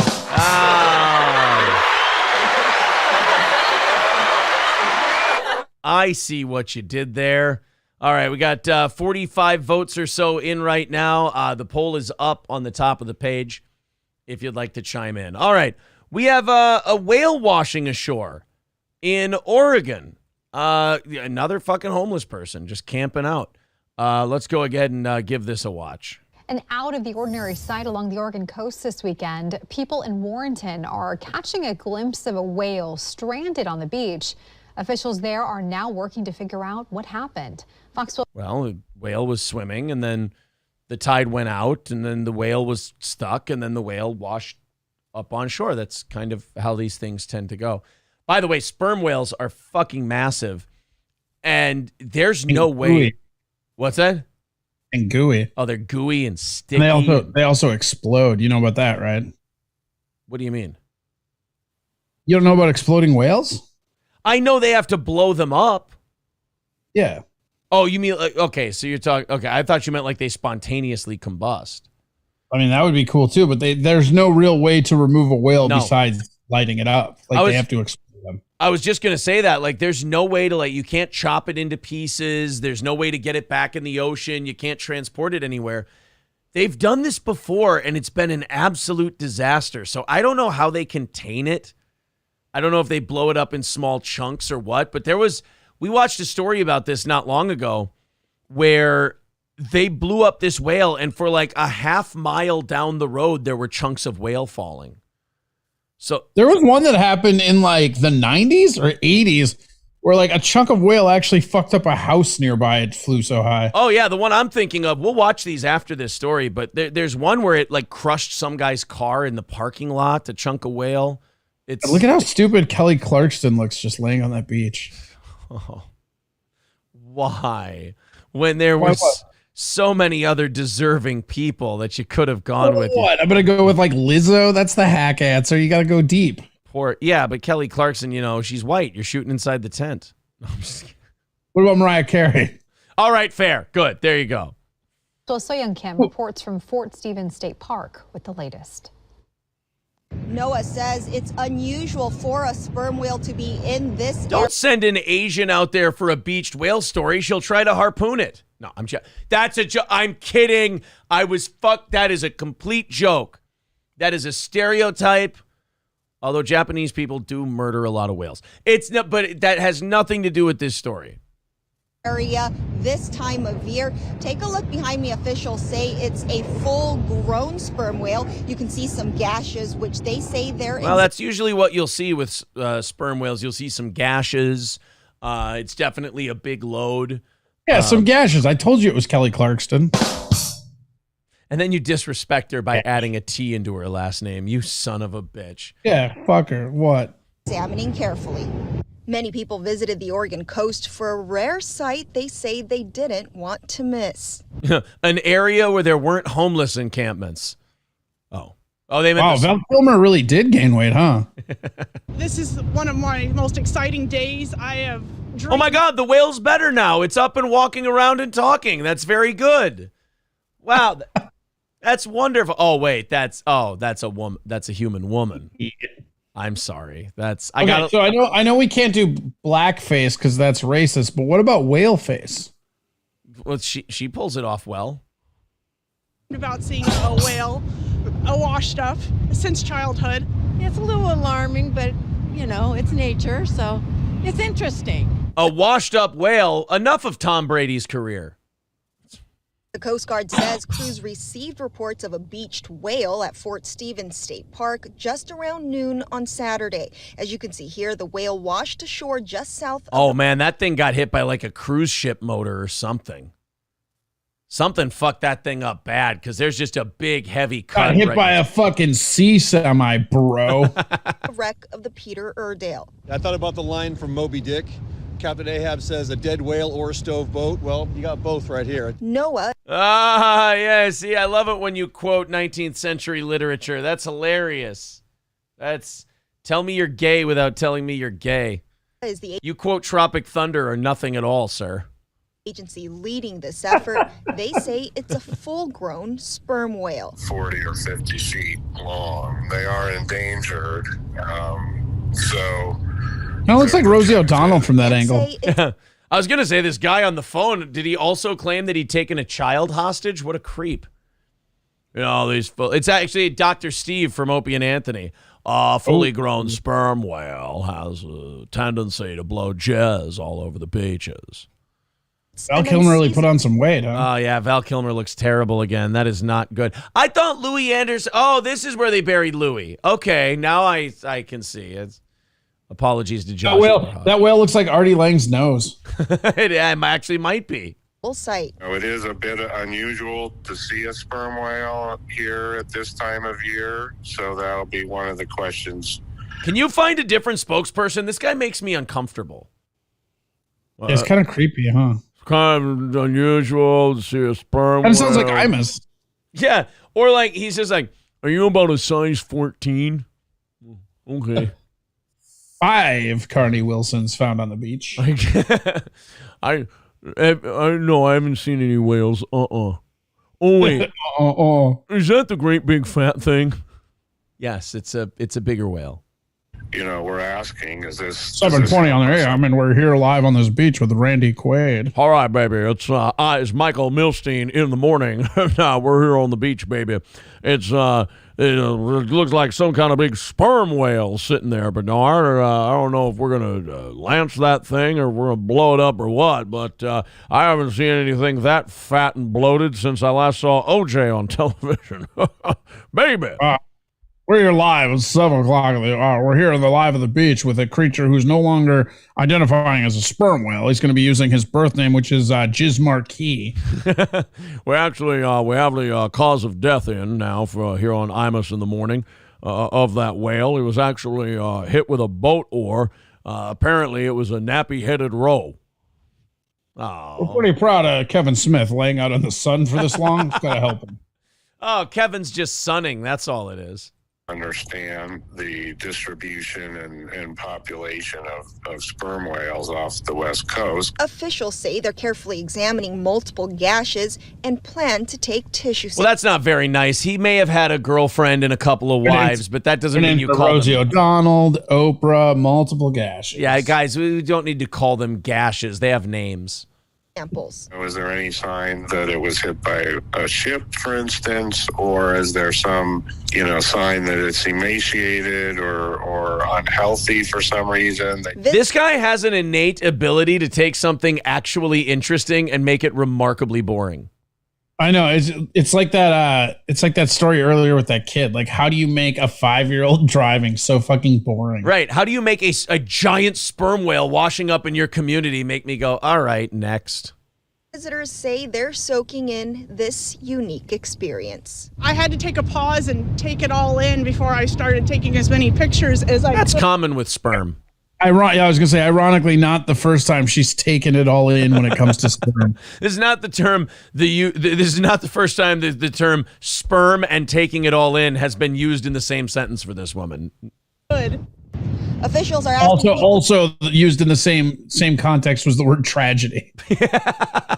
to not get too close to the whale. It's for the safety of the whale and evidence, as well as for the safety of the public and pets, because marine mammal carcasses could potentially carry diseases. In Warrenton, This is where our next fucking pandemic's coming from. Somebody just eats a raw piece of whale flesh and just coughs on the person next to them. Oh, it's carrying diseases, so it's Roseanne Barr. Oh, that makes a lot of sense. Sleeping on the beach, Dan. Let's see here. Exploding beached whale. There's one from like the 70s that they like lit on. It's pretty fucking dope. Here's one in the Faroe Islands. Oh God, whale explodes. That could be fun. Oh yeah, they fucking shuck dynamite in those motherfuckers and then just pop. I have the one from 1970 that we did a while back in Florence, Oregon, where again, like for a mile away, they had whale carcass pieces. There's like one that like is comedically shows all the goo as it drops and shit. It's not that one, but I freaking forget. But it's just like they went kapoosh, and then like the newscasters they're talking about it, you would think it was like a comedy movie because he just gets doused with fucking whale guts. Just like the Stay Puft Marshmallow Man at the end of Ghostbusters. Yes, almost exactly like that. Yeah, except it's whale guts. Yeah, like Walter Peck is just sitting there, he's just covered in fluff. Yep. Here's a compilation. We'll see if one of these whale explosions is in the compilation. Oh, Jesus! Yep. So wait a minute, was that just the gases inside the whale exploding? No, I'm pretty sure they ignited, or maybe, I mean, the gases inside can explode, but normally they do it. Okay. Oh, wow, look at that giant fucking thing. Oh, my God. Those things are giants. They're so big, they look like dinosaurs. So fucking big, yeah. Is that thing going to explode on the truck bed? Please say yes. I don't know, but I hope so. Please explode. Uh-oh. Please explode on the truck bed. It doesn't even look like a whale. It looks like it has legs. I know. It looks like a giant, like a mutated alligator. Like a lizard or something, yeah. Please blow up. Why are you holding us in suspense? Why are you doing this? It's called the exploding. Oh no! Oh! They broke it on the trailer, and then it's like outer husk came off. The trailer broke too. Look at how low. Now it's done. Yep. Now you gotta haul off a giant whale and a trailer. Okay, first of all, who thought that thing was gonna work on that trailer? Nobody. Nobody now, that's for sure. Did you see it shoot its bloody load out of its back? Yeah. Oh. Dude, just get like some kids that are like fucking misbehaving and be like, you got to stand here. This is the splash zone. I'm telling you, I think this is just them like igniting the gases that are inside the whale when it dies. Well, that's them causing the explosion. Yeah. Oh, see, there it goes. Oh, Jesus. Do you have any idea how bad that must smell? No, it probably smells pretty good. You don't like caviar? I'm not a big, I don't know if they make that out of intestines. We'll have to check. Just imagine like going up there and putting your dick in it, you know? Oh, God. The giant whale gash? Fuck yeah. Oh, look at all those just the whale guts sitting outside the door. Fuck yeah, dude. Rearrange those whale guts. Get it, daddy. Oh, so that's from that explosion. So that explosion blew all of those guts clear across the beach. And oh my God. Yeah, I'd get the fuck out of there too, bro. All right, here's another one. They're going to cut into the whale. We've only seen this 7 or 8 times. Oh, look at that. Oh, it looks like straight out of Beetlejuice or something. That's cool. You just got to pack the thing full of explosives. And oh, no, they've done that already, and that gets all over the place. I don't know. Yeah. Oh, you have to do something because it's a giant dead animal. Yeah. What are you guys doing? This isn't going to go well. Could you just imagine the smell? Oh, it's got it. Yeah, it would smell terrible.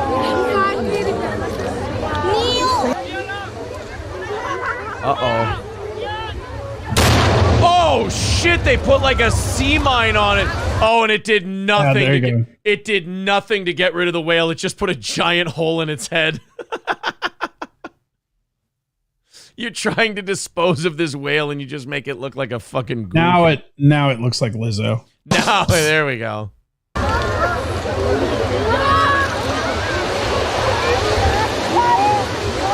County, nobody could remember how to get rid of one. Oh, here's the one. This is the one from Oregon. This is the 1970 Yes, one. this one's great. In selecting its battle plan, the Highway Division decided the carcass couldn't be buried. Did everybody in the 70s just talk like Howard Cosell? It couldn't be cut up and then buried because nobody wanted to cut it up, and it couldn't be burned. So dynamite it was, some 20 cases or a half ton of it. The hope was half ton of dynamite. A half ton of dynamite. That'll get it done, dude. A half ton of dynamite. The only people who, up until that point, who had seen a half ton of dynamite were people in Tokyo being bombed in World War II. That and this whale. Long-dead Pacific gray whale would be almost disintegrated by the blast, and the small pieces still around after the explosion would be taken care of by seagulls and other scavengers. Okay, so that's what they thought would happen. They go, we'll blow this thing up with 1,000 pounds of dynamite, and whatever's left over will be picked up by the seagulls. Let's see how that goes. Well, I'm confident that it'll work. The only thing is we're not sure just exactly how much explosives it'll take to disintegrate this thing, so the scavengers, seagulls, and crabs and whatnot can clean it up. I love how you got a guy from the State Highway Division going, yeah, I'm pretty confident this is going to work. That's like that guy that just builds a deck with no direction, no instruction. He's like, I can figure this out on my own. Oh, yeah, 1,000 pounds of dynamite? That ought to take care of it. Yeah. Oh, really? What division are you with? Highway? What? How would you know? That's a big fucking thing. We're going to blow it up a bunch. My first time exploding stuff with half a ton of dynamite. Worked for one of my wives. She looked like a whale. The dynamite was buried primarily on the leeward side of the big mammal, so as most of the remains would be blown toward the sea. About 75 bystanders, most of them residents who had first found the whale to be an object of curiosity. Before, right? Yeah. So all these people are sitting there and they're about to be blown away by whale guts. They're about to be at a new Gallagher show. Before they tired of its smell. That would be funny if before they exploded the dynamite, they went, why isn't it good food or good food? Whabam! Why not use napalm? Because you can't burn their carcasses. That's the problem. You have to explode them from within. It has something to do with the oil and the salt, I guess. Why doesn't Teflon stick to the pan? Kablooey! A quarter of a mile away. Oh my God!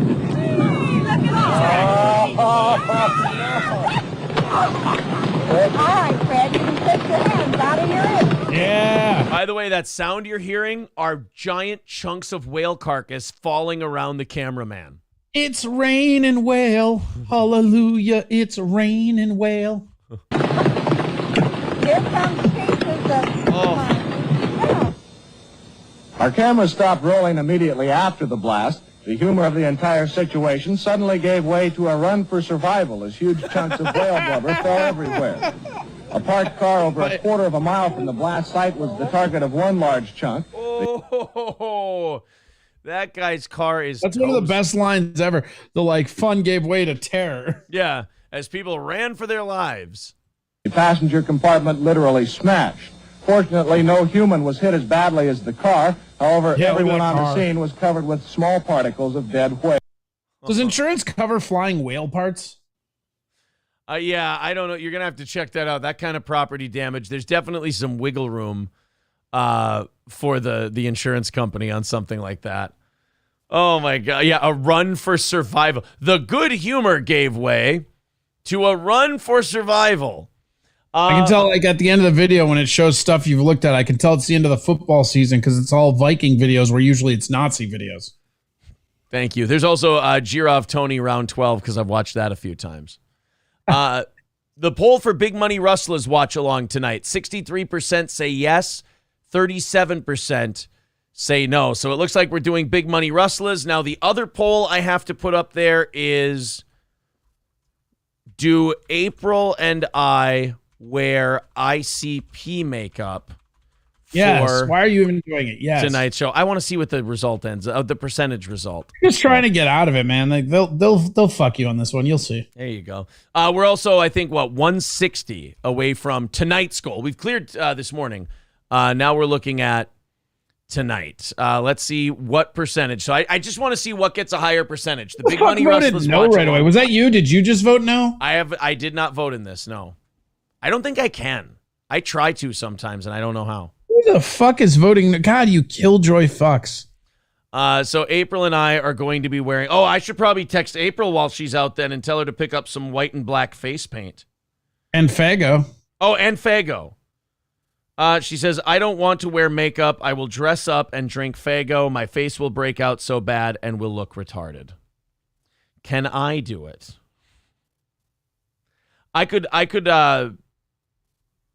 I feel like one of us has to wear makeup. Otherwise, it's not a Big Money Rustlers watch along.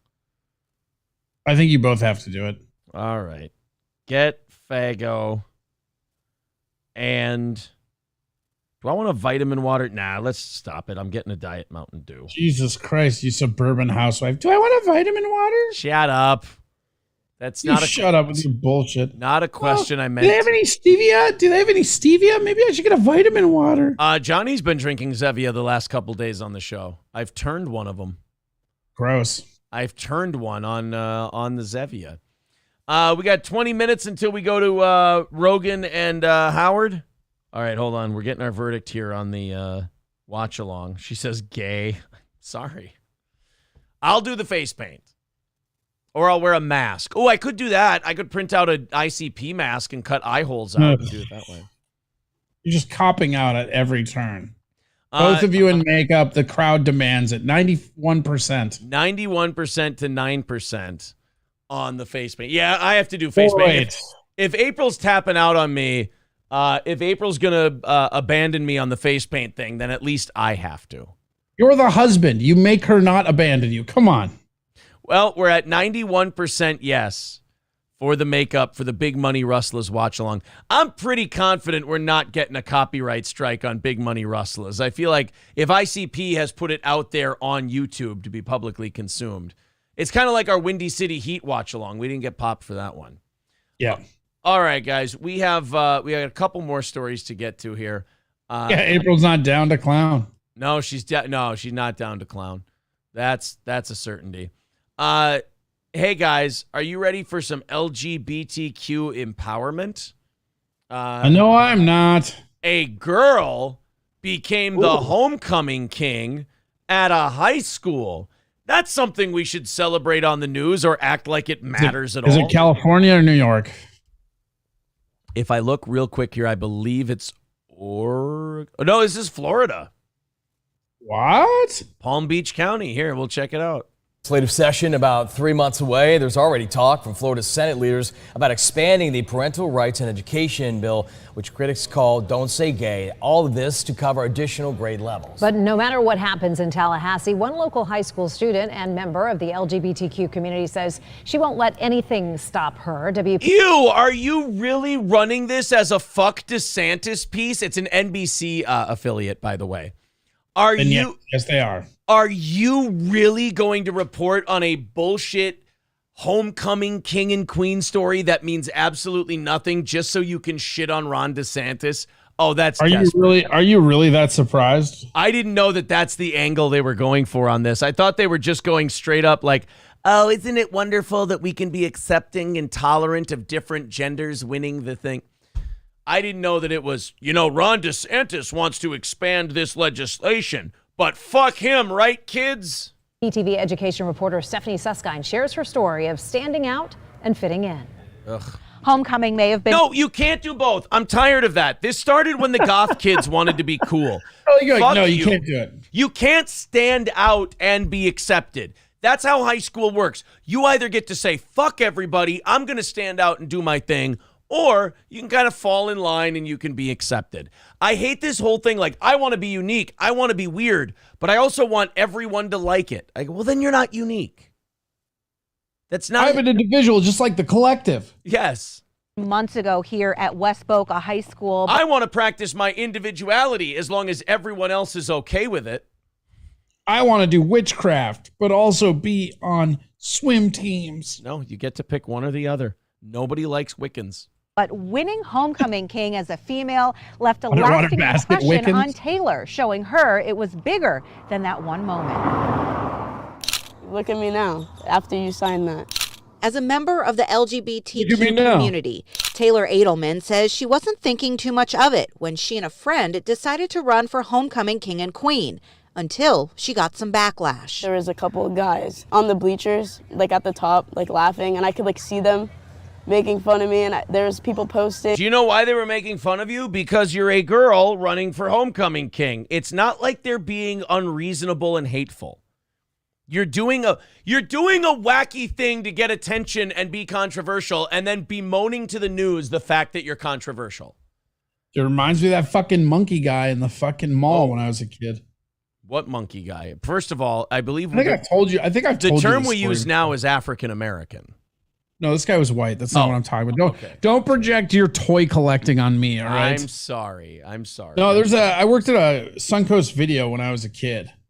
And I swear I've told you this before. There was this dude that used to come to the mall, and he had like one of the fucking monkey. Like, I remember the monkey guy. You're right. Yeah, you told this story. And he like every time somebody would come up and go, "Oh, holy shit, cool, a monkey," he would act like they were being the prick, and he just wanted to fucking like stop and shop. It's like, you're the one that showed up in the mall with a fucking monkey, asshole. Yeah. This isn't on anybody else. This isn't the kids' fault because they're like, "Oh, cool, a monkey." Like this is on you. You could have left your monkey at home, you stupid fuck. That's how I feel about this shit. Exactly. Or like, you show up to a party in a really weird, goofy hat, and then people won't stop making fun of your hat. Like, shut up. Then don't wear the fucking hat.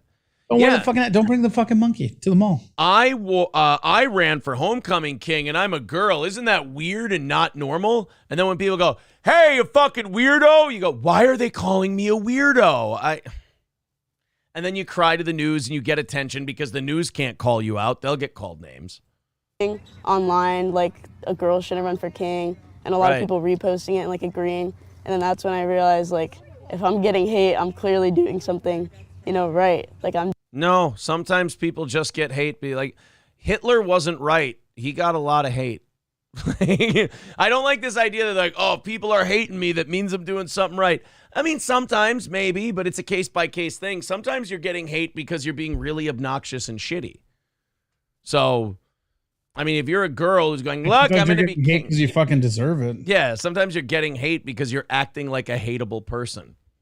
Oh, man, I just cut that guy off in traffic 3 straight times and followed him lane to lane. He hates my guts. I must be driving right. No. I just followed this guy home and murdered his whole family, Chris Benoit style. Boy, he hates me. I must have done something right. Doing something that I should be doing. She campaigned just like any other king candidate, and then it was homecoming night. I just became in charge of Germany in 1941. Everybody hates me. What's happening here?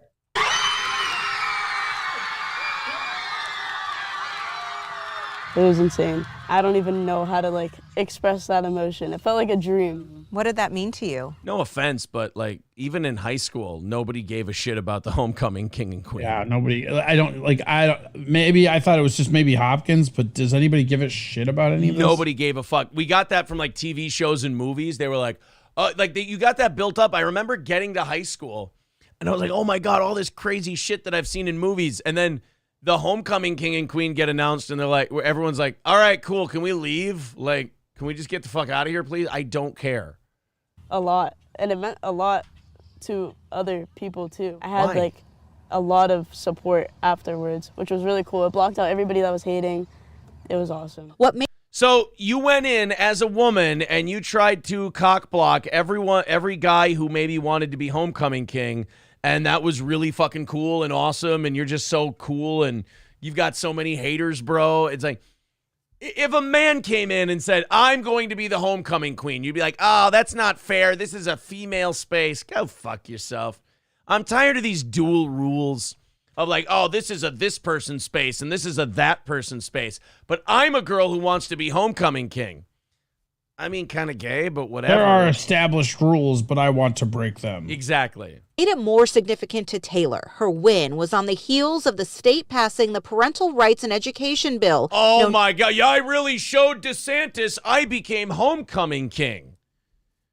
Cool. Wow, you guys I noticed that they're not saying gay in this story. Yeah. It's really amazing. You mean a bill that only affects kids up until 3rd grade? This high school student is protesting? Wow. Tell me you don't understand the law without telling me you don't understand the law.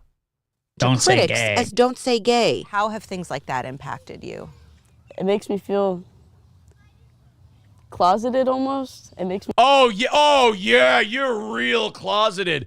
Chick with tits and a pussy wins homecoming king. I tell you, how do you deal with not being able to express yourself and be who you want to be? Please tell me what a victim you are. Dude, even in their victories, they still cannot get rid of the victim complex because it gets them attention. It's worse in their victories somehow. Yeah. Oh, it just makes me feel so like somehow closeted. They're more acceptable and like understanding in their defeats as they bitch about it. It's so weird. Yeah. Gay people were so much more likable when they were fighting for their rights. Now they're like trying to find the new fight and they can't because they have too many rights. Yeah. Me feel smaller. That people can't. All right, gays. Here's the deal. How they you can have the right to get married, but you don't get the right to get divorced. Figure it out. Yep. You gotta stick with it. But now, one of the first thoughts in my head was I just stepped all over that bill, and it being written in the same year that I won just made it like 10 times better. But I've got her. Oh man, that's right. That bill doesn't exist at all because you got elected homecoming king. I stomped all over that bill by becoming homecoming king. I mean, or people just see you as really butch. I mean, that could be it, but all right. I mean, whatever victory you think you need to win, go bananas. Do you, I guess. Crown mounted above her bed, and I've got her banner hanging next to her TV, and I'm super proud. While her dad says he had some concerns for the reaction from others at first, love for his... I guarantee nobody gave a shit. Yeah. This seems like one where they actually called the news, and the news is like, wait, what happened? Yeah. Well, you guys could tie it into the Don't Say Gay bill. All right. Shit, we'll be there in 3 minutes. We'll be there right away. Daughter melted that away. That's 20 minutes away. We'll be there in 7. Step. Yeah, they're like the wolf from Pulp Fiction. Like, yeah, it's a 15-minute drive. I'll be there in about 5. Yeah. To step outside the bounds of the norms, to be herself, be true to herself, that she's got a voice, she's got the intelligence. Wait, so she's trans then is what you're saying? You want her to be true to herself. She wanted to be homecoming king. That is a male position. So is your daughter now identifying as female or as male? Oh, no, they just wanted a cool publicity stunt. And they wanted to be different and wacky, but then also play victim if anyone called them out on it. Oh, okay. That's cool. Glad we got you to admit it. She's got the popularity to get to where she wants to go. All that. And she's got a loving home and environment to grow out of. Taylor hopes this can show others they don't have to be afraid to be who they are. It kind of looks like Bill Maher. Yeah, who's afraid to be the homecoming king? Like, this is... I cannot think of a more contrived. This was 100% this news channel using these kids to shit on DeSantis. Yep. This is not anything that I guarantee. Notice they're not interviewing any boys from this school because they all would have went, yeah, we don't fucking care. And nobody fucking cares. Yeah, and it's stupid. All the cool kids aren't at homecoming anyways. They're outside with their friends drinking and doing drugs. Right, exactly. None of the cool kids like homecoming Like for me, when I was a kid, homecoming, that was just a cover story so we could go drink in the fucking pit. You know what I mean? Like, Yeah. fuck you guys. Nobody wants to go to a fucking shitty high school dance with like chaperones that are like your friends' parents. Like, would you rather do that, or would you rather get high and get drunk with your friends in a car somewhere? Plus, like all the kids, all the guys who were running for homecoming king didn't raise a fuss about it because they're like, oh shit, we just thought it was a dude who looked like Patrick Mahomes. Yeah, we were just voting for Patrick Mahomes. Yeah, we didn't know it was Patricia Mahomes. We didn't know we were doing some lesbian activism bit here. Amazing. I'm But we so will take, happy but we will take that- the credit. Yeah.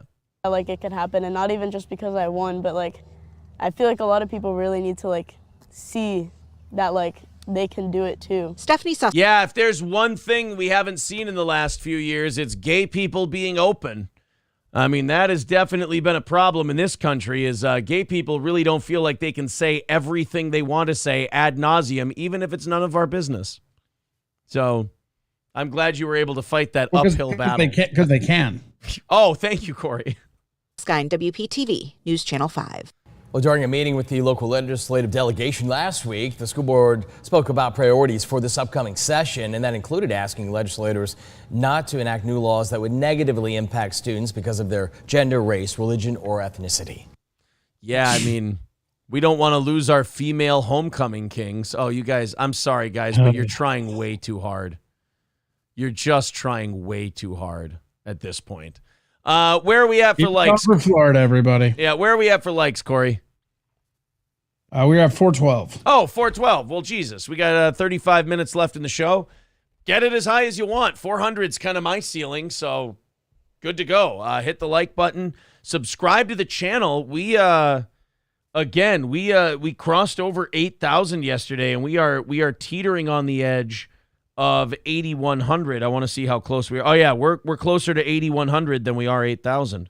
417 now. So yeah, all right. Well, thank you guys very much. 3 away from 420. 419. Oh wow, so we're gonna cross. Next one is 420. Yeah, 420, homie. There you go. All right, so should we check on old Joe Rogan, see what he has to say about Howard? Let's see what Jogan's doing. Old Jogan. All right, here we go. Joe Rogan versus Howard Stern. This is from that TFATK YouTube channel. They do a really good job. They're a good source for like that whole Rogan universe and the stuff they do. Calling out the Pelican Brief. Roll the goddamn footage. All right, yeah. He's by the way, he's getting like more personality in his videos too. Here we go. This is Joe Rogan talking about Howard Stern. Now, Corey, you talked about this earlier in the show when we teased this.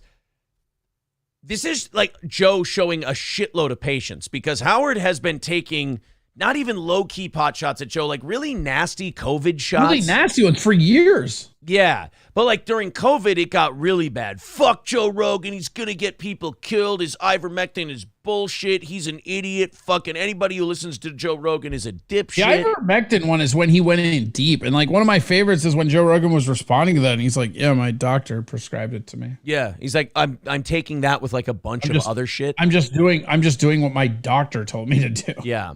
And like Rogan has been completely silent on Howard Stern, which by the way, I bet for a personality like Howard drives Howard nuts that he can't I think honestly that Joe Rogan knows that that's the way to really get at him. Yeah.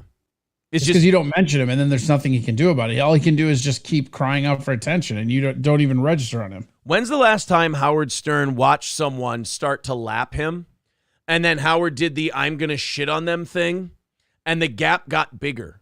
Like that, it's never happened to him before. I mean, this is a new thing that he has to deal with.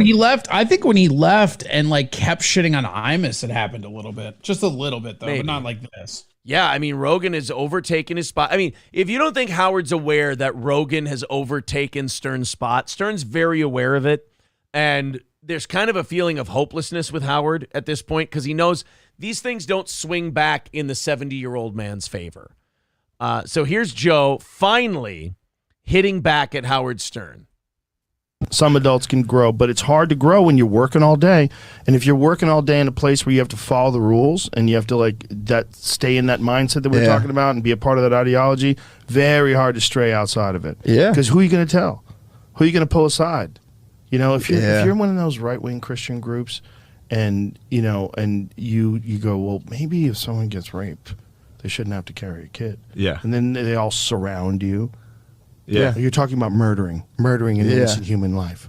Murdering. Your whole family's being like, we're going to fuck you up. It's like the fucking... He's right, though. Like, when it comes to, like, the right-wing and left-wing stuff, it's the same way. Like, if you surround yourself with your political opinion all the time, if you ever want to think for yourself and stray outside of it, you got to have some balls because you're going to get crucified. That's why I say, like, don't link up with any of those people. Don't identify with any of those sides, because then you're allowed to think for yourself, and when you hear something, you can make up your mind afterward. Yeah, sounds reasonable. It's a lot better. But people want teams, because if a bunch of people... Teams feel good, though. Yeah, because people will repeat what you said, and it'll make you feel like you're right. Well, that's the whole echo chamber portion of the internet, right? Yeah. Used to be... couple of guys would be in the fucking bar. They'd argue about politics. There'd be 30 people there. So if 10% thought the same way, it was 3. So there's 4 people there. Yeah. But now you go do it on the internet, and that's 400. Exactly. And that becomes like a confirmation bias. And now you feel like you have to pander. Because I think where Stern really got caught is that I think that he saw a spike in his own ratings when he first started talking shit about Trump. Yeah. And when he first started doing the woke shit, because people are like, oh shit, Howard Stern's doing this. And then he did the classic thing that all these fucking wokesters do, where they bow down and appease the mob, and then the mob still fucking hates them and doesn't support them anyways. That's like Andrew Callahan from Channel 5 News is going through that right now. There are women accusing him of being sexually aggressive with them or whatever. There's no crime. He tried to get laid. He was persistent in getting laid. They gave him consent, but then they regretted it after and then said, oh, well, he used his fame and this and that. And because Andrew Callahan's a lefty guy, he tried to come out and do this big apology, and it's not going to, and the apology was fine, although I don't think he had anything to apologize for. One of the women tried to shake him down for money, for Christ's sake, and he still said sorry. The woman who blew the roof off the whole Callahan thing contacted him the day before she released the TikTok and said, will you give me some money? Like, she basically held him up, and he's like, well, no, I'm not going to give you money. And then well, no, you never give them money, because then it's just going to be they want money next time. But now, Corey, you know this. You've said this before. Callahan did a big, like, 8-minute apology video a couple days ago. Now it's never going to stop for him. He's going to have to keep apologizing for this as long as people want him to. Yeah. Yeah, or until he gets sick of it and tell him to fuck off. Yeah. A chick that got out of it. Oh, yeah. Yeah. She was on this. She was on fucking Howard Stern's Hollywood Squares. Really? It's one of my favorite things. You ever see those Hollywood Squares? No. It was the Megan funniest. Phelps was on that? Yeah, it was the Phelps. I think their block was gay haters. It was like them. It was like when she got Gilbert out. Gottfried, Yeah. Daniel Carver. Yeah. One block was just called the Retards. It was, I mean, it was nuts. Yeah, that shit was wild. Look, what he did, I mean, look, people to this day, they make fun of Howard Stern because of who he is now and the way he behaves now. That guy's the man. He was the fucking pioneer. Look at that. When Look at how gracious. Like, Joe's about to shit on him. But, like, look at how gracious he is. This guy has been shitty to Joe. This guy has been jealous of Joe. He has taken all kinds of low blows at Joe. And Joe's like, this is how you know Joe feels no heat from Howard, and he doesn't feel that Howard and him are even in the same league anymore, is he feels comfortable complimenting him. Yeah. He's good. Well, Joe does that anyways all the time. Like, he's very complimentary of people he doesn't like. That's just kind of his manner, I guess. Yeah. he was the king of all media, yeah. and he was telling everybody to suck his dick, and the FCC was going after him. The government was fining him. Yeah. They were fining his businesses fucking millions of dollars. Yeah. And he was out there doing wild shit on the radio. He was putting a Klansman on with fucking Young Thug or and not now, Young Thug. And now he's woke. Miami. It's crazy. Trick Daddy? Trick Daddy. Yeah. Yeah, he has to be, though, because, dude, the Skeletons, that guy. Yeah, look at this. God hates. They're doing the Family Feud. Oh, and she No, there's escaped. also Hollywood Squares, but yes. Okay. They used to bring them back all the time. You know, what's interesting, too, is that when you talk to Megan Phelps, this woman who left the Westboro Baptist Church, and, you know, she wrote a book, and she's so kind, like so normal and interesting, and she realized she had to get out. And she got out by meeting a guy on Twitter. Yeah. Some guy on Twitter was this like... doesn't really sound... I'm sorry to TFATK. I think he does a good job, but unless something's going to happen in the next 15 seconds here, 25 seconds here, it doesn't really... Going forward. This doesn't really sound like Joe Rogan's shitting on him that hard. Like, this kind of sounds like Joe Rogan still. Was that him calling him out? Was just that passing comment of how he's woke now? He's woke now? Yeah. I think TFATK might have clickbaited us. You son of a bitch. But yeah, he complimented Howard about how great he was before, and he's like, yeah, now he's all woke now and everything. That's it. That's the big reveal. So Joe's still being kind of gracious with Howard Stern. Joe's still not really leaning into shitting on him. Arguing back and forth with her. And so she engages with this guy, and they start having like civil conversations, and then they meet, and they wind up marrying. What? Yeah. I mean, she's very nice, that's man. Bonk City, dude. Yeah, but dude, she's very nice. Unfortunately, if you for met her, she's just super pretty nice. lady, nice. She's pretty. Yeah. She's smart. But she was raised in the Westboro Baptist That's Church. it. That's literally the whole clip, and then he takes over from there. Oh, that was kind of bullshit. Clickbait. Yeah, Joe didn't really go in on Howard on that one. Oh, man. Can we just have a slow clap for that just absolutely teeth out fucking call out? Oh, my God. You know what? This is the problem. Like, when we put clips up and we talk about Crowder or we talk about Schaub or Callahan or Zumach or anything like that, we lean in. We do what the title says we're doing. Not everybody can be steel toe, man. But then but we get shit. And people go, oh, you're just doing clickbait so people will watch this, that, and the other. It's like, no, I'm actually doing the thing that I say I'm doing in the title. It's not clickbait at all.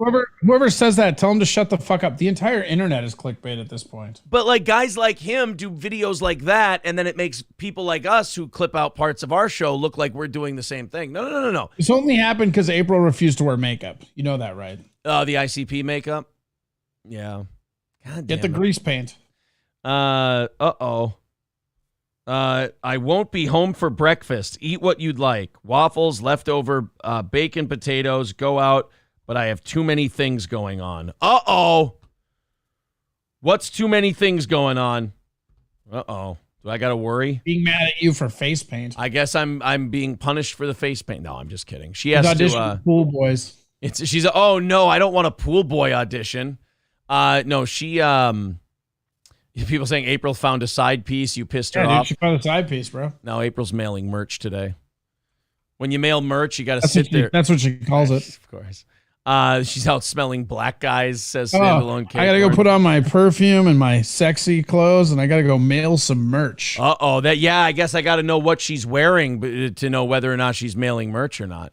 But no, when you go mail merch at the post office, it's like, because we've got two big boxes of it, Not only is it time consuming and awful because you have to sit there and you have to wait for them to do it. You can't just drop it off and leave, but you're also holding up everyone else who wants to do something. So it's kind of a double whammy. You're inconveniencing yourself for sure, but you're also, other people are like, oh, fuck. Did she say she's nailing merch? David Chandler. April says, why is it always that I'm mad? I'm leaving the house now. I'm fucking around. It's the audience coming up with their fan fiction that they like so much. I'm just being a silly goose. She sounds mad in that response. Oh, you think she's maybe upset from the response that she got? Yeah, it just sounds mad. Oh, that's not good. We don't want anybody to be upset. We're certainly just having fun here. I got Greta Thunberg being detained. I've got Plantifa. Plantifa is kind of a fun one. And I've got a Hawaii bill. Oh, yeah, this was kind of cool. Hawaii bill proposed to offer back pay to those who were fired over vaccine mandates. Tulsi Gabbard doing work. I mean, I feel like it's only fair, right? I mean, all these people that got terminated because they wouldn't get vaccinated. Now you see all the stuff that's being investigated by the FCC and the FDA, or not FCC, the FDA and the CDC about like strokes and vaccines and shit like that. I mean, it's only fair that these people get something back for how they were treated. Let's take a listen.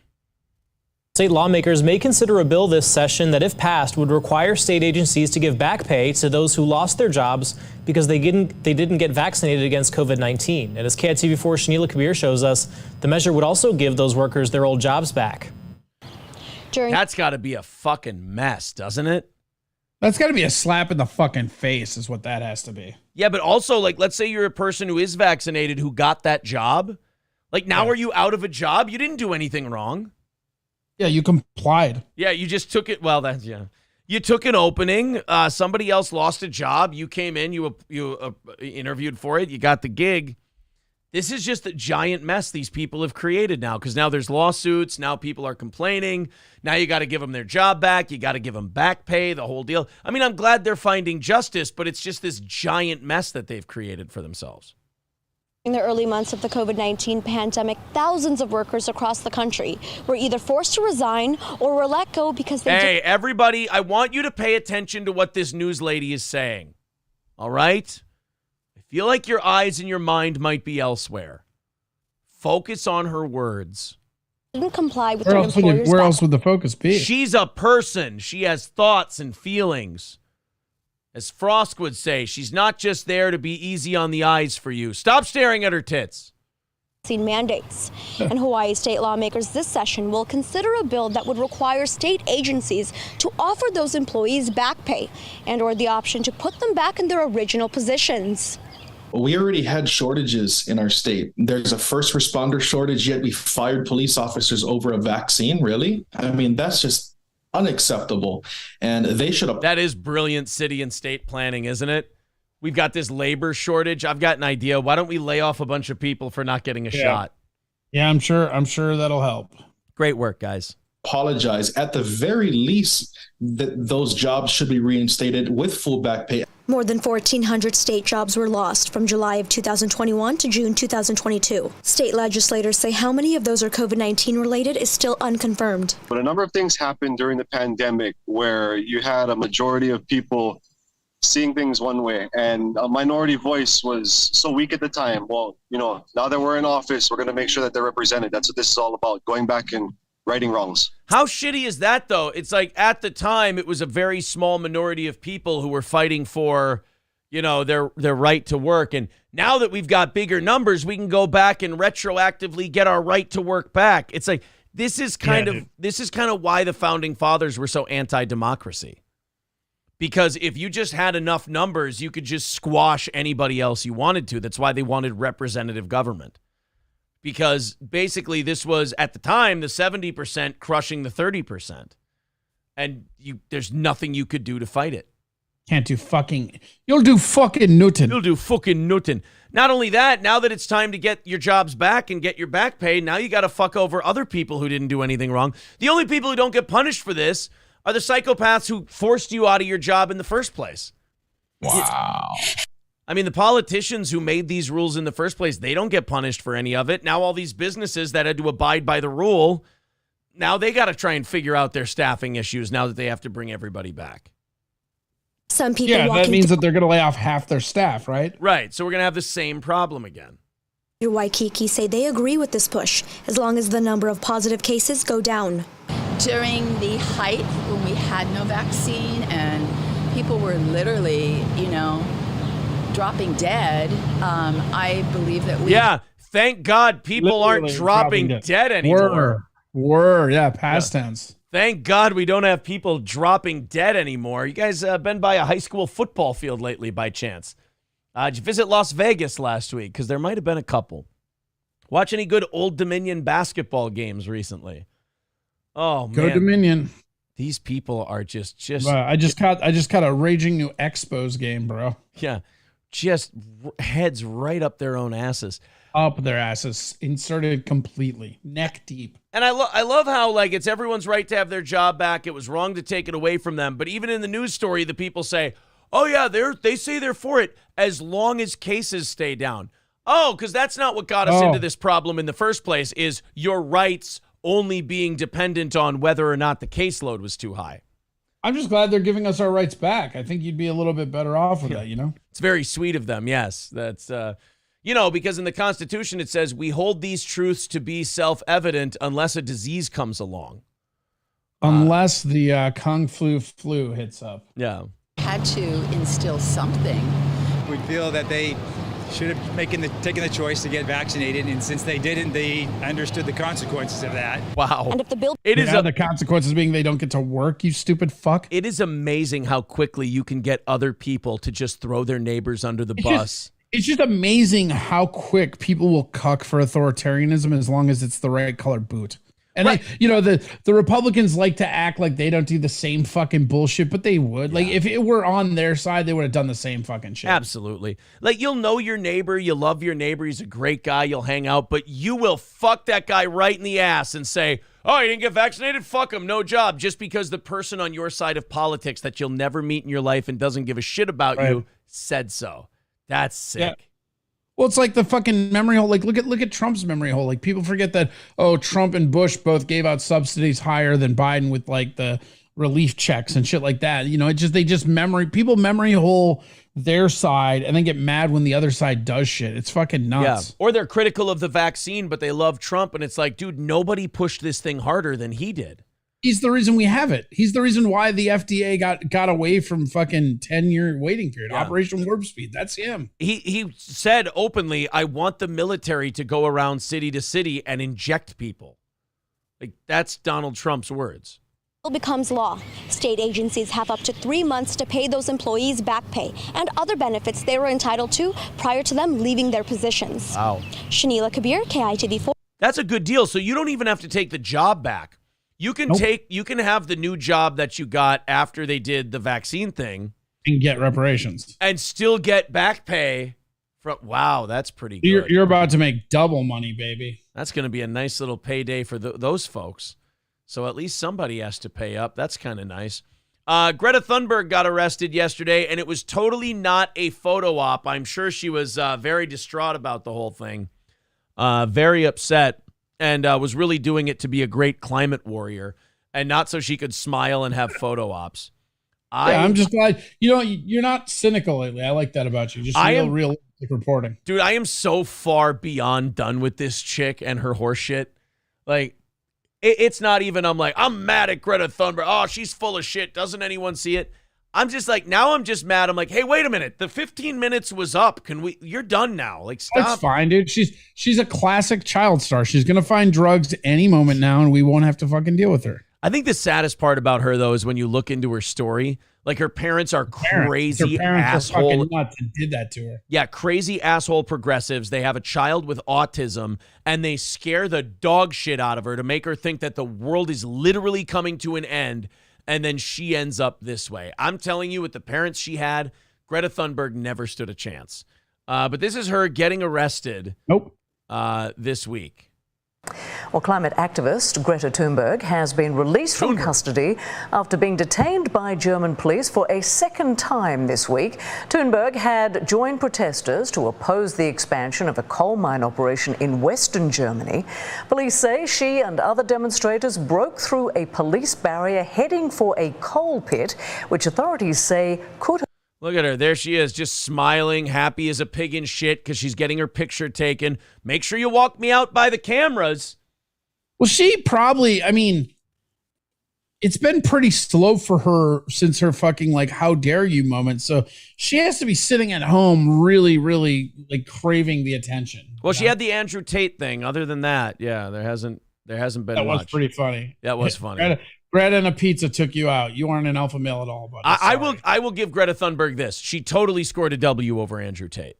Yes. She did get that. She does deserve that credit. But talk about not understanding how the world works, these young activists.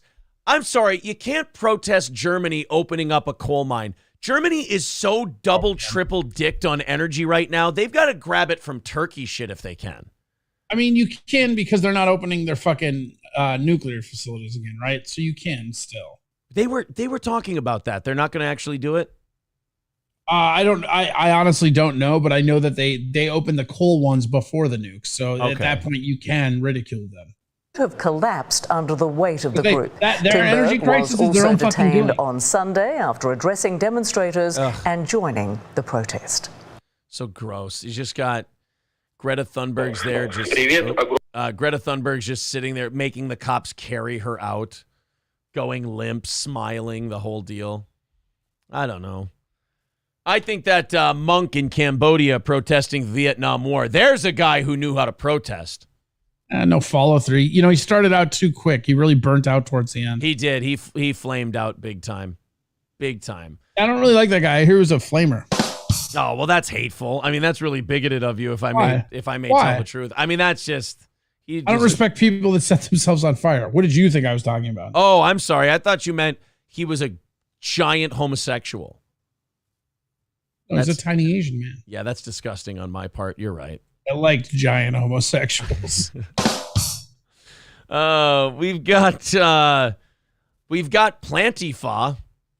This is a real thing. A proposed socialist gardening class will teach students guerrilla gardening. They're calling it Plantifa.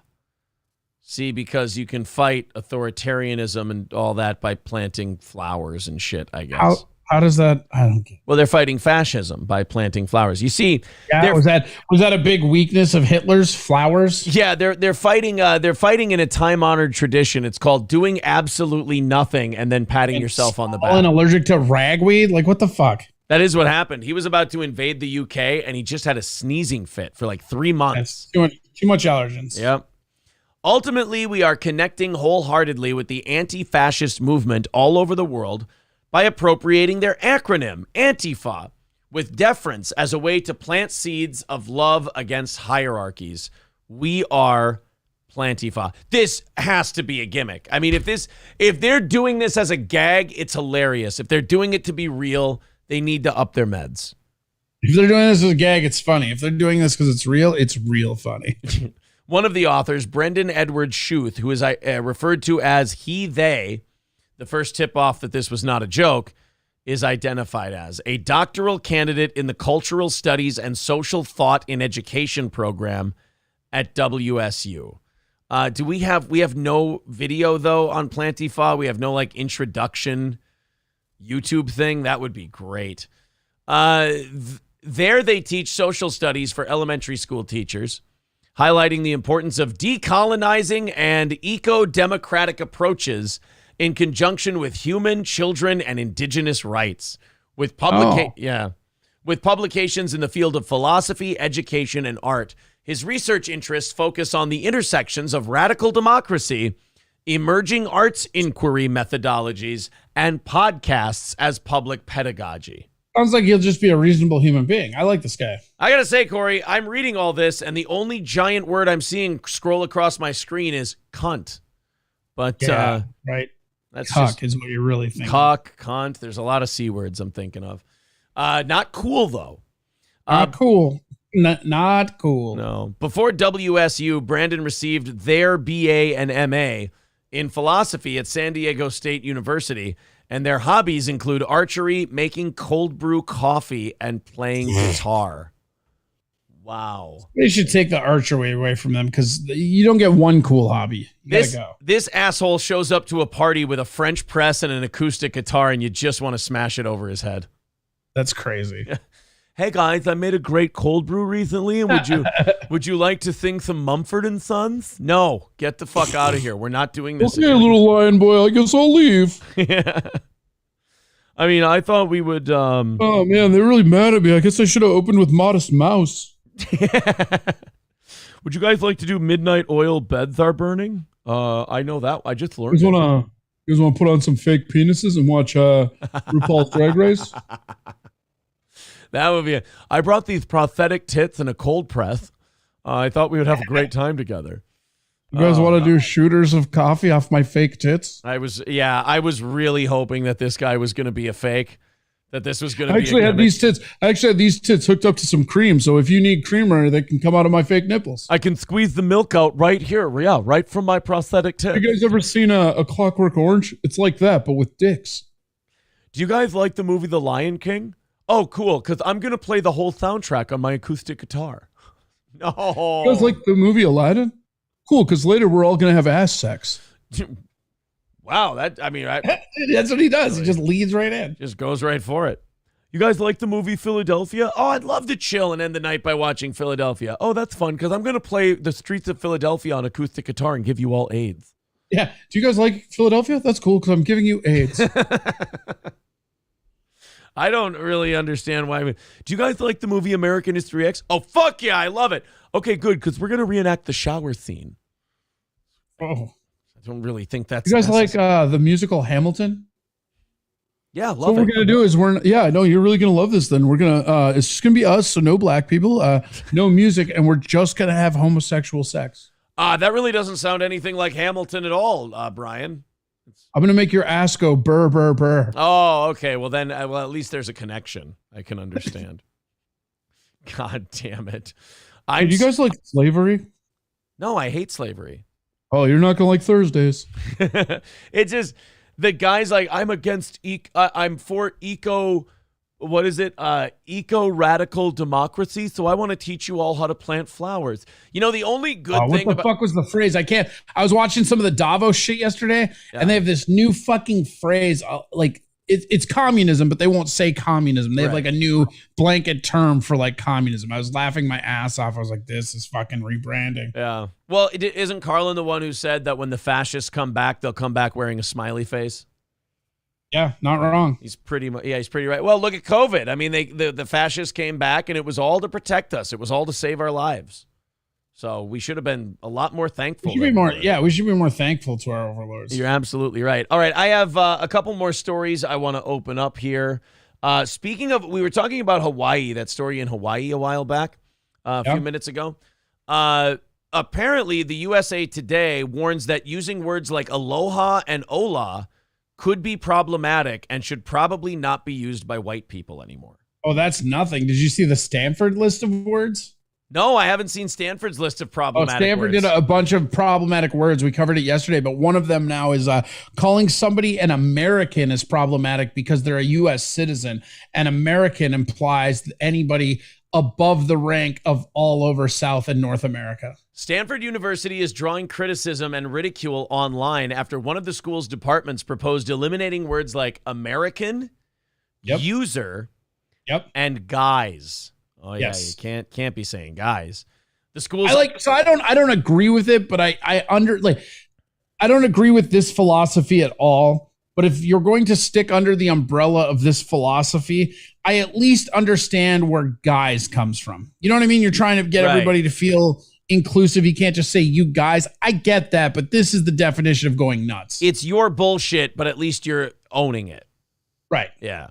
The school's IT department introduced its Elimination of Harmful Language initiative in May, and on Monday, the EHLI published a long list of words that it says could be considered harmful. The list the list contains over 100 different words and phrases. Yep. Oh, just get ready, dude. That's why I'm saying that I saw a little bit about the Hawaii one, but it ain't got shit on Stanford. You guys showed up on the list's gender-based category. The school suggested using folks, people, or everyone instead. The issue with you guys is that it lumps a group of people using masculine language and or into gender binary groups, which don't include everyone.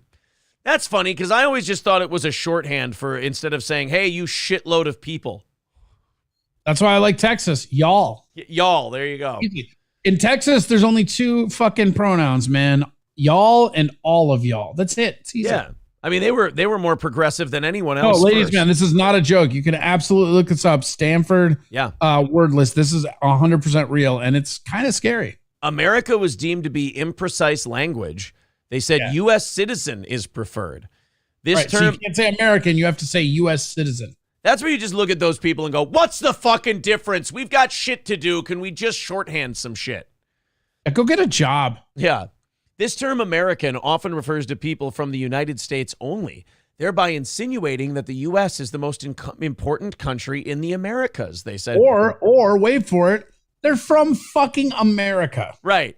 Everyone in Central America and South America, when you say I'm from America, they know what you're talking about. They know exactly. If anything, you're going to confuse the third world people more than you're going to confuse us. But yeah, you can't use America. I don't care about that, though, because it's all just a flex. And white, it's white guilt is what it really boils down to. By the way, you're insinuating that the U.S. is the most important country in the Americas. I mean, I know that hurts your feelings, But take the United States away and see what the Americas have left. And we kind of are the most important. We're not only the most important country in the Americas, sweetheart. We're the most important country in the world. Yes. Other words and terms on the list include Karen. Okay, that one seems like they're doing that. Karen's hilarious. Listen to the replacement. Karen's my favorite. They don't in this article. They don't have the replacement. Oh What's my the God, I gotta replacement find it for that because they gave you a list of like words to use instead.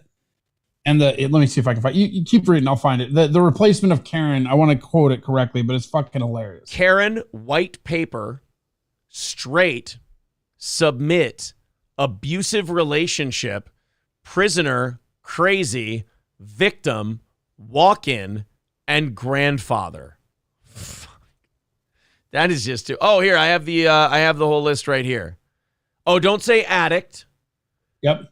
Consider using person with a substance abuse disorder. Yeah, that's what it is. Consider this. Yep. Basket case. Consider using nervous. Nervous. You're not a basket case. You're just a little nervous, my guy. Blind review should be anonymous review. Blind study should be masked study. Committed suicide, died by suicide. Confined to a wheelchair, person who uses a wheelchair. Like, none of these words are being done away with because they're incorrect. They're doing them because they make somebody feel uncomfortable. Right. I doubt the person confined to a wheelchair gives a fuck if you call them confined to a wheelchair. They got bigger things to worry about. They're confined to a wheelchair. Don't say crazy. You have to say surprising or wild. It's surprising or wild. Wow, this girl threw a rock through my fucking house and then lit my cat on fire. She is surprising. Dumb, you should say non-vocal or non-verbal. That's stupid because when I say dumb, it's usually someone who's very verbal. Yeah, like almost everybody who's dumb is super verbal. Handicapped, person with a disability. Handicapped space, accessible space. Insane, surprising, or wild. Accessible space makes me angry too, because aren't all spaces accessible? Where are these unaccessible spaces? Even if you're a handicapped fucking person, you can still park your car in a regular space. This is my favorite one. They say, don't say retard. You should say person with a cognitive disability, person with autism, or neurodivergent person. This shows how disgusting these people are. When I say retarded, I'm not talking about any of those things. Like, those aren't the people I'm talking about when I say those words. So why would I use that? Well, you never see a retarded person get offended by the word retarded. It's always somebody who isn't retarded, but is retarded, you know? Right. It's they're always not retarded, but they're retarded. Retarded people never get offended by retarded. It's some retarded person. That's what I'm saying. That's what I literally, yes. I'm sorry. It's not a retarded person getting mad at retard. It's someone who's being a retard who gets upset by it. Retards. I'm trying to find Karen in here. Here we go. Oh. Karen, Karen's demanding or entitled white woman. I would rather be called a Karen. Right. Wow. But they use what's funny is the reason why that's funny is because unlike the other ones which are rebranding it, they use the definition of it as what you should say instead. Right, exactly. That's fucking hilarious. So you're saying the same exact thing. That's like saying, hey, don't say soda, say carbonated sugar beverage. Right, it's the same thing. Right. Now we've just made you feel better. Perfect. And you've added like 5 extra words. Like the other thing that's real harrowing to me about all this bullshit is English is already an expansive language that lends itself to being misunderstood because it's easy to not be concise. People are rewriting the Buck Cherry song. Hey, you're a surprising bitch. It doesn't work as well. Right.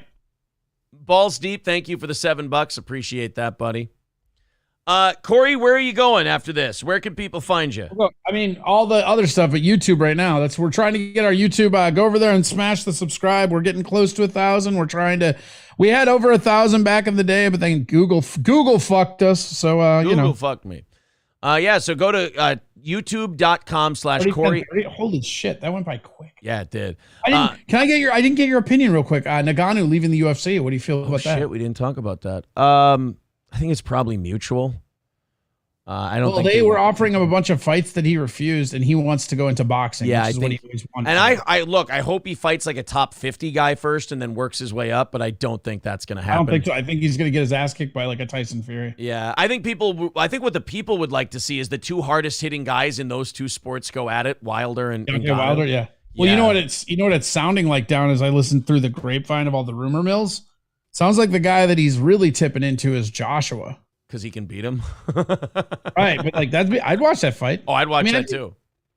And he's one of those guys where he actually has a chance to make it as a boxer because he was training as a boxer way before he was into MMA. Yeah, I'd like to see Teddy. I'd like to see Teddy Atlas train him and be in his corner. I mean, he already was training with Teddy Atlas and Mike Tyson, right? I think that would be really cool. But we got to go. YouTube.com/@CoreyAdamComedy. The link is right there in the chat. Hey, you can't tell me I got to go. I'm leaving. Goodbye. Well, there he goes, ladies and gentlemen. Corey Adam. And we're going to get out of here as well. April and I will be back tonight with Big Money Rustlers. We're going to do the ICP watch along. I've never seen this movie. It looks fucking tragically awful in all the best ways. Thank you guys very much for not only knocking out our goal tonight, but getting us this morning, but getting us a $100 away from tonight's goal. We appreciate it. We will talk to you soon, and that soon will be this evening. Take it easy, everybody.